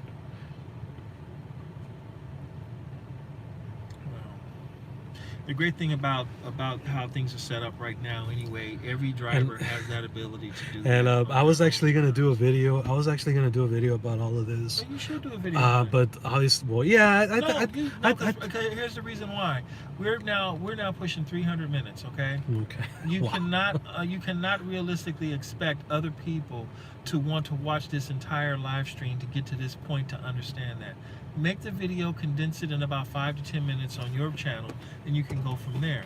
The whole purpose of this live stream was to have as many people as possible to get to know you, watch you, see you, go to your channel, subscribe to you, and learn more about you. That's the whole thing. Right. Because what's going to happen Oh, is and this. I forgot to give you a like on this. Yeah, when this video is over, the subscribers, it's going to tell me how many concurrent people watch this video. Yeah. More than likely, when everything is said and done with this video, a total of 1,500 people would have watched this video stream. Where guess what? They've seen your face the whole time. That's the goal. And then people are gonna look and say, oh, you know what? I think that Xander guy is actually pretty cool. Peterson said it's his channel is the Lone Rideshare. I'm gonna go and subscribe to his channel and see what he has to say. That's the whole purpose of this whole deal. People are going to come back and they're going to say, oh man, that guy actually hung out with Peterson with one of his 3-hour-long live streams. And I want to say, guys, it's been a real honor hanging out with Mr. Peterson. Yeah. Like I said, I was just a subscriber when I found him. I was intrigued, you know. My perception of him was he took great pride in what he did and what he does. He took great pride in when he used to do his Uber Black videos, and I was enamored, and yeah, I was like, you know, why not? You know, this guy, he drives in LA, you know, maybe I can pick up something from him. And yeah, you know, just, you know, be easygoing, be nice. Yeah. All right, so hey, on that note, does anyone else have any questions? Because we still got 23 people here, got 33 likes. This is good. We're at 253 minutes. Exactly 6 months from now, they'll roll everything back if they aren't regulated. I think, of course. I think he's making reference to what you just said about the whole deal. Yeah, state wants revenue, period. Yeah. Well, you got to remember something about this whole deal. The state wants the revenue for services that ultimately benefit all employees. You know, they have the unemployment fund, they have the general relief fund, they have funds to help people get back on their feet employment wise. They have the Medicare, the Medicaid fund. The revenue that they generate from this will actually help a lot of people. That's the reason why they want this done, because see, get this, if you are a driver and you are unjustly deactivated, you don't qualify for unemployment insurance. You don't qualify for workers' comp. You don't qualify for all of these services that require money that requires money to fund all these things. Employers pay for this stuff. When Metro fired me the first time, I received unemployment benefits for 8 weeks until they had me back. And you know, the funny thing is, when they fired me the second time, I qualified for unemployment insurance then, but I didn't even waste the time to file the paperwork. I'm like, there are other people who need the benefits. I'm working Uber. I'm good to go. I'm okay. That's how I felt at the time. But, you know, the thing is this. These things cost money when it comes down to it. Travis Kalanick, he just walked away with $2.5 billion. Did he drive at all on Uber? I don't think he ever drove on Uber. Now, people didn't he have people driving for him when he first started? He used his own service, but then after he got to the argument with the driver up in San Francisco, he went to private car services at that point. Yeah. Look, he made his money the way investors make their money. Bottom line, people, we can have discussions till we're all blue and black in the face and 6 foot under about how he became a billionaire. But the bottom line is this: the person who came smelling the best out of this whole thing was Travis Kalanick. He came out of this a billionaire. He is now 253 on Forbes 400 richest people in the world. I think he did pretty good from this whole deal. And you have a lot of drivers who have come out of this. They have taken their lives behind this. They have lost their families behind this. They have compromised their relationships behind this. They've lost everything behind this. A lot of people have taken this thing personally, and they have done above and beyond. And at the end of the day, they've gotten nothing out of it. And so it's like, okay, the little things that you ask the company for, they're not willing to give it to you. Yeah, you got the surge back and it feels great, but here's the deal. What if they decide to take it back away? What if there's a revolt from the customers and they say, oh no, the rates are too expensive, there's too much. We liked it when we had flat rate, and now you took it, you're doing the surge thing again. This isn't going to work for me. It's a problem. Now you're going to have the customers getting mad about it or so. I mean, what's going to happen when it comes down to it? It's going to be interesting to see how this goes down in the next few weeks. It really will I be. agree. It really will be, because on the one hand, it seems great and it seems cool, but I'm going to tell you something. What are we going to start doing when customers start complaining at us about the surge multiplier? Yeah. Because I remember when I was a bus operator, and when Metro raised the rates on the buses from $1.50 to $1.75, guess who got all the complaints? The bus operators. Why you make enough money already? We had to hear the arguments. Let me toss this in here, man. Yeah, go for it. I had to hear all the arguments and fussing and fights because we raised the rates. We raised the bus fare by 25 cents. Every customer that got on the bus was mad and fussing at me because they had to pay more money for their bus passes. They had to pay more money for the bus fare. They had to pay more money for tokens, more money for the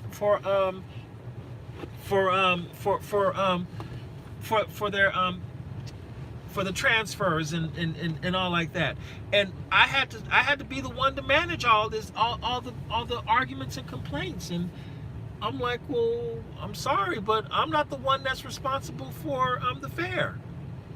And it became a problem. Well, hey, when people start complaining about how much money they have to spend on their Uber rides, who are the customers going to take it out on? They're going to take it out on the drivers, and they're going to blame us for it. Oh, you're mad because you're not making enough money. You could at least give me a Bluetooth and let me aux. Yeah. You better believe they're going to complain about it. I can't aux? Man, my rate went up $2.27. 27 cents, yeah. I'm giving you 4 stars. I'm a complain. I mean, y'all already know these conversations are gonna go with the riders. It's gonna be something else. I'm like, well, you could always take a taxi if you like. I have a Prius. They have a Prius. If you like, it's okay. I understand. I might not be. I understand. I may not be the ideal driver for you.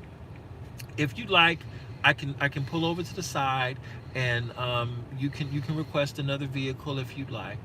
LA Taxi is always looking for new customers.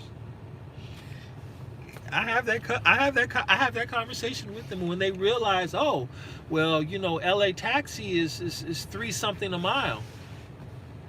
Well, maybe I'll be happy with Uber instead. It's amazing how quickly people forget little things. Like, for example, a taxi costs more than an Uber Black. A taxi costs more than Uber Black. I'm like, but folk don't see it that way. Don't see it that way, yeah. No, Unfortunately, they don't see it that way, because now you have the new ride in town, and people are comfortable paying $12 for a ride to go somewhere that used to cost them $40. So that's that. All right, everybody. Let's see. It seems slower after we got to the surge multiplier back, or is it just slow in January? It's a little bit of both, in my opinion. And also, I've been telling you all the whole time that the country is going into a recession. Y'all don't want to believe it, but I'm telling you, we're going into a recession. But it's a little bit of both. It's January. It's slower. The surge multiplier goes back, so people are going to cut back on what they do with the services. it's just how it is. Right now people are thinking about taxes. They went and spent all this money for Christmas, and now they got the bills to pay, and people are holding on because they want that tax return to come back. And that's usually when business starts to pick up, is after everything's going to be okay in March, because then what's going to happen is, first of all, in January 30, February 1st, people are going to have their tax information, okay? And then you're going to see the ads from H&R Block and all the people, and you get those tax return anticipation loans and everything, and things going to start picking up, but things going to get interesting when March comes. Right now, January and February, these are the slow months because, people dealing with the money, and they're waiting for their tax returns to come in, because usually a lot of people, that's what they do. And you're going to have some people, they're going to leave rideshare and they're going to get a car. Yeah. They're gonna get a car because they're like, I need to get back to what I did before and have that. So, but the people who are going to keep using rideshare are going to be the ones that need to use rideshare because, maybe they can't drive and they have to use a car. They have to use a rideshare. And they can't be in taxi cabs or limos because they're too expensive. They have to be on rideshare. What would you think about? So here's my scenario on how things can improve. You were the OG with the water and the treats. Well, yeah, I was. Because I could afford to give it up. That's the reason why. Yeah, I was serious. I was very serious about it because I was able to make the money. The way I looked at it is this: I made a minimum of $7.50 for every ride I did on Uber Select and Uber Comfort. Okay, for every 10 rides I gave away maybe 4 bottles of water. That means each bottle cost me $4. But I was pulling $250, $300 a day. I was able to afford it. That's the thing. It was no problem to give up the drinks like that. It wasn't that I was buying that stuff every day. $20 worth of amenities in the car usually lasted me 2 weeks. I was spending less than $40 a month on that stuff.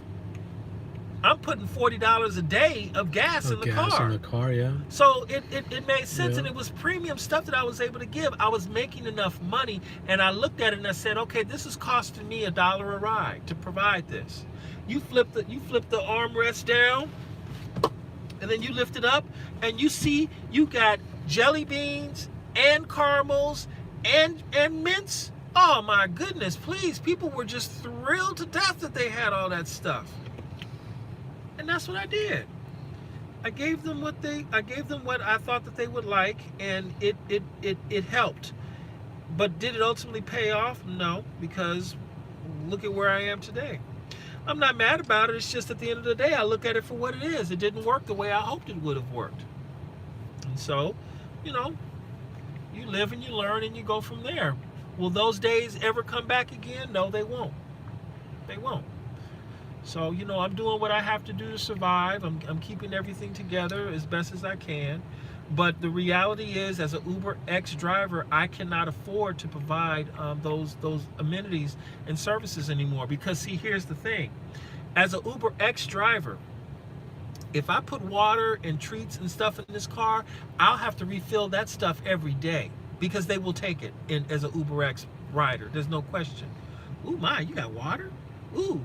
You got mints and jelly beans, and my goodness, where's my Subway sub while we're at it? This is awesome. Ooh, yeah, okay. And then guess what? You won't get a tip, and maybe you'll get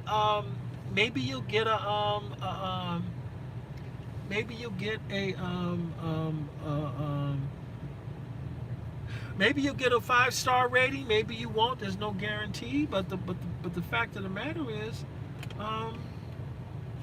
it doesn't pay off as an ex driver when it comes down to it.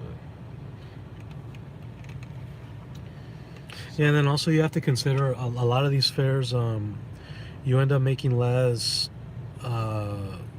So because a lot of the times on UberX, you know, let's say you do a ride for $22. A lot of the times the mileage won't reflect that. It'll be probably more.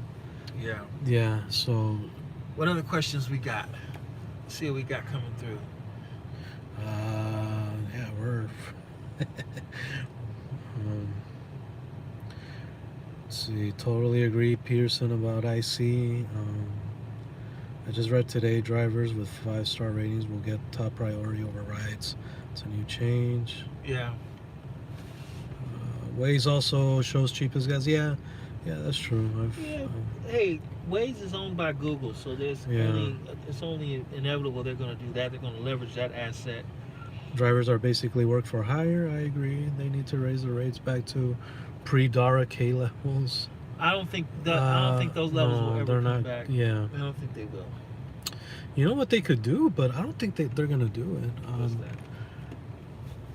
If they eliminate all these little things like, you know, the multiplier, the bonus, the quest bonus. They're gonna keep those things. They're gonna keep those incentives. I know exactly what Uber and Lyft could do, but they'll never do it. Go back. We'll keep the 75/20. No. Exactly what they could do, but they won't do it. Revamp the referral program. Oh yeah. No. They can implement a whole new referral program from scratch, and they have a captive audience. They already have drivers. They already have riders who are in the service, and they could give up a whole new. They could build a whole new referral program and make it so that every time your referral takes a ride or trip, you get paid something for it. They have the software, they have the capability to make it happen, and here's the funny thing: the money will come from the riders. The riders, yeah. Think about it. Let's say, okay, let's take what Trip is trying to do. Okay, Trip is saying that every time you have a rider, and this rider takes a trip on their service, you get 40 cents for it. Every single time, okay? And let's say you have a driver and you have a team of drivers, and every time that driver makes a trip, any kind of trip, you get paid 10 cents on that trip. What they would do is they would create a whole new referral program from scratch. And what we as drivers would do, we would be trying to convince people to be part of our referral team. But how would you market that though? Because I think that's the biggest. That's how you would market. But it could be done. Look, Uber creates these new stuff all the time. You know, Uber. They could rework the Uber Pro program. And what they could do is they simply look. We're going to issue people brand new referral codes, and then rework it that way to start building teams of people. And then each time. They could do it, and what would happen is by referring that, you get paid that way, because the only other way people know how to create their referral program right now is to create a whole new rideshare company. But nah, if they created a referral program that got people on board to say, okay, you know what, for example, let's say they made it so that not only would it benefit the riders, but it would benefit the drivers as well too. Yeah. Everybody would have to get paid something for whatever the participation is in it. So let's say you got 10 cents for every person you got involved in this new program, okay, for every driver, and you got 40 cents for every rider that got involved with this program. It's a new deal. So hey, it'd be very simple. Would you be interested in a new way to make money with Uber? Most people would say yes to that. Yeah. Here's what you do. I'm gonna give you my referral code. Okay. When you sign up under me, you're gonna get a referral code. And each time your friends take a ride on Uber, you get 40 cents every time for life. Each time you get a driver underneath you, you get 10 cents from that driver every single ride they give. But I'm gonna give you a free referral code right now. And you use it. It's already tied to your Uber account. It's already tied to everything. They could call it whatever, Uber Max or so like that. And it starts with just simply and you say, hey, would you like a free referral code? Oh yeah, sure. And then you go from there, and all the referral codes you have now invalidate every referral code you currently have right now. They're all worthless, and start over from scratch. Right. And then you say, hey, and go from there. Oh, great, that's okay. That's great. I love that. That's cool. And it happens automatically. And guess where the money comes from? It comes from the booking fees. All you do is you take the booking fee and you increase it by 50 cents for each person. And so the riders get 40 cents, drivers get 50 cents. Why riders? Drivers only get 10 cents because get this, you'll have a driver that will do 20, 30, 40 trips a day. Now, you as a rider, you go to a driver. Hey man, would you like to make more money through Uber? Hey, there's this new program called Uber Max. I'm gonna give you my referral code. You sign up with it and you get a referral code. And then you'll be able to give people your referral code. Oh great, that's no problem. I love that, that's cool. Guess what you've done though? You've actually given that person a virus. A virus, yes. But it sticks to that person forever. When they use it, because that's the only way you can get into the program. Okay, you got a referral code. Now that driver, you're gonna get 10 cents from that driver for everything they did. Why? Because the incentive is the free referral code. Then the driver who you just got the code to, they're gonna say, hey, you know what? I want to do the same thing, but I want to give it to my friends and my riders. And it goes both ways. It's a symbiotic relationship that works. It could get so crazy with this whole deal that what happens is they say, okay, and now each time you do a trip, your trip goes lower and lower and lower. Then get this. You start driving around. Now you can request a specific driver, just like Trip is promoting, okay? But guess what? Because this driver is doing so well with referrals, guess what he's rolling around in? He's rolling around in a 7 Series BMW. You know why he's rolling around in a 7 Series BMW? Because you can get a 2016 BMW now for $28,000 with 60,000 miles on it. The cars are cheap enough now that more people can actually get one. You get one that's certified with the extended warranty, 1 year, unlimited miles on the car. Now, guess who you're going to listen to with referrals? Oh man, you just picked me up in a BMW on an Uber Pro. You want on a Uber X trip? Yeah, because I'm making $5,000 a week. Referrals. You want to make extra money on Uber? Yeah, sure, no problem. Here you go. Yeah. But will Uber do it? No, they ain't gonna do it. They're not gonna. Yeah. I mean, look. If you want to ride on Uber, you're gonna have to pay it anyway. What's this extra 50 cents for? Oh, this extra 50 cents is for a self-supporting referral program. This money goes directly to the riders and the drivers. Just like a virus, it will infect everybody who uses rideshare, and guess what? Everybody is getting paid automatically. It ain't that hard to figure out how to do it.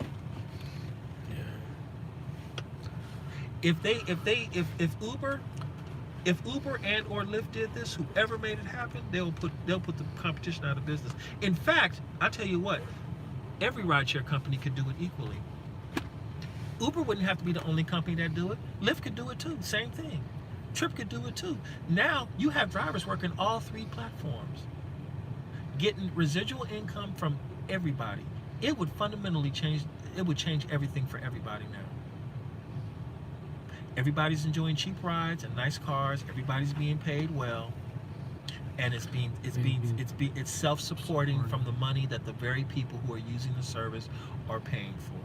Meanwhile, the companies, they're free to increase the rates however they need to, because the drivers can actually afford to do the work. How would you feel if you were making $200,000 a year as a rideshare driver? Oof.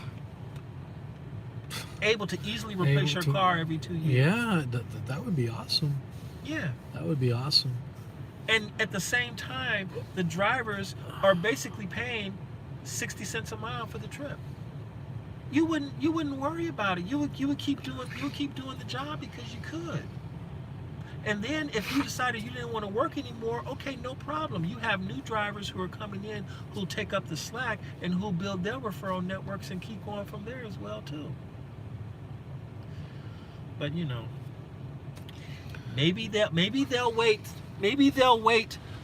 275 minutes, and then they'll figure this out and they say, oh my goodness, that little driver at the end of the live stream, he said this. Maybe we can look into that and see what's going on, if someone actually did the work and see what's going on. But do they really? All they got to do is create a new referral program to make it happen, and tell people exactly how to make it happen, and go from there. It's real simple. You don't have to build a whole new company to make it happen. That's why I'm so energetic and so supportive of what Trip is trying to do. Because see, the thing is this: if when Trip pulls this what off, what is preventing them from launching though? Because weren't they supposed to launch? It's the software. It's the software. When it comes down to it, the chief development officer. But how do you explain that to a public who is very pessimistic about this? Because here's what's going to happen. You hear all the talk about, oh, Lyft was supposed to launch. You hear the talk about it, but this is what's going to happen. One day, the company will launch, and then what's going to happen is people are going to start giving the rides. But this is what's going to change. This is what's going to change when people start reporting how much money they're making from this thing when it actually works. But here's the thing. Let's say for the sake of argument, Trip does launch. By then, you never know. Somebody else could have taken the spot and probably launched before they did. But you have to remember, the thing that's gonna set Trip apart when everything is said and done, it's about the residual income. That's the whole thing. See, if Trip launches as just another rideshare company and they don't give drivers a real benefit to do this thing or so, they'll fall apart. It won't work because it's just, they're just another rideshare company that's not really doing anything special for the drivers. On a fundamental level, every driver is entrepreneurial. Everyone is always going to ask, what's in it for me? See, the customers, they're always going to say, okay, are the rates cheaper than Uber or Lyft? Am I going to get a better driver? Am I going to get a better car? Is the car going to arrive faster? Is the ride going to be safer? Won't I have any problems? You're going to have customers who have been deactivated off of Uber and Lyft and can't get on another service, and they're going to do it because they're looking for it. But you have to give people a reason to want to try the service. And the reason why people are going to try Trip is because as a rider, I'm going to get 40 cents every time my referral rides the trip. As a driver, I'm going to get 10 cents for every time a driver does a trip. That's the incentive for Trip. The rest of it, people really care less about it because it's the same as what's But then how do you on. justify, Trip saying, okay, yeah, you can come drive with us, but here's the catch. You have to pay $200 a month. Okay. How do you justify it? Here's how. Because that's where the whole Here's how that works. Let's just do some simple math. and Really simple math.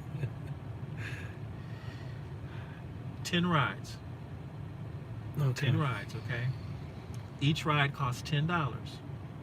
So you did $100, right? Okay. I'm gonna write it down so I have it. You may want to show the. No, we just have a conversation. I'm not gonna put it up there. I'm just gonna have a conversation. We still have viewers, right? I know we still have viewers. They can listen, but I'm just gonna get the whole deal. Nobody's commenting anymore. So I think they're listening. I think they're enjoying this. They're enjoying this because we're like, that show. See. This is what I was. This is what I think rideshare YouTubers should do.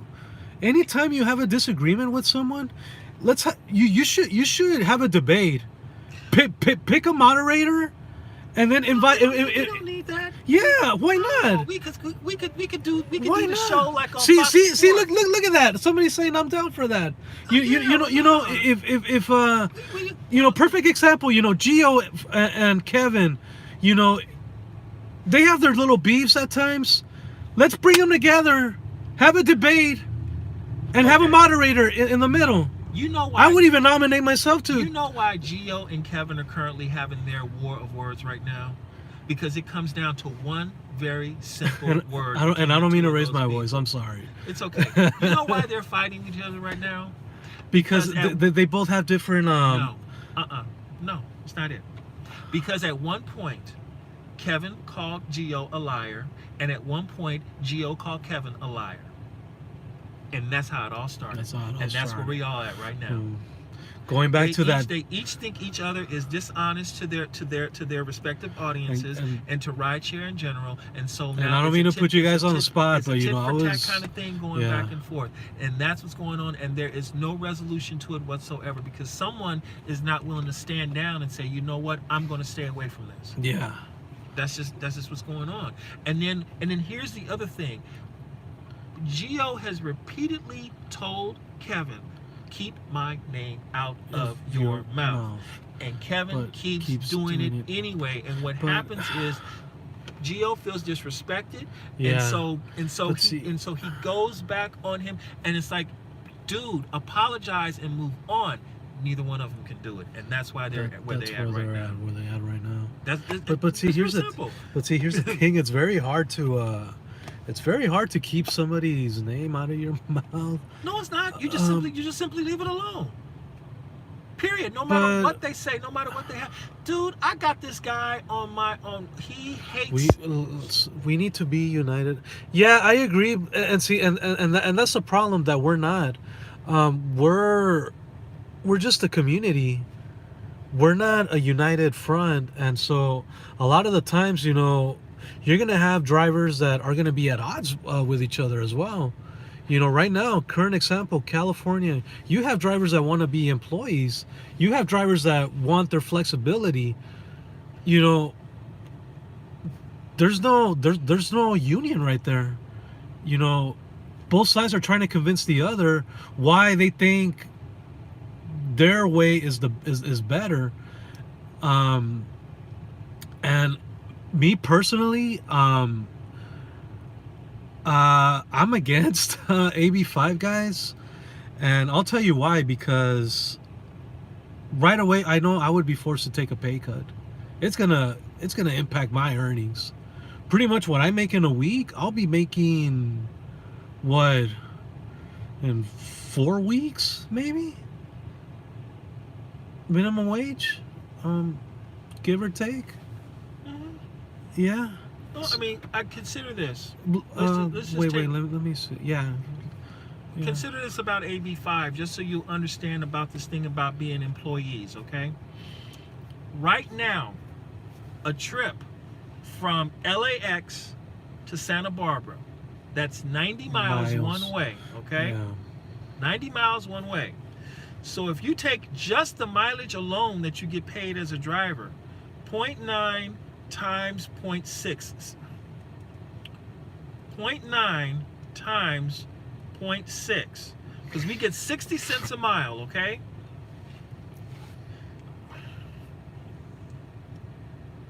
Sorry. 90 times 0.6. That's $54, okay? Just for the mileage alone from LAX to Santa Barbara. If you're traveling 90 miles at 60 cents a mile, okay? That's $54 for the mileage. And then it's what, 22 cents or 22.5 cents, or what is it per minute? 22.8 or something? Let's just say 22 cents per minute. So you figure it's 90 miles, 90 minutes. 0.22 times 90 minutes. Yeah. That's another $19.80, okay? Yeah. So you say you make $19 plus $54. It's almost $70. So that's $73 Almost 73, okay. to make a trip to Santa Barbara. Okay? From the airport? From the airport, because you're going 90 miles to get there, okay? Yeah. You figure a minute of 60 miles an hour, 90 minutes, 90 miles. Okay, $73. If we are hired as employees, and let's be generous and let's say they're going to pay $20 an hour, okay? That same trip, you're going to make $30 on that same trip. Because, you got $20 to get up there plus another 30 minutes, $30. So it's like, okay, look at how much money you've lost as an employee to get up there. Now, here is where the trade-off comes in. As an employee, if you're doing this full time, and if they play this by the rules, You'll get health insurance. You'll get retirement benefits. You get unemployment insurance. You get all the rights that are entitled to you as an employee.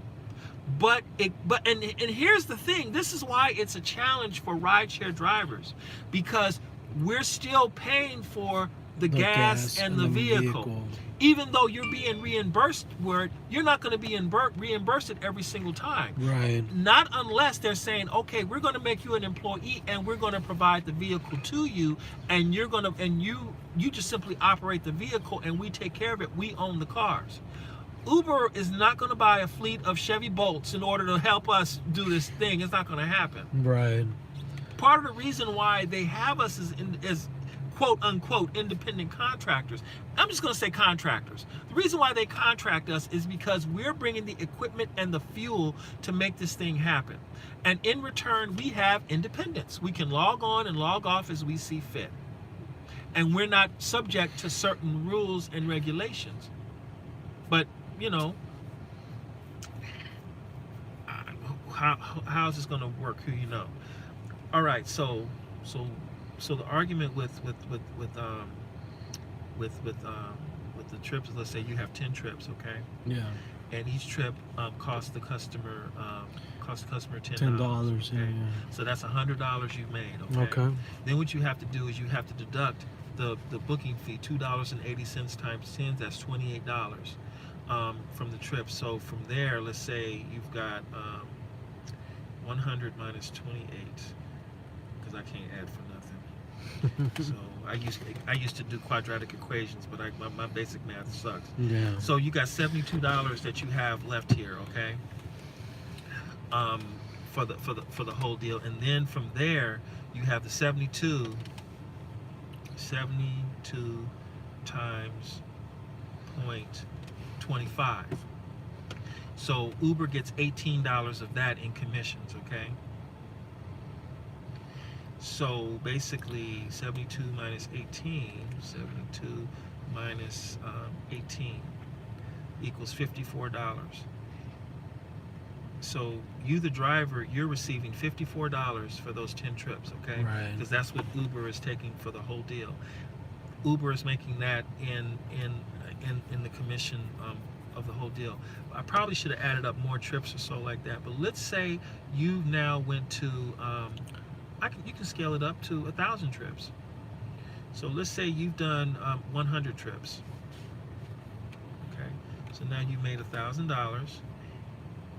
In the booking fees alone, Uber has made $280, 720, 180. You've made $540. Okay, it's 1,000 trips. Okay, you've received Uber from that $1,000 you've made in those 100 trips. Okay, Right. Uber has made a total of 280 plus 180. 180.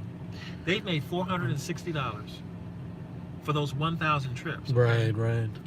For those same 1,000 trips with Trip, they're only charging you 100 and I think their new rate now is $149 for unlimited trips. Right.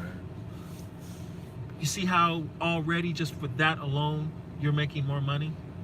This is just for 1,000 trips at $10 a piece. What if you've made, and I kept the number simple because it's easy to scale when you use a factor of 10, okay? But you figure like this, you're gonna do more trips. Let's say instead of just 10 trips at 100 trips at $2.80, let's say you do 25 trips a day, okay? And then you multiply that times 6 trips, times 6 days a week. So 25 times 6. That means you've done 150 trips a week. If you're doing 25 trips a day times 6, okay? And if you multiply that times $2.80, that's $420 just on the booking fees. Yes. We haven't even talked about the commissions they're making per trip. Yeah. You see why the Tripway is the problem with Trip is they saying, okay, they want you to pay the money up front. A lot of people have a problem with that because some people don't have the money up front to pay it. It's easier for it to come off passively because you don't feel it coming out of your pocket directly. Right. But see, the thing is this: when you really start doing the math, you see exactly how much money Uber is really making off of you when you throw in booking fees plus the commission. Yeah. Now, see, Uber is saying, look, we're going to spare you. I mean, Trip is saying we're going to spare you from the commission. You don't pay the commission. All you do is you pay a flat fee to use the service on a monthly basis. We're still going to take our booking fee, which in Trip's case is going to be $1. We're troopers, man. It's $2.95. It's $1.95. But they're subtracting 40 cents from that because that is going towards the fund necessary to pay for the bonuses for the drivers and referral fees. I'm sorry, 50 cents. They're taking 50 cents out. So basically what's going on is $1.95, 1.95 minus 0.5. They're actually getting $1.45 a ride on their booking fee. Now, here's another thing, and I'm almost certain of this. Trip is headquartered in Las Vegas, so they pay no corporate taxes in Vegas, okay? Yeah. They're going to keep their offices relatively modest. They don't have a beautiful building in San Francisco. Right. They're not building another building in Texas. They're not trying to do Uber Air. They're not trying to invest in autonomous vehicles. They're not trying to do autonomous trucks going all over the place. They're not paying the executives. They're not paying the CEO $120 million to run the company because he's going to get his money from whatever the stock appreciates into. What else is going on? And all these other expensive perks they have going on with the company. Of course, they're going to do nice things for the company, but not to the degree that Uber does. There's all kinds of places Uber can cut money from. I personally don't think Uber should be getting involved in dealing with an autonomous vehicle research, because that should be something up to the vehicle manufacturers, because they are the ones that are ultimately going to have. They have the logistics and the scale to build out a program that will help all these cars communicate with each other. Uber thinking that they can do this on their end or so is ridiculous in my opinion. It'd be one thing if Uber were a car manufacturer and they want to do this, but they're not.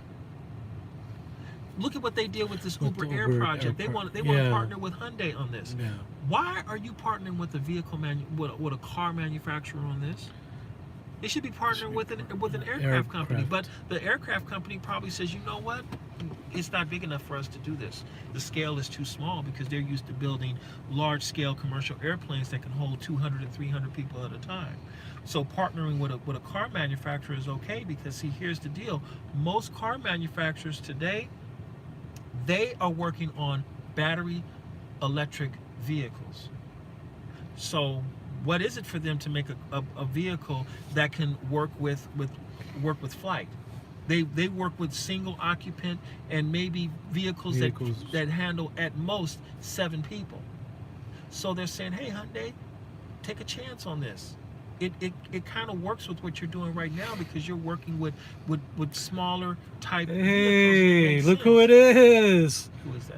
Uberman Tampa, what's going on, buddy? Yeah, he's done for the day, so he's checking us out, seeing what's going on. What's going on, man? How's your back? We've been waiting for you, man. Yeah, man, I haven't seen you, man.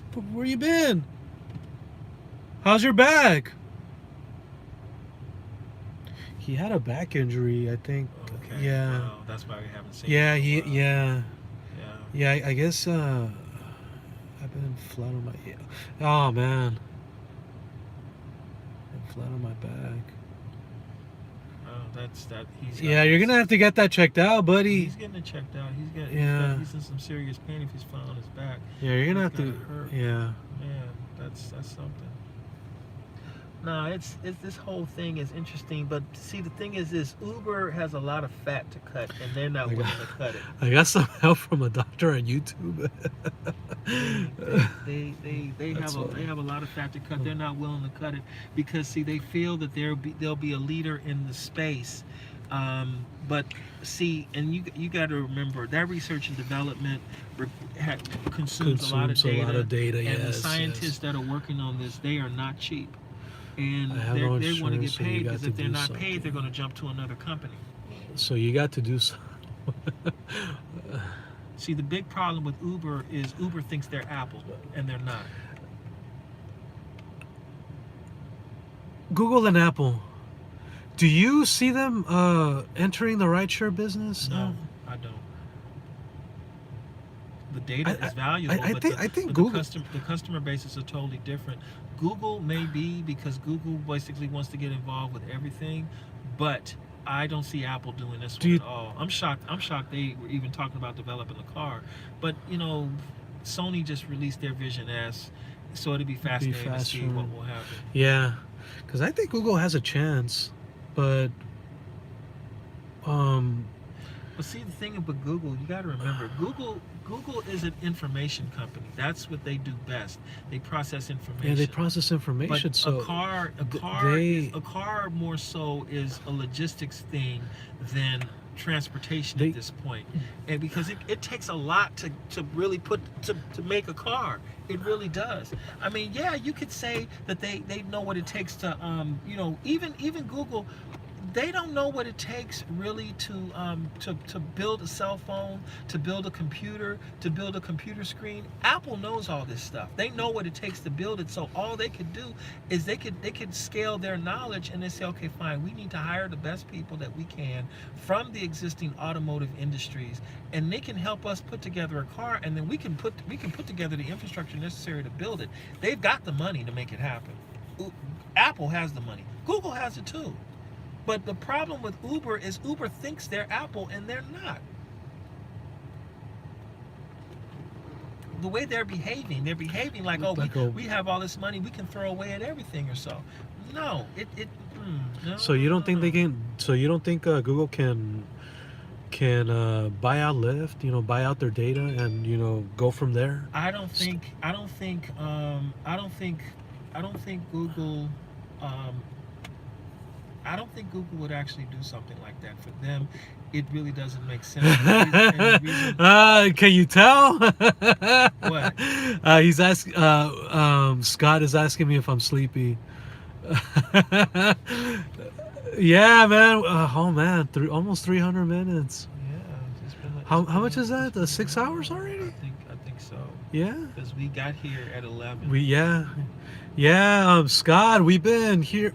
We've been here since. Yeah, we grabbed a bite to eat, and then I suggested to Peterson that we should talk before doing the live stream, so that way he could kind of get an idea, kind of get a feel of me, and because a lot of the times when you just say, okay, we're gonna go live, a lot of the times the chemistry's not there. So that's why I wanted Peterson to get to know me off camera first, so that way he can say, okay, you know what, I either like where this is going, I don't, we need to work on this. Yeah. So and obviously I think we've been doing well. We've been good. Yeah, I finally confirmed that you YouTubers are real. Yeah, we're really real. Very real. Very real people. My wife just texted me. She's like, OMG, you have been live for over 4 hours. Yeah. Hey, I told you about it. 6 hours. Yeah. Maybe one day we'll particularly. Look, there's that show on Fox Sports, I think it is, Skip and Shannon Sharp and Skip. I've never heard of it. You haven't heard of it? No, I don't. Skip. I forgot his name. Somebody out there knows about Skip Sharp and Shannon on Fox Sports. Yeah, 26 viewers right now. What's the name of that show? On Sports News with Shannon Sharp. Undisputed? Yeah, that's it. Undisputed. Okay. Who is it? Shannon Sharp, and who's the other one? Skip. What's his last name? Skip Bayless. Skip Bayless. There you go. That's it. We could be the Shannon and Skip of Rideshare. That would be perfect. It would be great. I could go and get a shirt and tie from whatchamacallit, from Kohl's right here, and I can put a crazy mask on my head and flex my arms, and we can make this happen. Yeah. I can relocate the mirror in the middle, and we would switch positions in the Prius, and we would argue for 12 hours. Oh, yeah. We could do that. Y'all would love it. We're gonna be road wives, you and I. Yeah. I can see that right now. It'd be crazy. We're gonna be fighting on the road, huh? Yeah, we'll have to think of a we'll have to think of a new name for that and do something, and we get into we could call it Rideshare Rage. Rideshare Rage. I should buy that domain name. We can see if that works, dude. That would be cool. Yeah. You really think about it. Yeah, we could launch a new channel. It would take over, like Rideshare Revolution versus Rideshare Rage. We could even have a 4-way. Me and Xander with Geo and Boomer. Bam. It would be hot. It would be great. You say the greatest 4-way on the internet. It would be a handicap match. You would be no help to me. No, sure. We'd be, Bam is my boy, man. We'll call it Rideshare. Yeah, Rage. guys. Guys, if you haven't tuned into my videos, I give a lot of credit to Bam. He's the one that really was pushing me to to start a channel. And at first I didn't want to do it. He was in denial. I was in denial. I didn't. No, I'll be honest with you. I lacked the confidence. I felt like I was lacking confidence. Everybody likes confidence at first. But yeah, you know what? With the whole state of rideshare on YouTube, it got me thinking. You know what? Maybe I'll give it the old college try. Let's see if a new channel from a different market with a new driver can make some sort of an impact. And like I said, maybe I don't think it'll make an impact. It's just a matter of just getting your voice out there. Just getting my voice out there. Yeah. And go from there. And so this is my contribution to him, because he presents well. You really think I do? You do. You present well. Let me Yeah. tell you something, man. If you did not present well, I would not have been able to maintain, on average, 20 to 25 people on this live stream. They would have tuned out a long time ago. You got some people on this live stream that are curious to see how long will this last. But some people are actually curious, and they want to see what's going on because they see the title, they see what's going on, they see the picture, and they want to see what's happening, what's the chemistry here. We're going to get feedback on this. I know it. Yeah. Noah, thank you. Appreciate it. Really appreciate you, man. Thank you. Thanks, Scott. Hello, my darling. Hey. You need to upload that video. Where are you saying that? Okay, so Uberman Tampa, a few months ago, he uploaded a video. It was like a 30-minute version of it. He was pretty much doing a drag show. And when I read the description, I found out that I guess he used to do drag back in his days. Really? Ooh. Yeah. Okay. And so that was actually that's the video that actually sold me, and I started subscribing to him. Okay. And I told him, hey, great video, and you just got yourself a new subscriber. Okay. And that's the drag video. Yeah. Wow. Okay. Oh yeah, so it's on there. I just took it private, so not to confuse YouTube. Yeah. He took the drag video private. Yeah. So I don't know, how do you do that? You privatize when you go took what private? The comments or the video? No, the video. Oh yeah, when you upload a video, you have the choice of making the video public, private, unlisted, and hidden.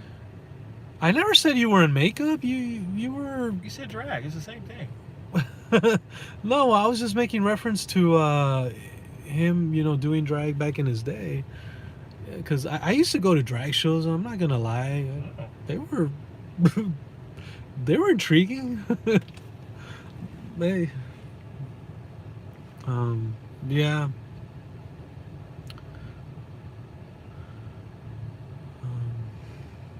No, you didn't, but that's why I said it. Peterson thinks I was in makeup. Yeah. Drag is makeup. Drag involves makeup. Yeah. Does it? Yeah. Because if you're doing drag and you're not wearing makeup, then you look really ugly. Yeah. You'll never see me in drag. That's not gonna happen. Never gonna happen. Yeah. I think I would probably, if I was there to do it, I would. Oh, brother. I would. Hey, we're being real here. Hey, I'm always open to trying new things. You're open to trying drag? Just for fun. Okay, I'm not even gonna go there.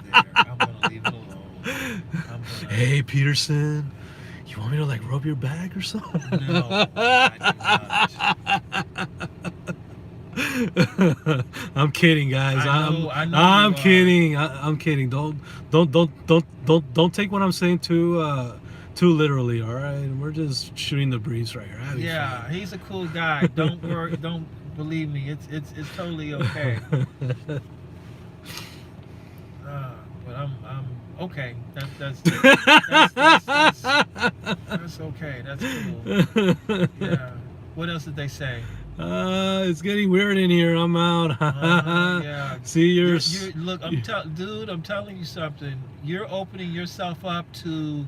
Oh God, how can I explain this one? You're opening. Overexposing. You're opening. No, it's not about overexposing. It's just that what people do is it reflects. it's not about a reflection. People take a centimeter.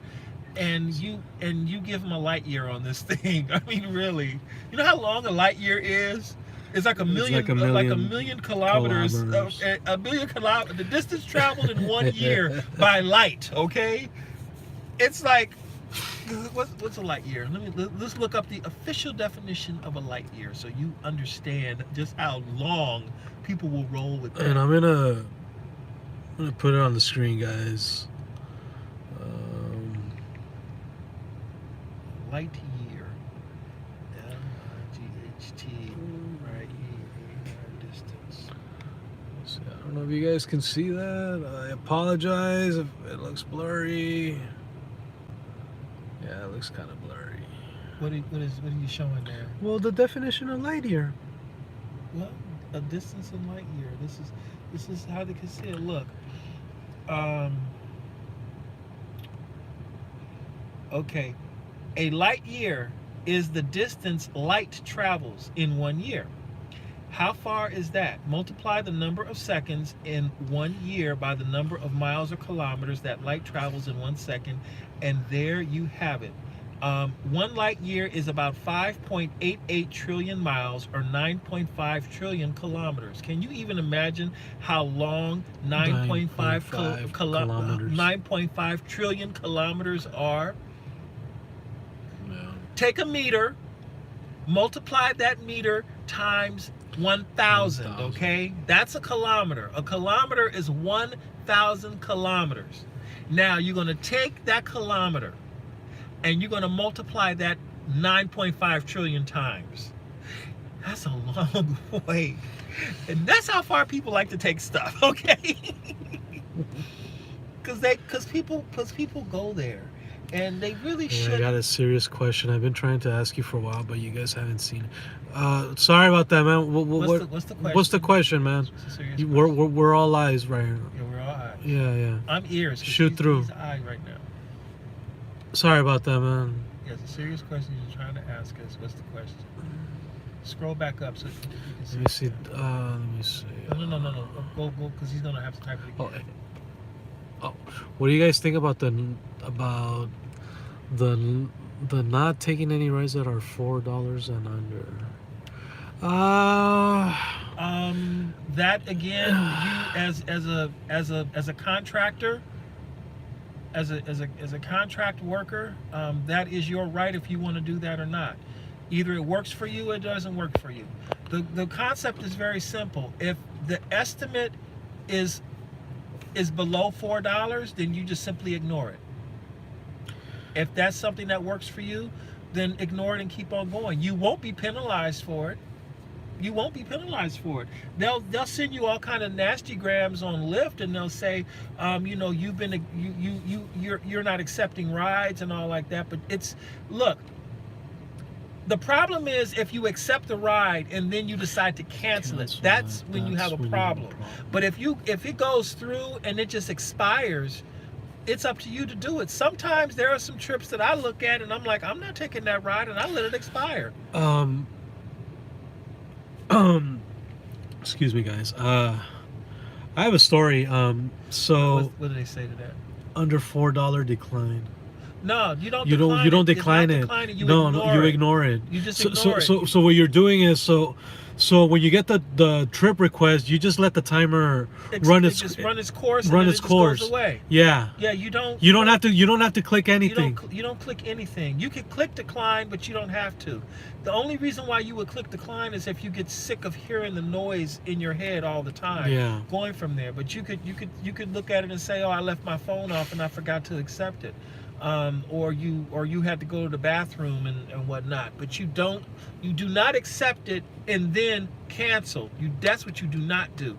What you do is you just let it expire on its own and you keep on going.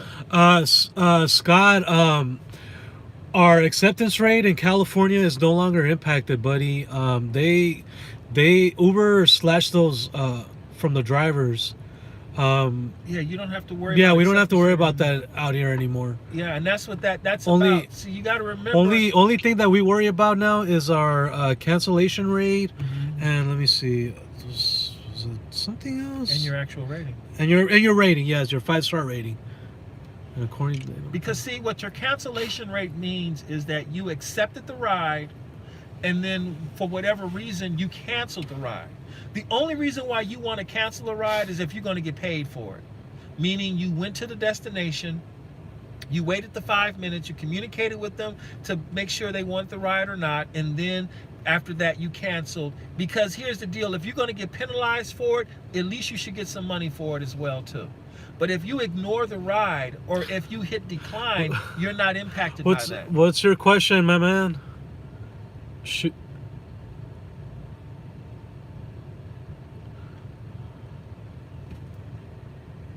Decline, not cancel. Yeah, decline, but do not cancel. Do not cancel. Cancel is detrimental to you. I need the new terms the other day. They don't penalize you for. I read the new terms the other day. They don't penalize you for canceling anymore. Where did you see that? That was Scott, Uberman Tampa. That's said that. Are you sure it said you're not penalized for cancellations? Are you talking about California, Scott?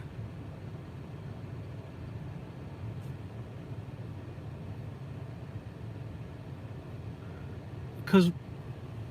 So you're telling me that I can accept a ride, I can see where the customer is going, and then if I don't like where the customer is going, I can cancel it, and there's no penalty? I don't believe that. No, that's going to impact you. That's going to impact you. It might not affect you for deactivation. Yeah, because it will affect you some kind of way in the app.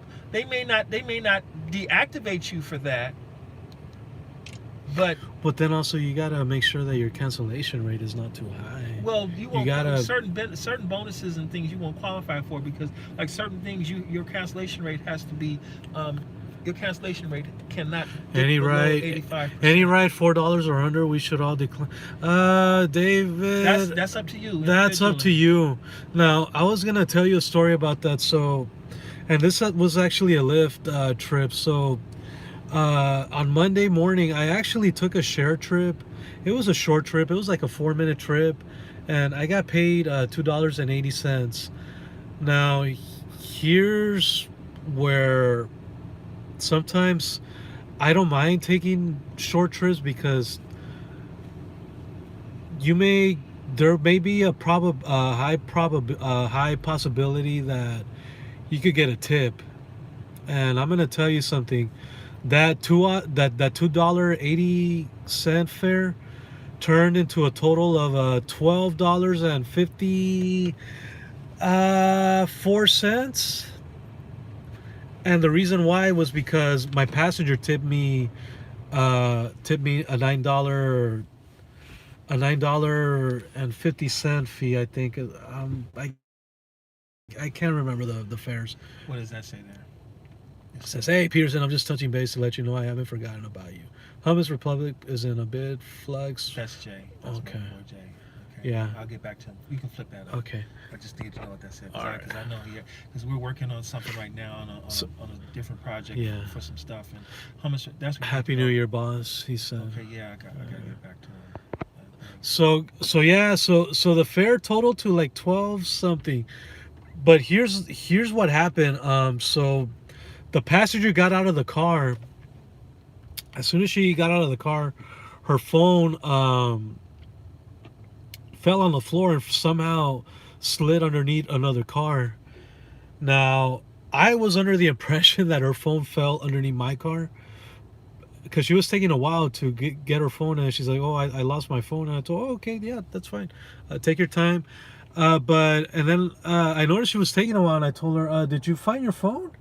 And she goes, "Oh, I think it fell underneath the car." And I was still under the impression that it was my car, but no, it was actually the car next to me. Because what happened was, when I dropped her off, I was still on the street, and I had my emergency lights on.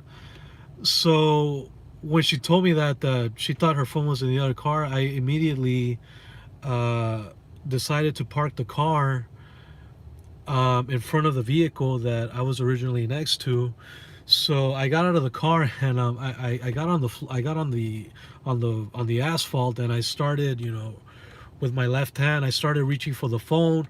I was able to pull it out, gave her phone, gave me the $9, $10 tip, and that right there. So sometimes you'd be surprised, you never know what could come out of a short trip. Yeah, so don't underestimate them short trips, because sometimes they do benefit. Yeah, sometimes they do. I had a similar situation. I was in the Yukon, and a couple ordered me as Uber XL. Yeah, and I actually told that story in my my video that I did on for the Monday morning rush hour. I told that story. So yeah. Yeah. No, they ordered me Uber XL, and he left his phone in the car. He left it in the truck. And I'm reaching the phone. It had Face ID, and so I couldn't get in the phone to see what was going on. And I drove back to the hotel where I dropped him off at, and they said, "Oh yeah, they went down the street a little ways away." And so I gave the valet my phone number, and I said, "Look, as soon as they get back, let them know that I have their phone, and I'll park." Thank you, David. Appreciate you, man. And so they called me. I went back to them, and they gave me a $50 tip for getting the phone back to them. So those are little trips I'm planning out. If I was to come to California, don't. What city would you recommend for families of 5? Oh man. Family of 5. What do you mean? Why are you coming to California? Are you looking to move out here, or?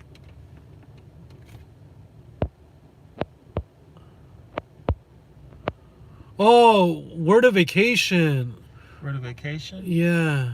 A family of 5. A family of 5 a vacation? Well, what do you consider a vacation? I mean, how? Because that's a wide. See, a lot of people vacation out here. It depends on what it is you're trying to do, Yeah. and where you're going to go, because you could do. I would say this regarding vacations. Northern California, for the most part, is considered more of an adult place to go because of the wineries that they have up north. Sonoma, Napa. Where we vacation at?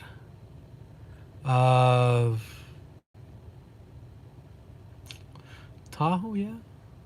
You could do Tahoe. Yeah, you go could do there. Tahoe. I mean, If you're into camping, Yosemite National Park. yeah, but you can do a lot more stuff down here in Southern Yeah. California because everything that you want to do up in Northern California, that you can do it down here. Yeah. I mean, you have the Wrightwood, Wrightwood, the Big Bear. Big Bear. You could go there. Big Bear is big for families. You Yeah. would love it up there. It takes a while to get there, but once you're there, it's worth it. You could go to Idlewild. I've been to Idlewild. It's good. I wouldn't recommend Palm Springs. Palm Springs is more of an adult place. It's kind of a party city in a way. Yeah, that's what I say. Usually, a lot of the people that go to Palm Springs, they're usually from out of town. Yeah, and it's just it's for adults when it comes down to it. I mean, you have families that live. Yeah, there, lot of Airbnbs in Palm Springs, Yeah. by the way. But I wouldn't recommend For Palm Springs. for Coachella. Oh my God, Palm Springs. It's gonna be burning. It's gonna be burning this year, and I'm actually, since I have my channel now, I'm actually gonna go just for the viewership. Hopefully, yeah. You could but most people, when it comes to families, you could come down here to LA. You could go to Universal Studios.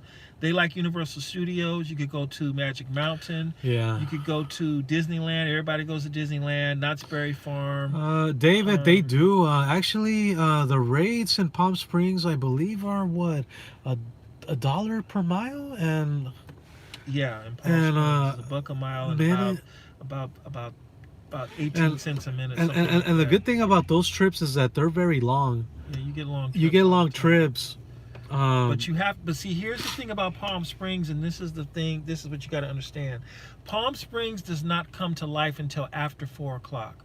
Between the morning and 4 p.m., you're not going to get any trips. It's going to be dead. You're gonna swear there's nothing going on. You may get the retirees here and there, but yeah, it's a long shot. I used to drive in Palm Springs Friday and Saturday nights. When I was doing Uber pool part time, I would go to Palm Springs. I was like, why would I want to come to LA? Yeah, because you're closer. Because I'm a lot closer. And then I remember the first year that I wasn't even aware about Coachella.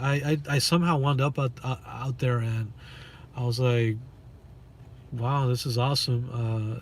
And I think we had the multiplier.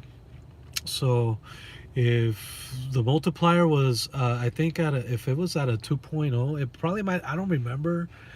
And you got a long trip from Coachella to Palm Springs. Oh man, it was a good fare. Oh yeah. That was a good fare.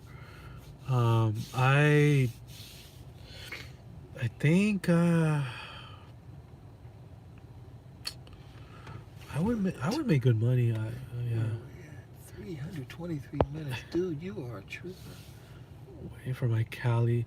David, do you live in California? Yeah, he's in California he's right now. He's just waiting for his California registration to switch, his driver's license information to switch from another state. So because he wants to start doing Uber and Lyft out here, but he's got to wait for his driving record to switch over. He's in Palm Springs right now. Oh, all right. Oh, okay. Yeah. All right. What else we got going on here? Palm Springs, yes. Hey Peterson, what? Let me see. Let's go back. Oh, you.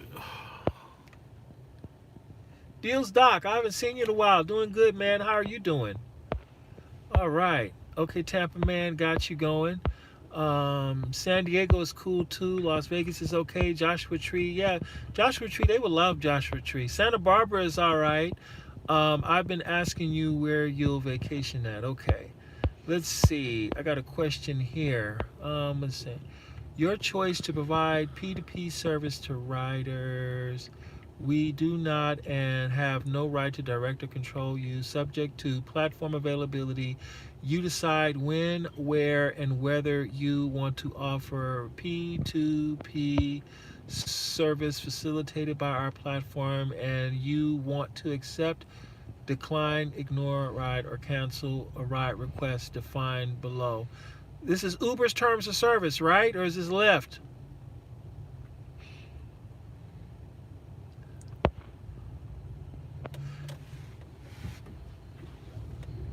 But see, that is correct. When you read the terms at yes, as of January 6th, that's an Uber.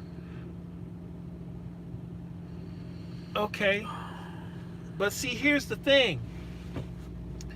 You do have the right. It says here, and you want to accept, decline, ignore, or cancel a ride defined below request. Okay, so I'm going to have to read the rest of that and see. The question is, are you penalized in any way for cancellations? I know you're not penalized for ignoring. You're not penalized for declining, because ignoring and declining is the same thing. When you ignore a ride request, that means you let it expire all the way out. When you decline a ride request, that means it comes through and you actively press the button to get rid of it quickly. In both of those instances, the benefit of ignoring or declining the ride request. Oh wow, we have a 2.3 at LAX right now. Yep, surge is back, people. It's real, and it's a 2.3 at the airport. What do you too. think? You think we'll get lucky? I think we need to log Yeah, off. we need to. Yeah, we need to go after this money, guys. So, yeah, we need to roll. See, people, here's the deal. I love this because I am prepared. And we better make sure that we get there, because you know that multiplier goes away fast. Not at the airport. No, Not it at the stays. airport. It stays. Really? Yes, sir. Okay. It's nighttime and it's Thursday. All right. And this is what I do because I got new ways of putting this stuff in my car now. All right. So guys, I want to thank you all for watching. It was an honor to join Mr. Peterson on this collaboration video. I'll be looking forward to doing this again with him. Once again, guys, don't forget to check out my channel. It's called Alone Rideshare. My name is Xander Sagasta, and I'm a California driver. I'm a full-time Uber driver, Lyft driver, and Wings driver. I drive 3 different platforms in the city of Los Angeles. So go check me out, guys, and feel free to like, comment, share, and subscribe, and make sure you hit the bell notification, the bell icon. I'm sorry, the bell icon, so that way you're aware of when I upload future videos. And once again, I appreciate the time, and I will see you next time. Take care. I'm gonna stick on Lyft, and the reason why is because I don't have instant. Yeah, I don't have instant pay. I don't have a taxi shoe with them. So I have to. So what I do is I try to work Uber for the weekly pay, but Lyft, I can take Lyft home right now. So I'll settle with Lyft, because see, the thing is this: my cell phone bill, I gotta pay. I gotta pay 90% of the cell phone bill, and it's dropping. you gotta go. I'm good. I'm good. I'll be okay. All right. Good to see you. All right. Hey, okay. So, what's your sign? Is my sign? Yes, sir. Wow, that's amazing. Okay, we get along so well. Well, I'm Aries. I'm April 9th. All right. But the chemistry was perfect. Yeah, man, we gotta do a show. Like I told you, like the show on cable TV. Yes. All right. Yeah. So we'll see each other around. We'll definitely collaborate many times. That was.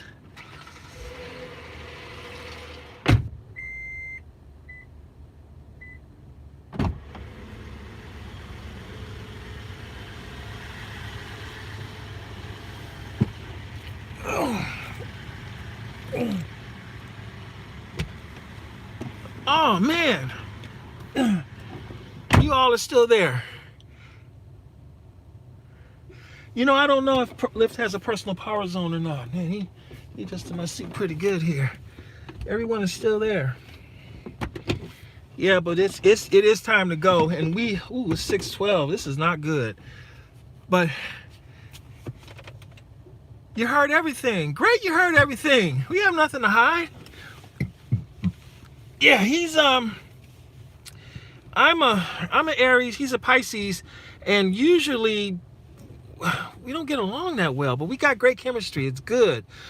So I think we'll do well collaborating on videos in the future. That's really cool. But you know, Xander is one of my earliest subscribers on my channel, and he stuck with me all this time, and he's done the live stream stuff too. When we do the live streams, when I did live streams, he would super chat all the time. So you know, when he told me, when I saw that he had his own channel, I'm like, hey, you know, we need to get together, collaborate, and get you get eyes on your channel so people can see who you are and get you more subscribers. That's how the collaboration videos work. Because my whole goal is to help him get to 1,000 subscribers as quickly as possible. That's the whole thing. Because when you get to 1,000 subscribers on YouTube, then things start to change for you when you can generate income from this. And he could turn YouTube into something really, really good for him. The key is just knowing if you can even present well to begin with. And that's the thing. But no, you see a 2.3 surge at the airport, you want to take advantage of it. Absolutely. There's no I'm like, hey, yeah, we need to go. We need to make that happen. And yeah, I need to make it happen. I need to make money too. I got to pay this cell phone bill and a few other things. All right, everybody, let's see what's going on. Let me see. Well, good on you for encouraging him to make a channel. That's awesome. Actually, it wasn't me that encouraged him to make the channel. It was Bam in New Orleans and Gio in Chicago that encouraged him to make the channel. Because he's here in California and I'm here in California.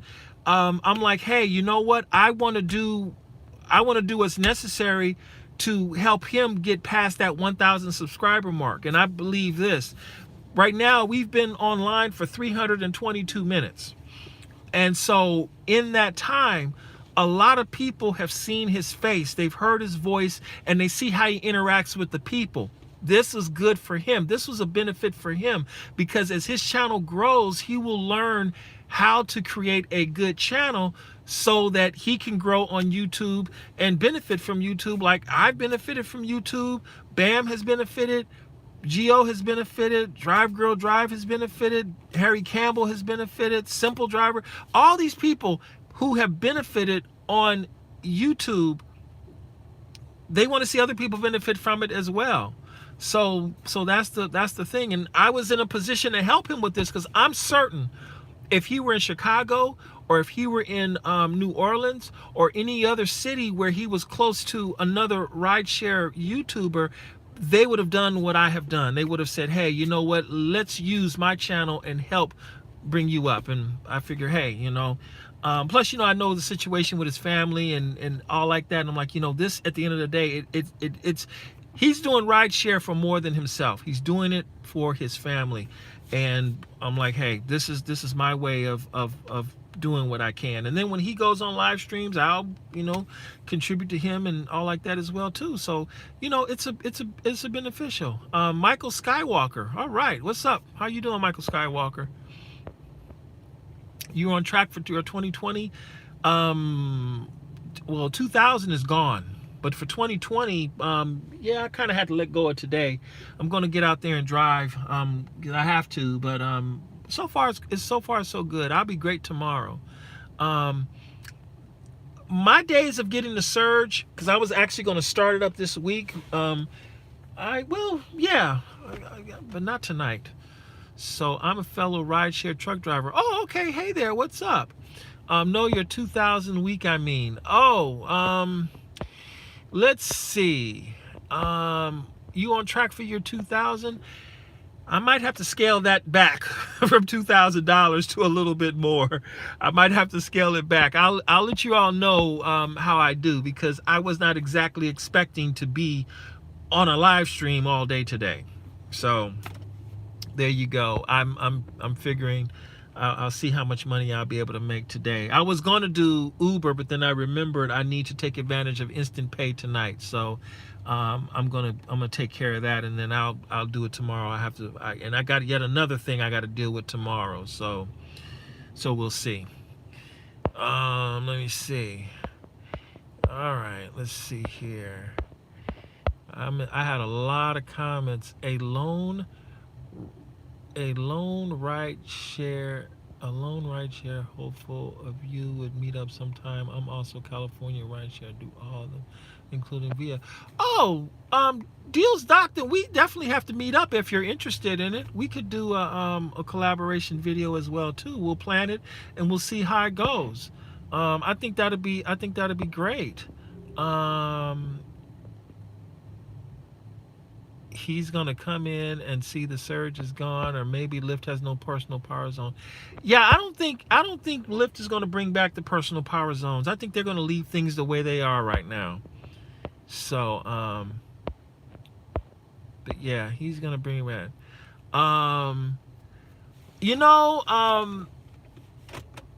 LAX, it actually is working out okay. I've been to LAX since I've been in the Prius, and it's actually worked out okay. So my self-imposed strike of LAX is over. And I'm back working there now. I have airport permits for both Uber and Lyft. I like going into LAX a lot more easier with Lyft than with Uber, because Lyft has a very simple input directly off of LAX. A dedicated way into LAX, and it's fantastic. So I prefer Lyft than Uber, but I haven't tried Uber yet, but Uber still goes in the crowded way. So Lyft works out pretty good. If you're flying into LAX and you need rideshare, choose Lyft. Lyft is the way to go at LAX. They have a dedicated pickup area, and it's much faster. Scale it back to more. Maybe I said something wrong in there, and I can't remember what I was going to say. I'm sorry about that, Noah. I apologize. I think I said something wrong in that element. Okay, born Proverbs 31. Okay. With Uber's changes, how can anyone go back to Lyft? That's a personal decision that people have to make. I mean, I'm thankful I can still do both. The surge, I can tell you this, now that the surge is at 2.3, basically what that means is now instead of making 60 cents a mile, on Lyft, on Uber, 0.6 times 2.3, you're making $1.38 a mile. So that makes a difference now. Instead of making 22 cents a mile, you're now making 50.6 cents a mile. Yeah, the surge at a 2.3 surge, that makes a difference now, because effectively the driver is getting what I've been saying you should get for a ride. You should get $1 a mile and 50 cents a minute, and the surge makes that happen. So I think it's pretty cool. A lot of drivers will not drive for Uber until the surge is a minimum of 2.1. When it's at 2.1, you're effectively getting $1 a mile and 50 cents a minute. So yeah, I mean, it's all right. I'm still streaming. Xander took off. We have a 2.3 surge at LAX right now. We're right down the street, and he needs to really pull in the money, because he has a family to take care of. So I'm just gonna stay here and close it out real quick. But yeah, I was gonna get excited and get going, but when I saw that it was still going and he left it on, I'm like, you know what? I'm gonna stay on for just a little bit longer, and then I'm gonna hang it up as well too. I think I'm gonna go get something to eat though, because I'm hungry. I need to get one of those salads at Panera Bread. I'm starving. So I figure I'll do that, and then Then I'll get to work. I don't want to be hungry anymore. Oh, goodness, so where are we at? Yeah, but we're still streaming, Dustin. You got any questions for us? Oh no, Noah, it's okay, man. You're getting on my case. It's no, don't think about it. Yeah, I probably said something. I running my mouth too fast, and I should have kept it together. My goodness, I am really still on this thing here. Be safe, man, and get that food. Hey, Dustin, thank you so much. Hey, congratulations on your rapid ascent of the subscribers, man. Before you know it, you're gonna get that play button. You're gonna get the play button. You're gonna hit rideshare history. That's for sure. The Nomad. Can you live stream the food like your chicken sandwich reviews? I think I will. I'll because you asked, I'll do it for you. I'll do a separate stream just for that. You'll have to give me a few minutes to walk over, and we'll take it from there. It won't be well, what I could do, what could I do? Oh man, but then you'll hear me munching and crunching all the time or so. Because I could go to Wendy's and get an apple pecan salad. Because right now I'm on a Wendy's kick right now. I'm loving Wendy's. So, but I'm here at Panera Bread. But I'm thinking if I go to Wendy's, I'll be happier at Wendy's. Where is the Wendy's at? I'm trying to think, where is the Wendy's? I wish my other phone was working. I could look it up. I think I'm gonna go to Wendy's instead. All right, let me see if I got any other questions on here. Greetings from Florida. All right, there you go. Michael Skywalker is from Florida. Lyft came back and y'all still at it. We heard everything. Maybe the hell personal power zone. Going live again.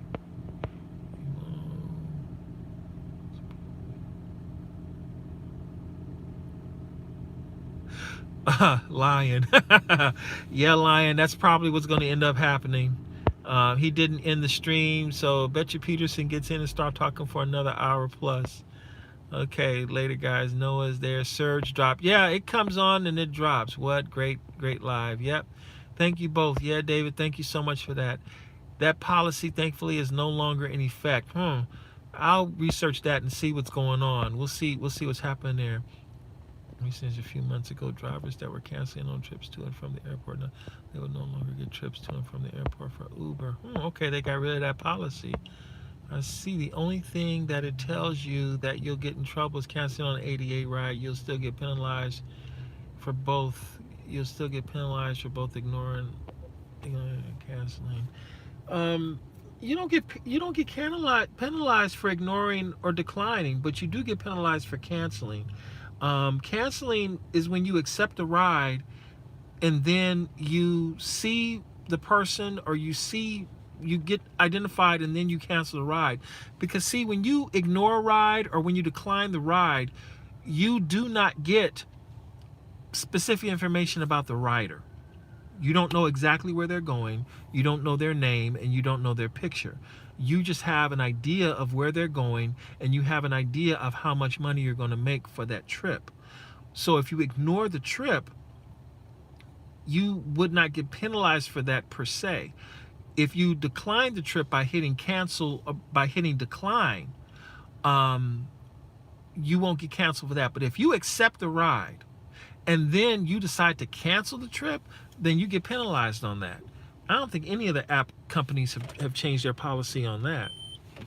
I don't think they've changed their policy on that at all. So we'll see. Let me see, Mr. Peterson, where do you see yourself in the next year and in the next 5 years? This time next year, I don't expect to be driving in Palms. I don't expect to be a rideshare driver in this time next year. I will be doing something more than likely either in security or in sales or potentially a trucker. I could still go into truck driving. I anticipate that the gut that I have right now will be gone. I don't think I'll be a fantastic Adonis or anything, but hey, thank you so much, Noah. You got a good one. Thank you so much. I appreciate you. Take care. I'll be in shape. My blood pressure will be under control. I'll still be recovering financially. I'll either have a place of my own or I'll be on the road as an on-the-road trucker. In 5 years, I expect to be a homeowner. I expect my finances to be in order. I expect to be in way better shape than I'm in now. My goatee here will be completely white. I'll probably be wearing glasses. Let me see. I will be driving some sort of electric powered vehicle, more than likely a Tesla or something, maybe a great deal on a pre-owned Audi e-tron. Let's see. What else? And I'll be wearing really nice shoes with nice belts. So I'll be doing that. And that's it. And I might have a dog. I'm thinking about getting a dog when I get a house. So there we go. Yeah, no, hey, you have some money, you gotta get some nice shoes. I might get some Salvatore, what are they called? Salvador Ferragamos. I might get some Ferragamos.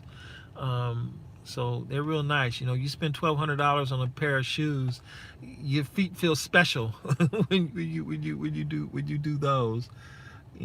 So we'll see. You got to treat yourself to a really, really, really nice pair of shoes at least once in your life. I want a black mouth cur, or a black nose, or black nose cur, or black mouth cur. If you look it up, it's an obscure brand, but the dog is absolutely beautiful and I love him. So let me look it up and see. Black mouth cur, but that's what I want. BlackMouth.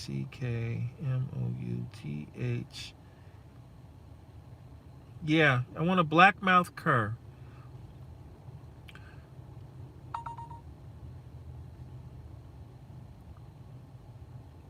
Yeah, I want a black mouth cur. Yeah, because I'm looking at it right now, and this is the dog. I want a black mouth cur. So I'm thinking about it anyway. Let me see. Do you have any particular area of security you would like to get into, like mall security, club doors, etc.? I would really like to get into what is that? Whichever ones pay the most. But I think what you're doing is you're looking into what is that called? What is it? Where you're watching the cameras, and you're doing the in the control room, and you're watching people walk up and down the aisles to see if they're shoplifting. That when you say it, that's exactly what it is. I'll know it, but that's what I'm looking to do, into that field of security. But I'll probably end up getting into armed security. I don't think I'll do. You never know. I could do. Well, I don't think I'll be an armed guard for armored trucks or anything like that.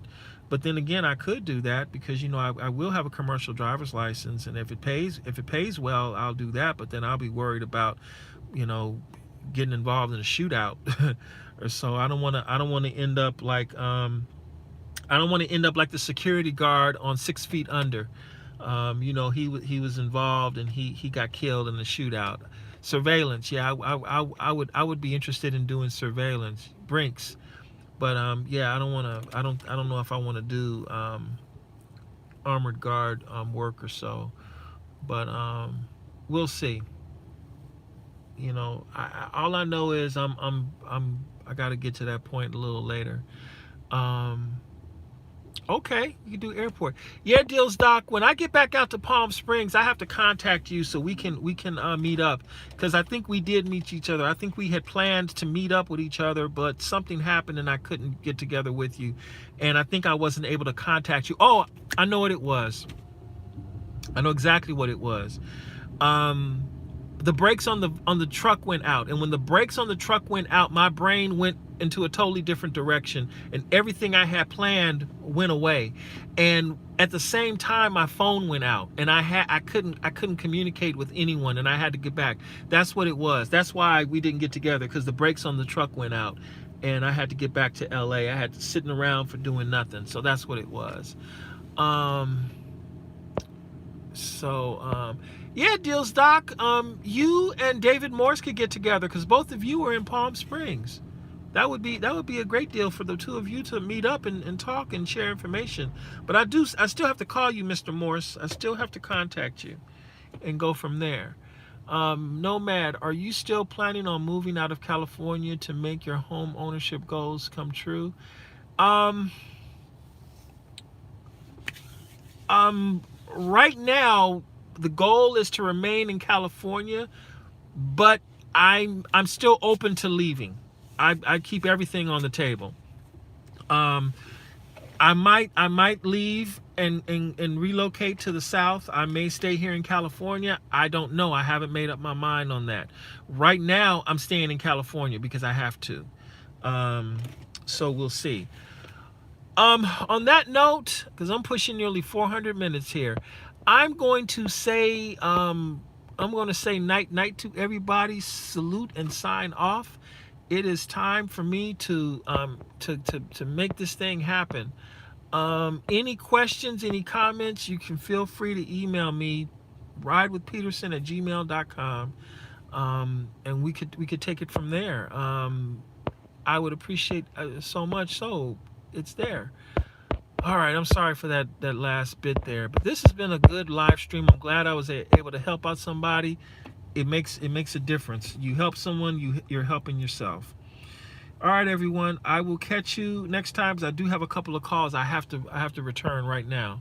Have a great one, and thank you for those of you who hung out with me the whole time. Thank you so much. Well,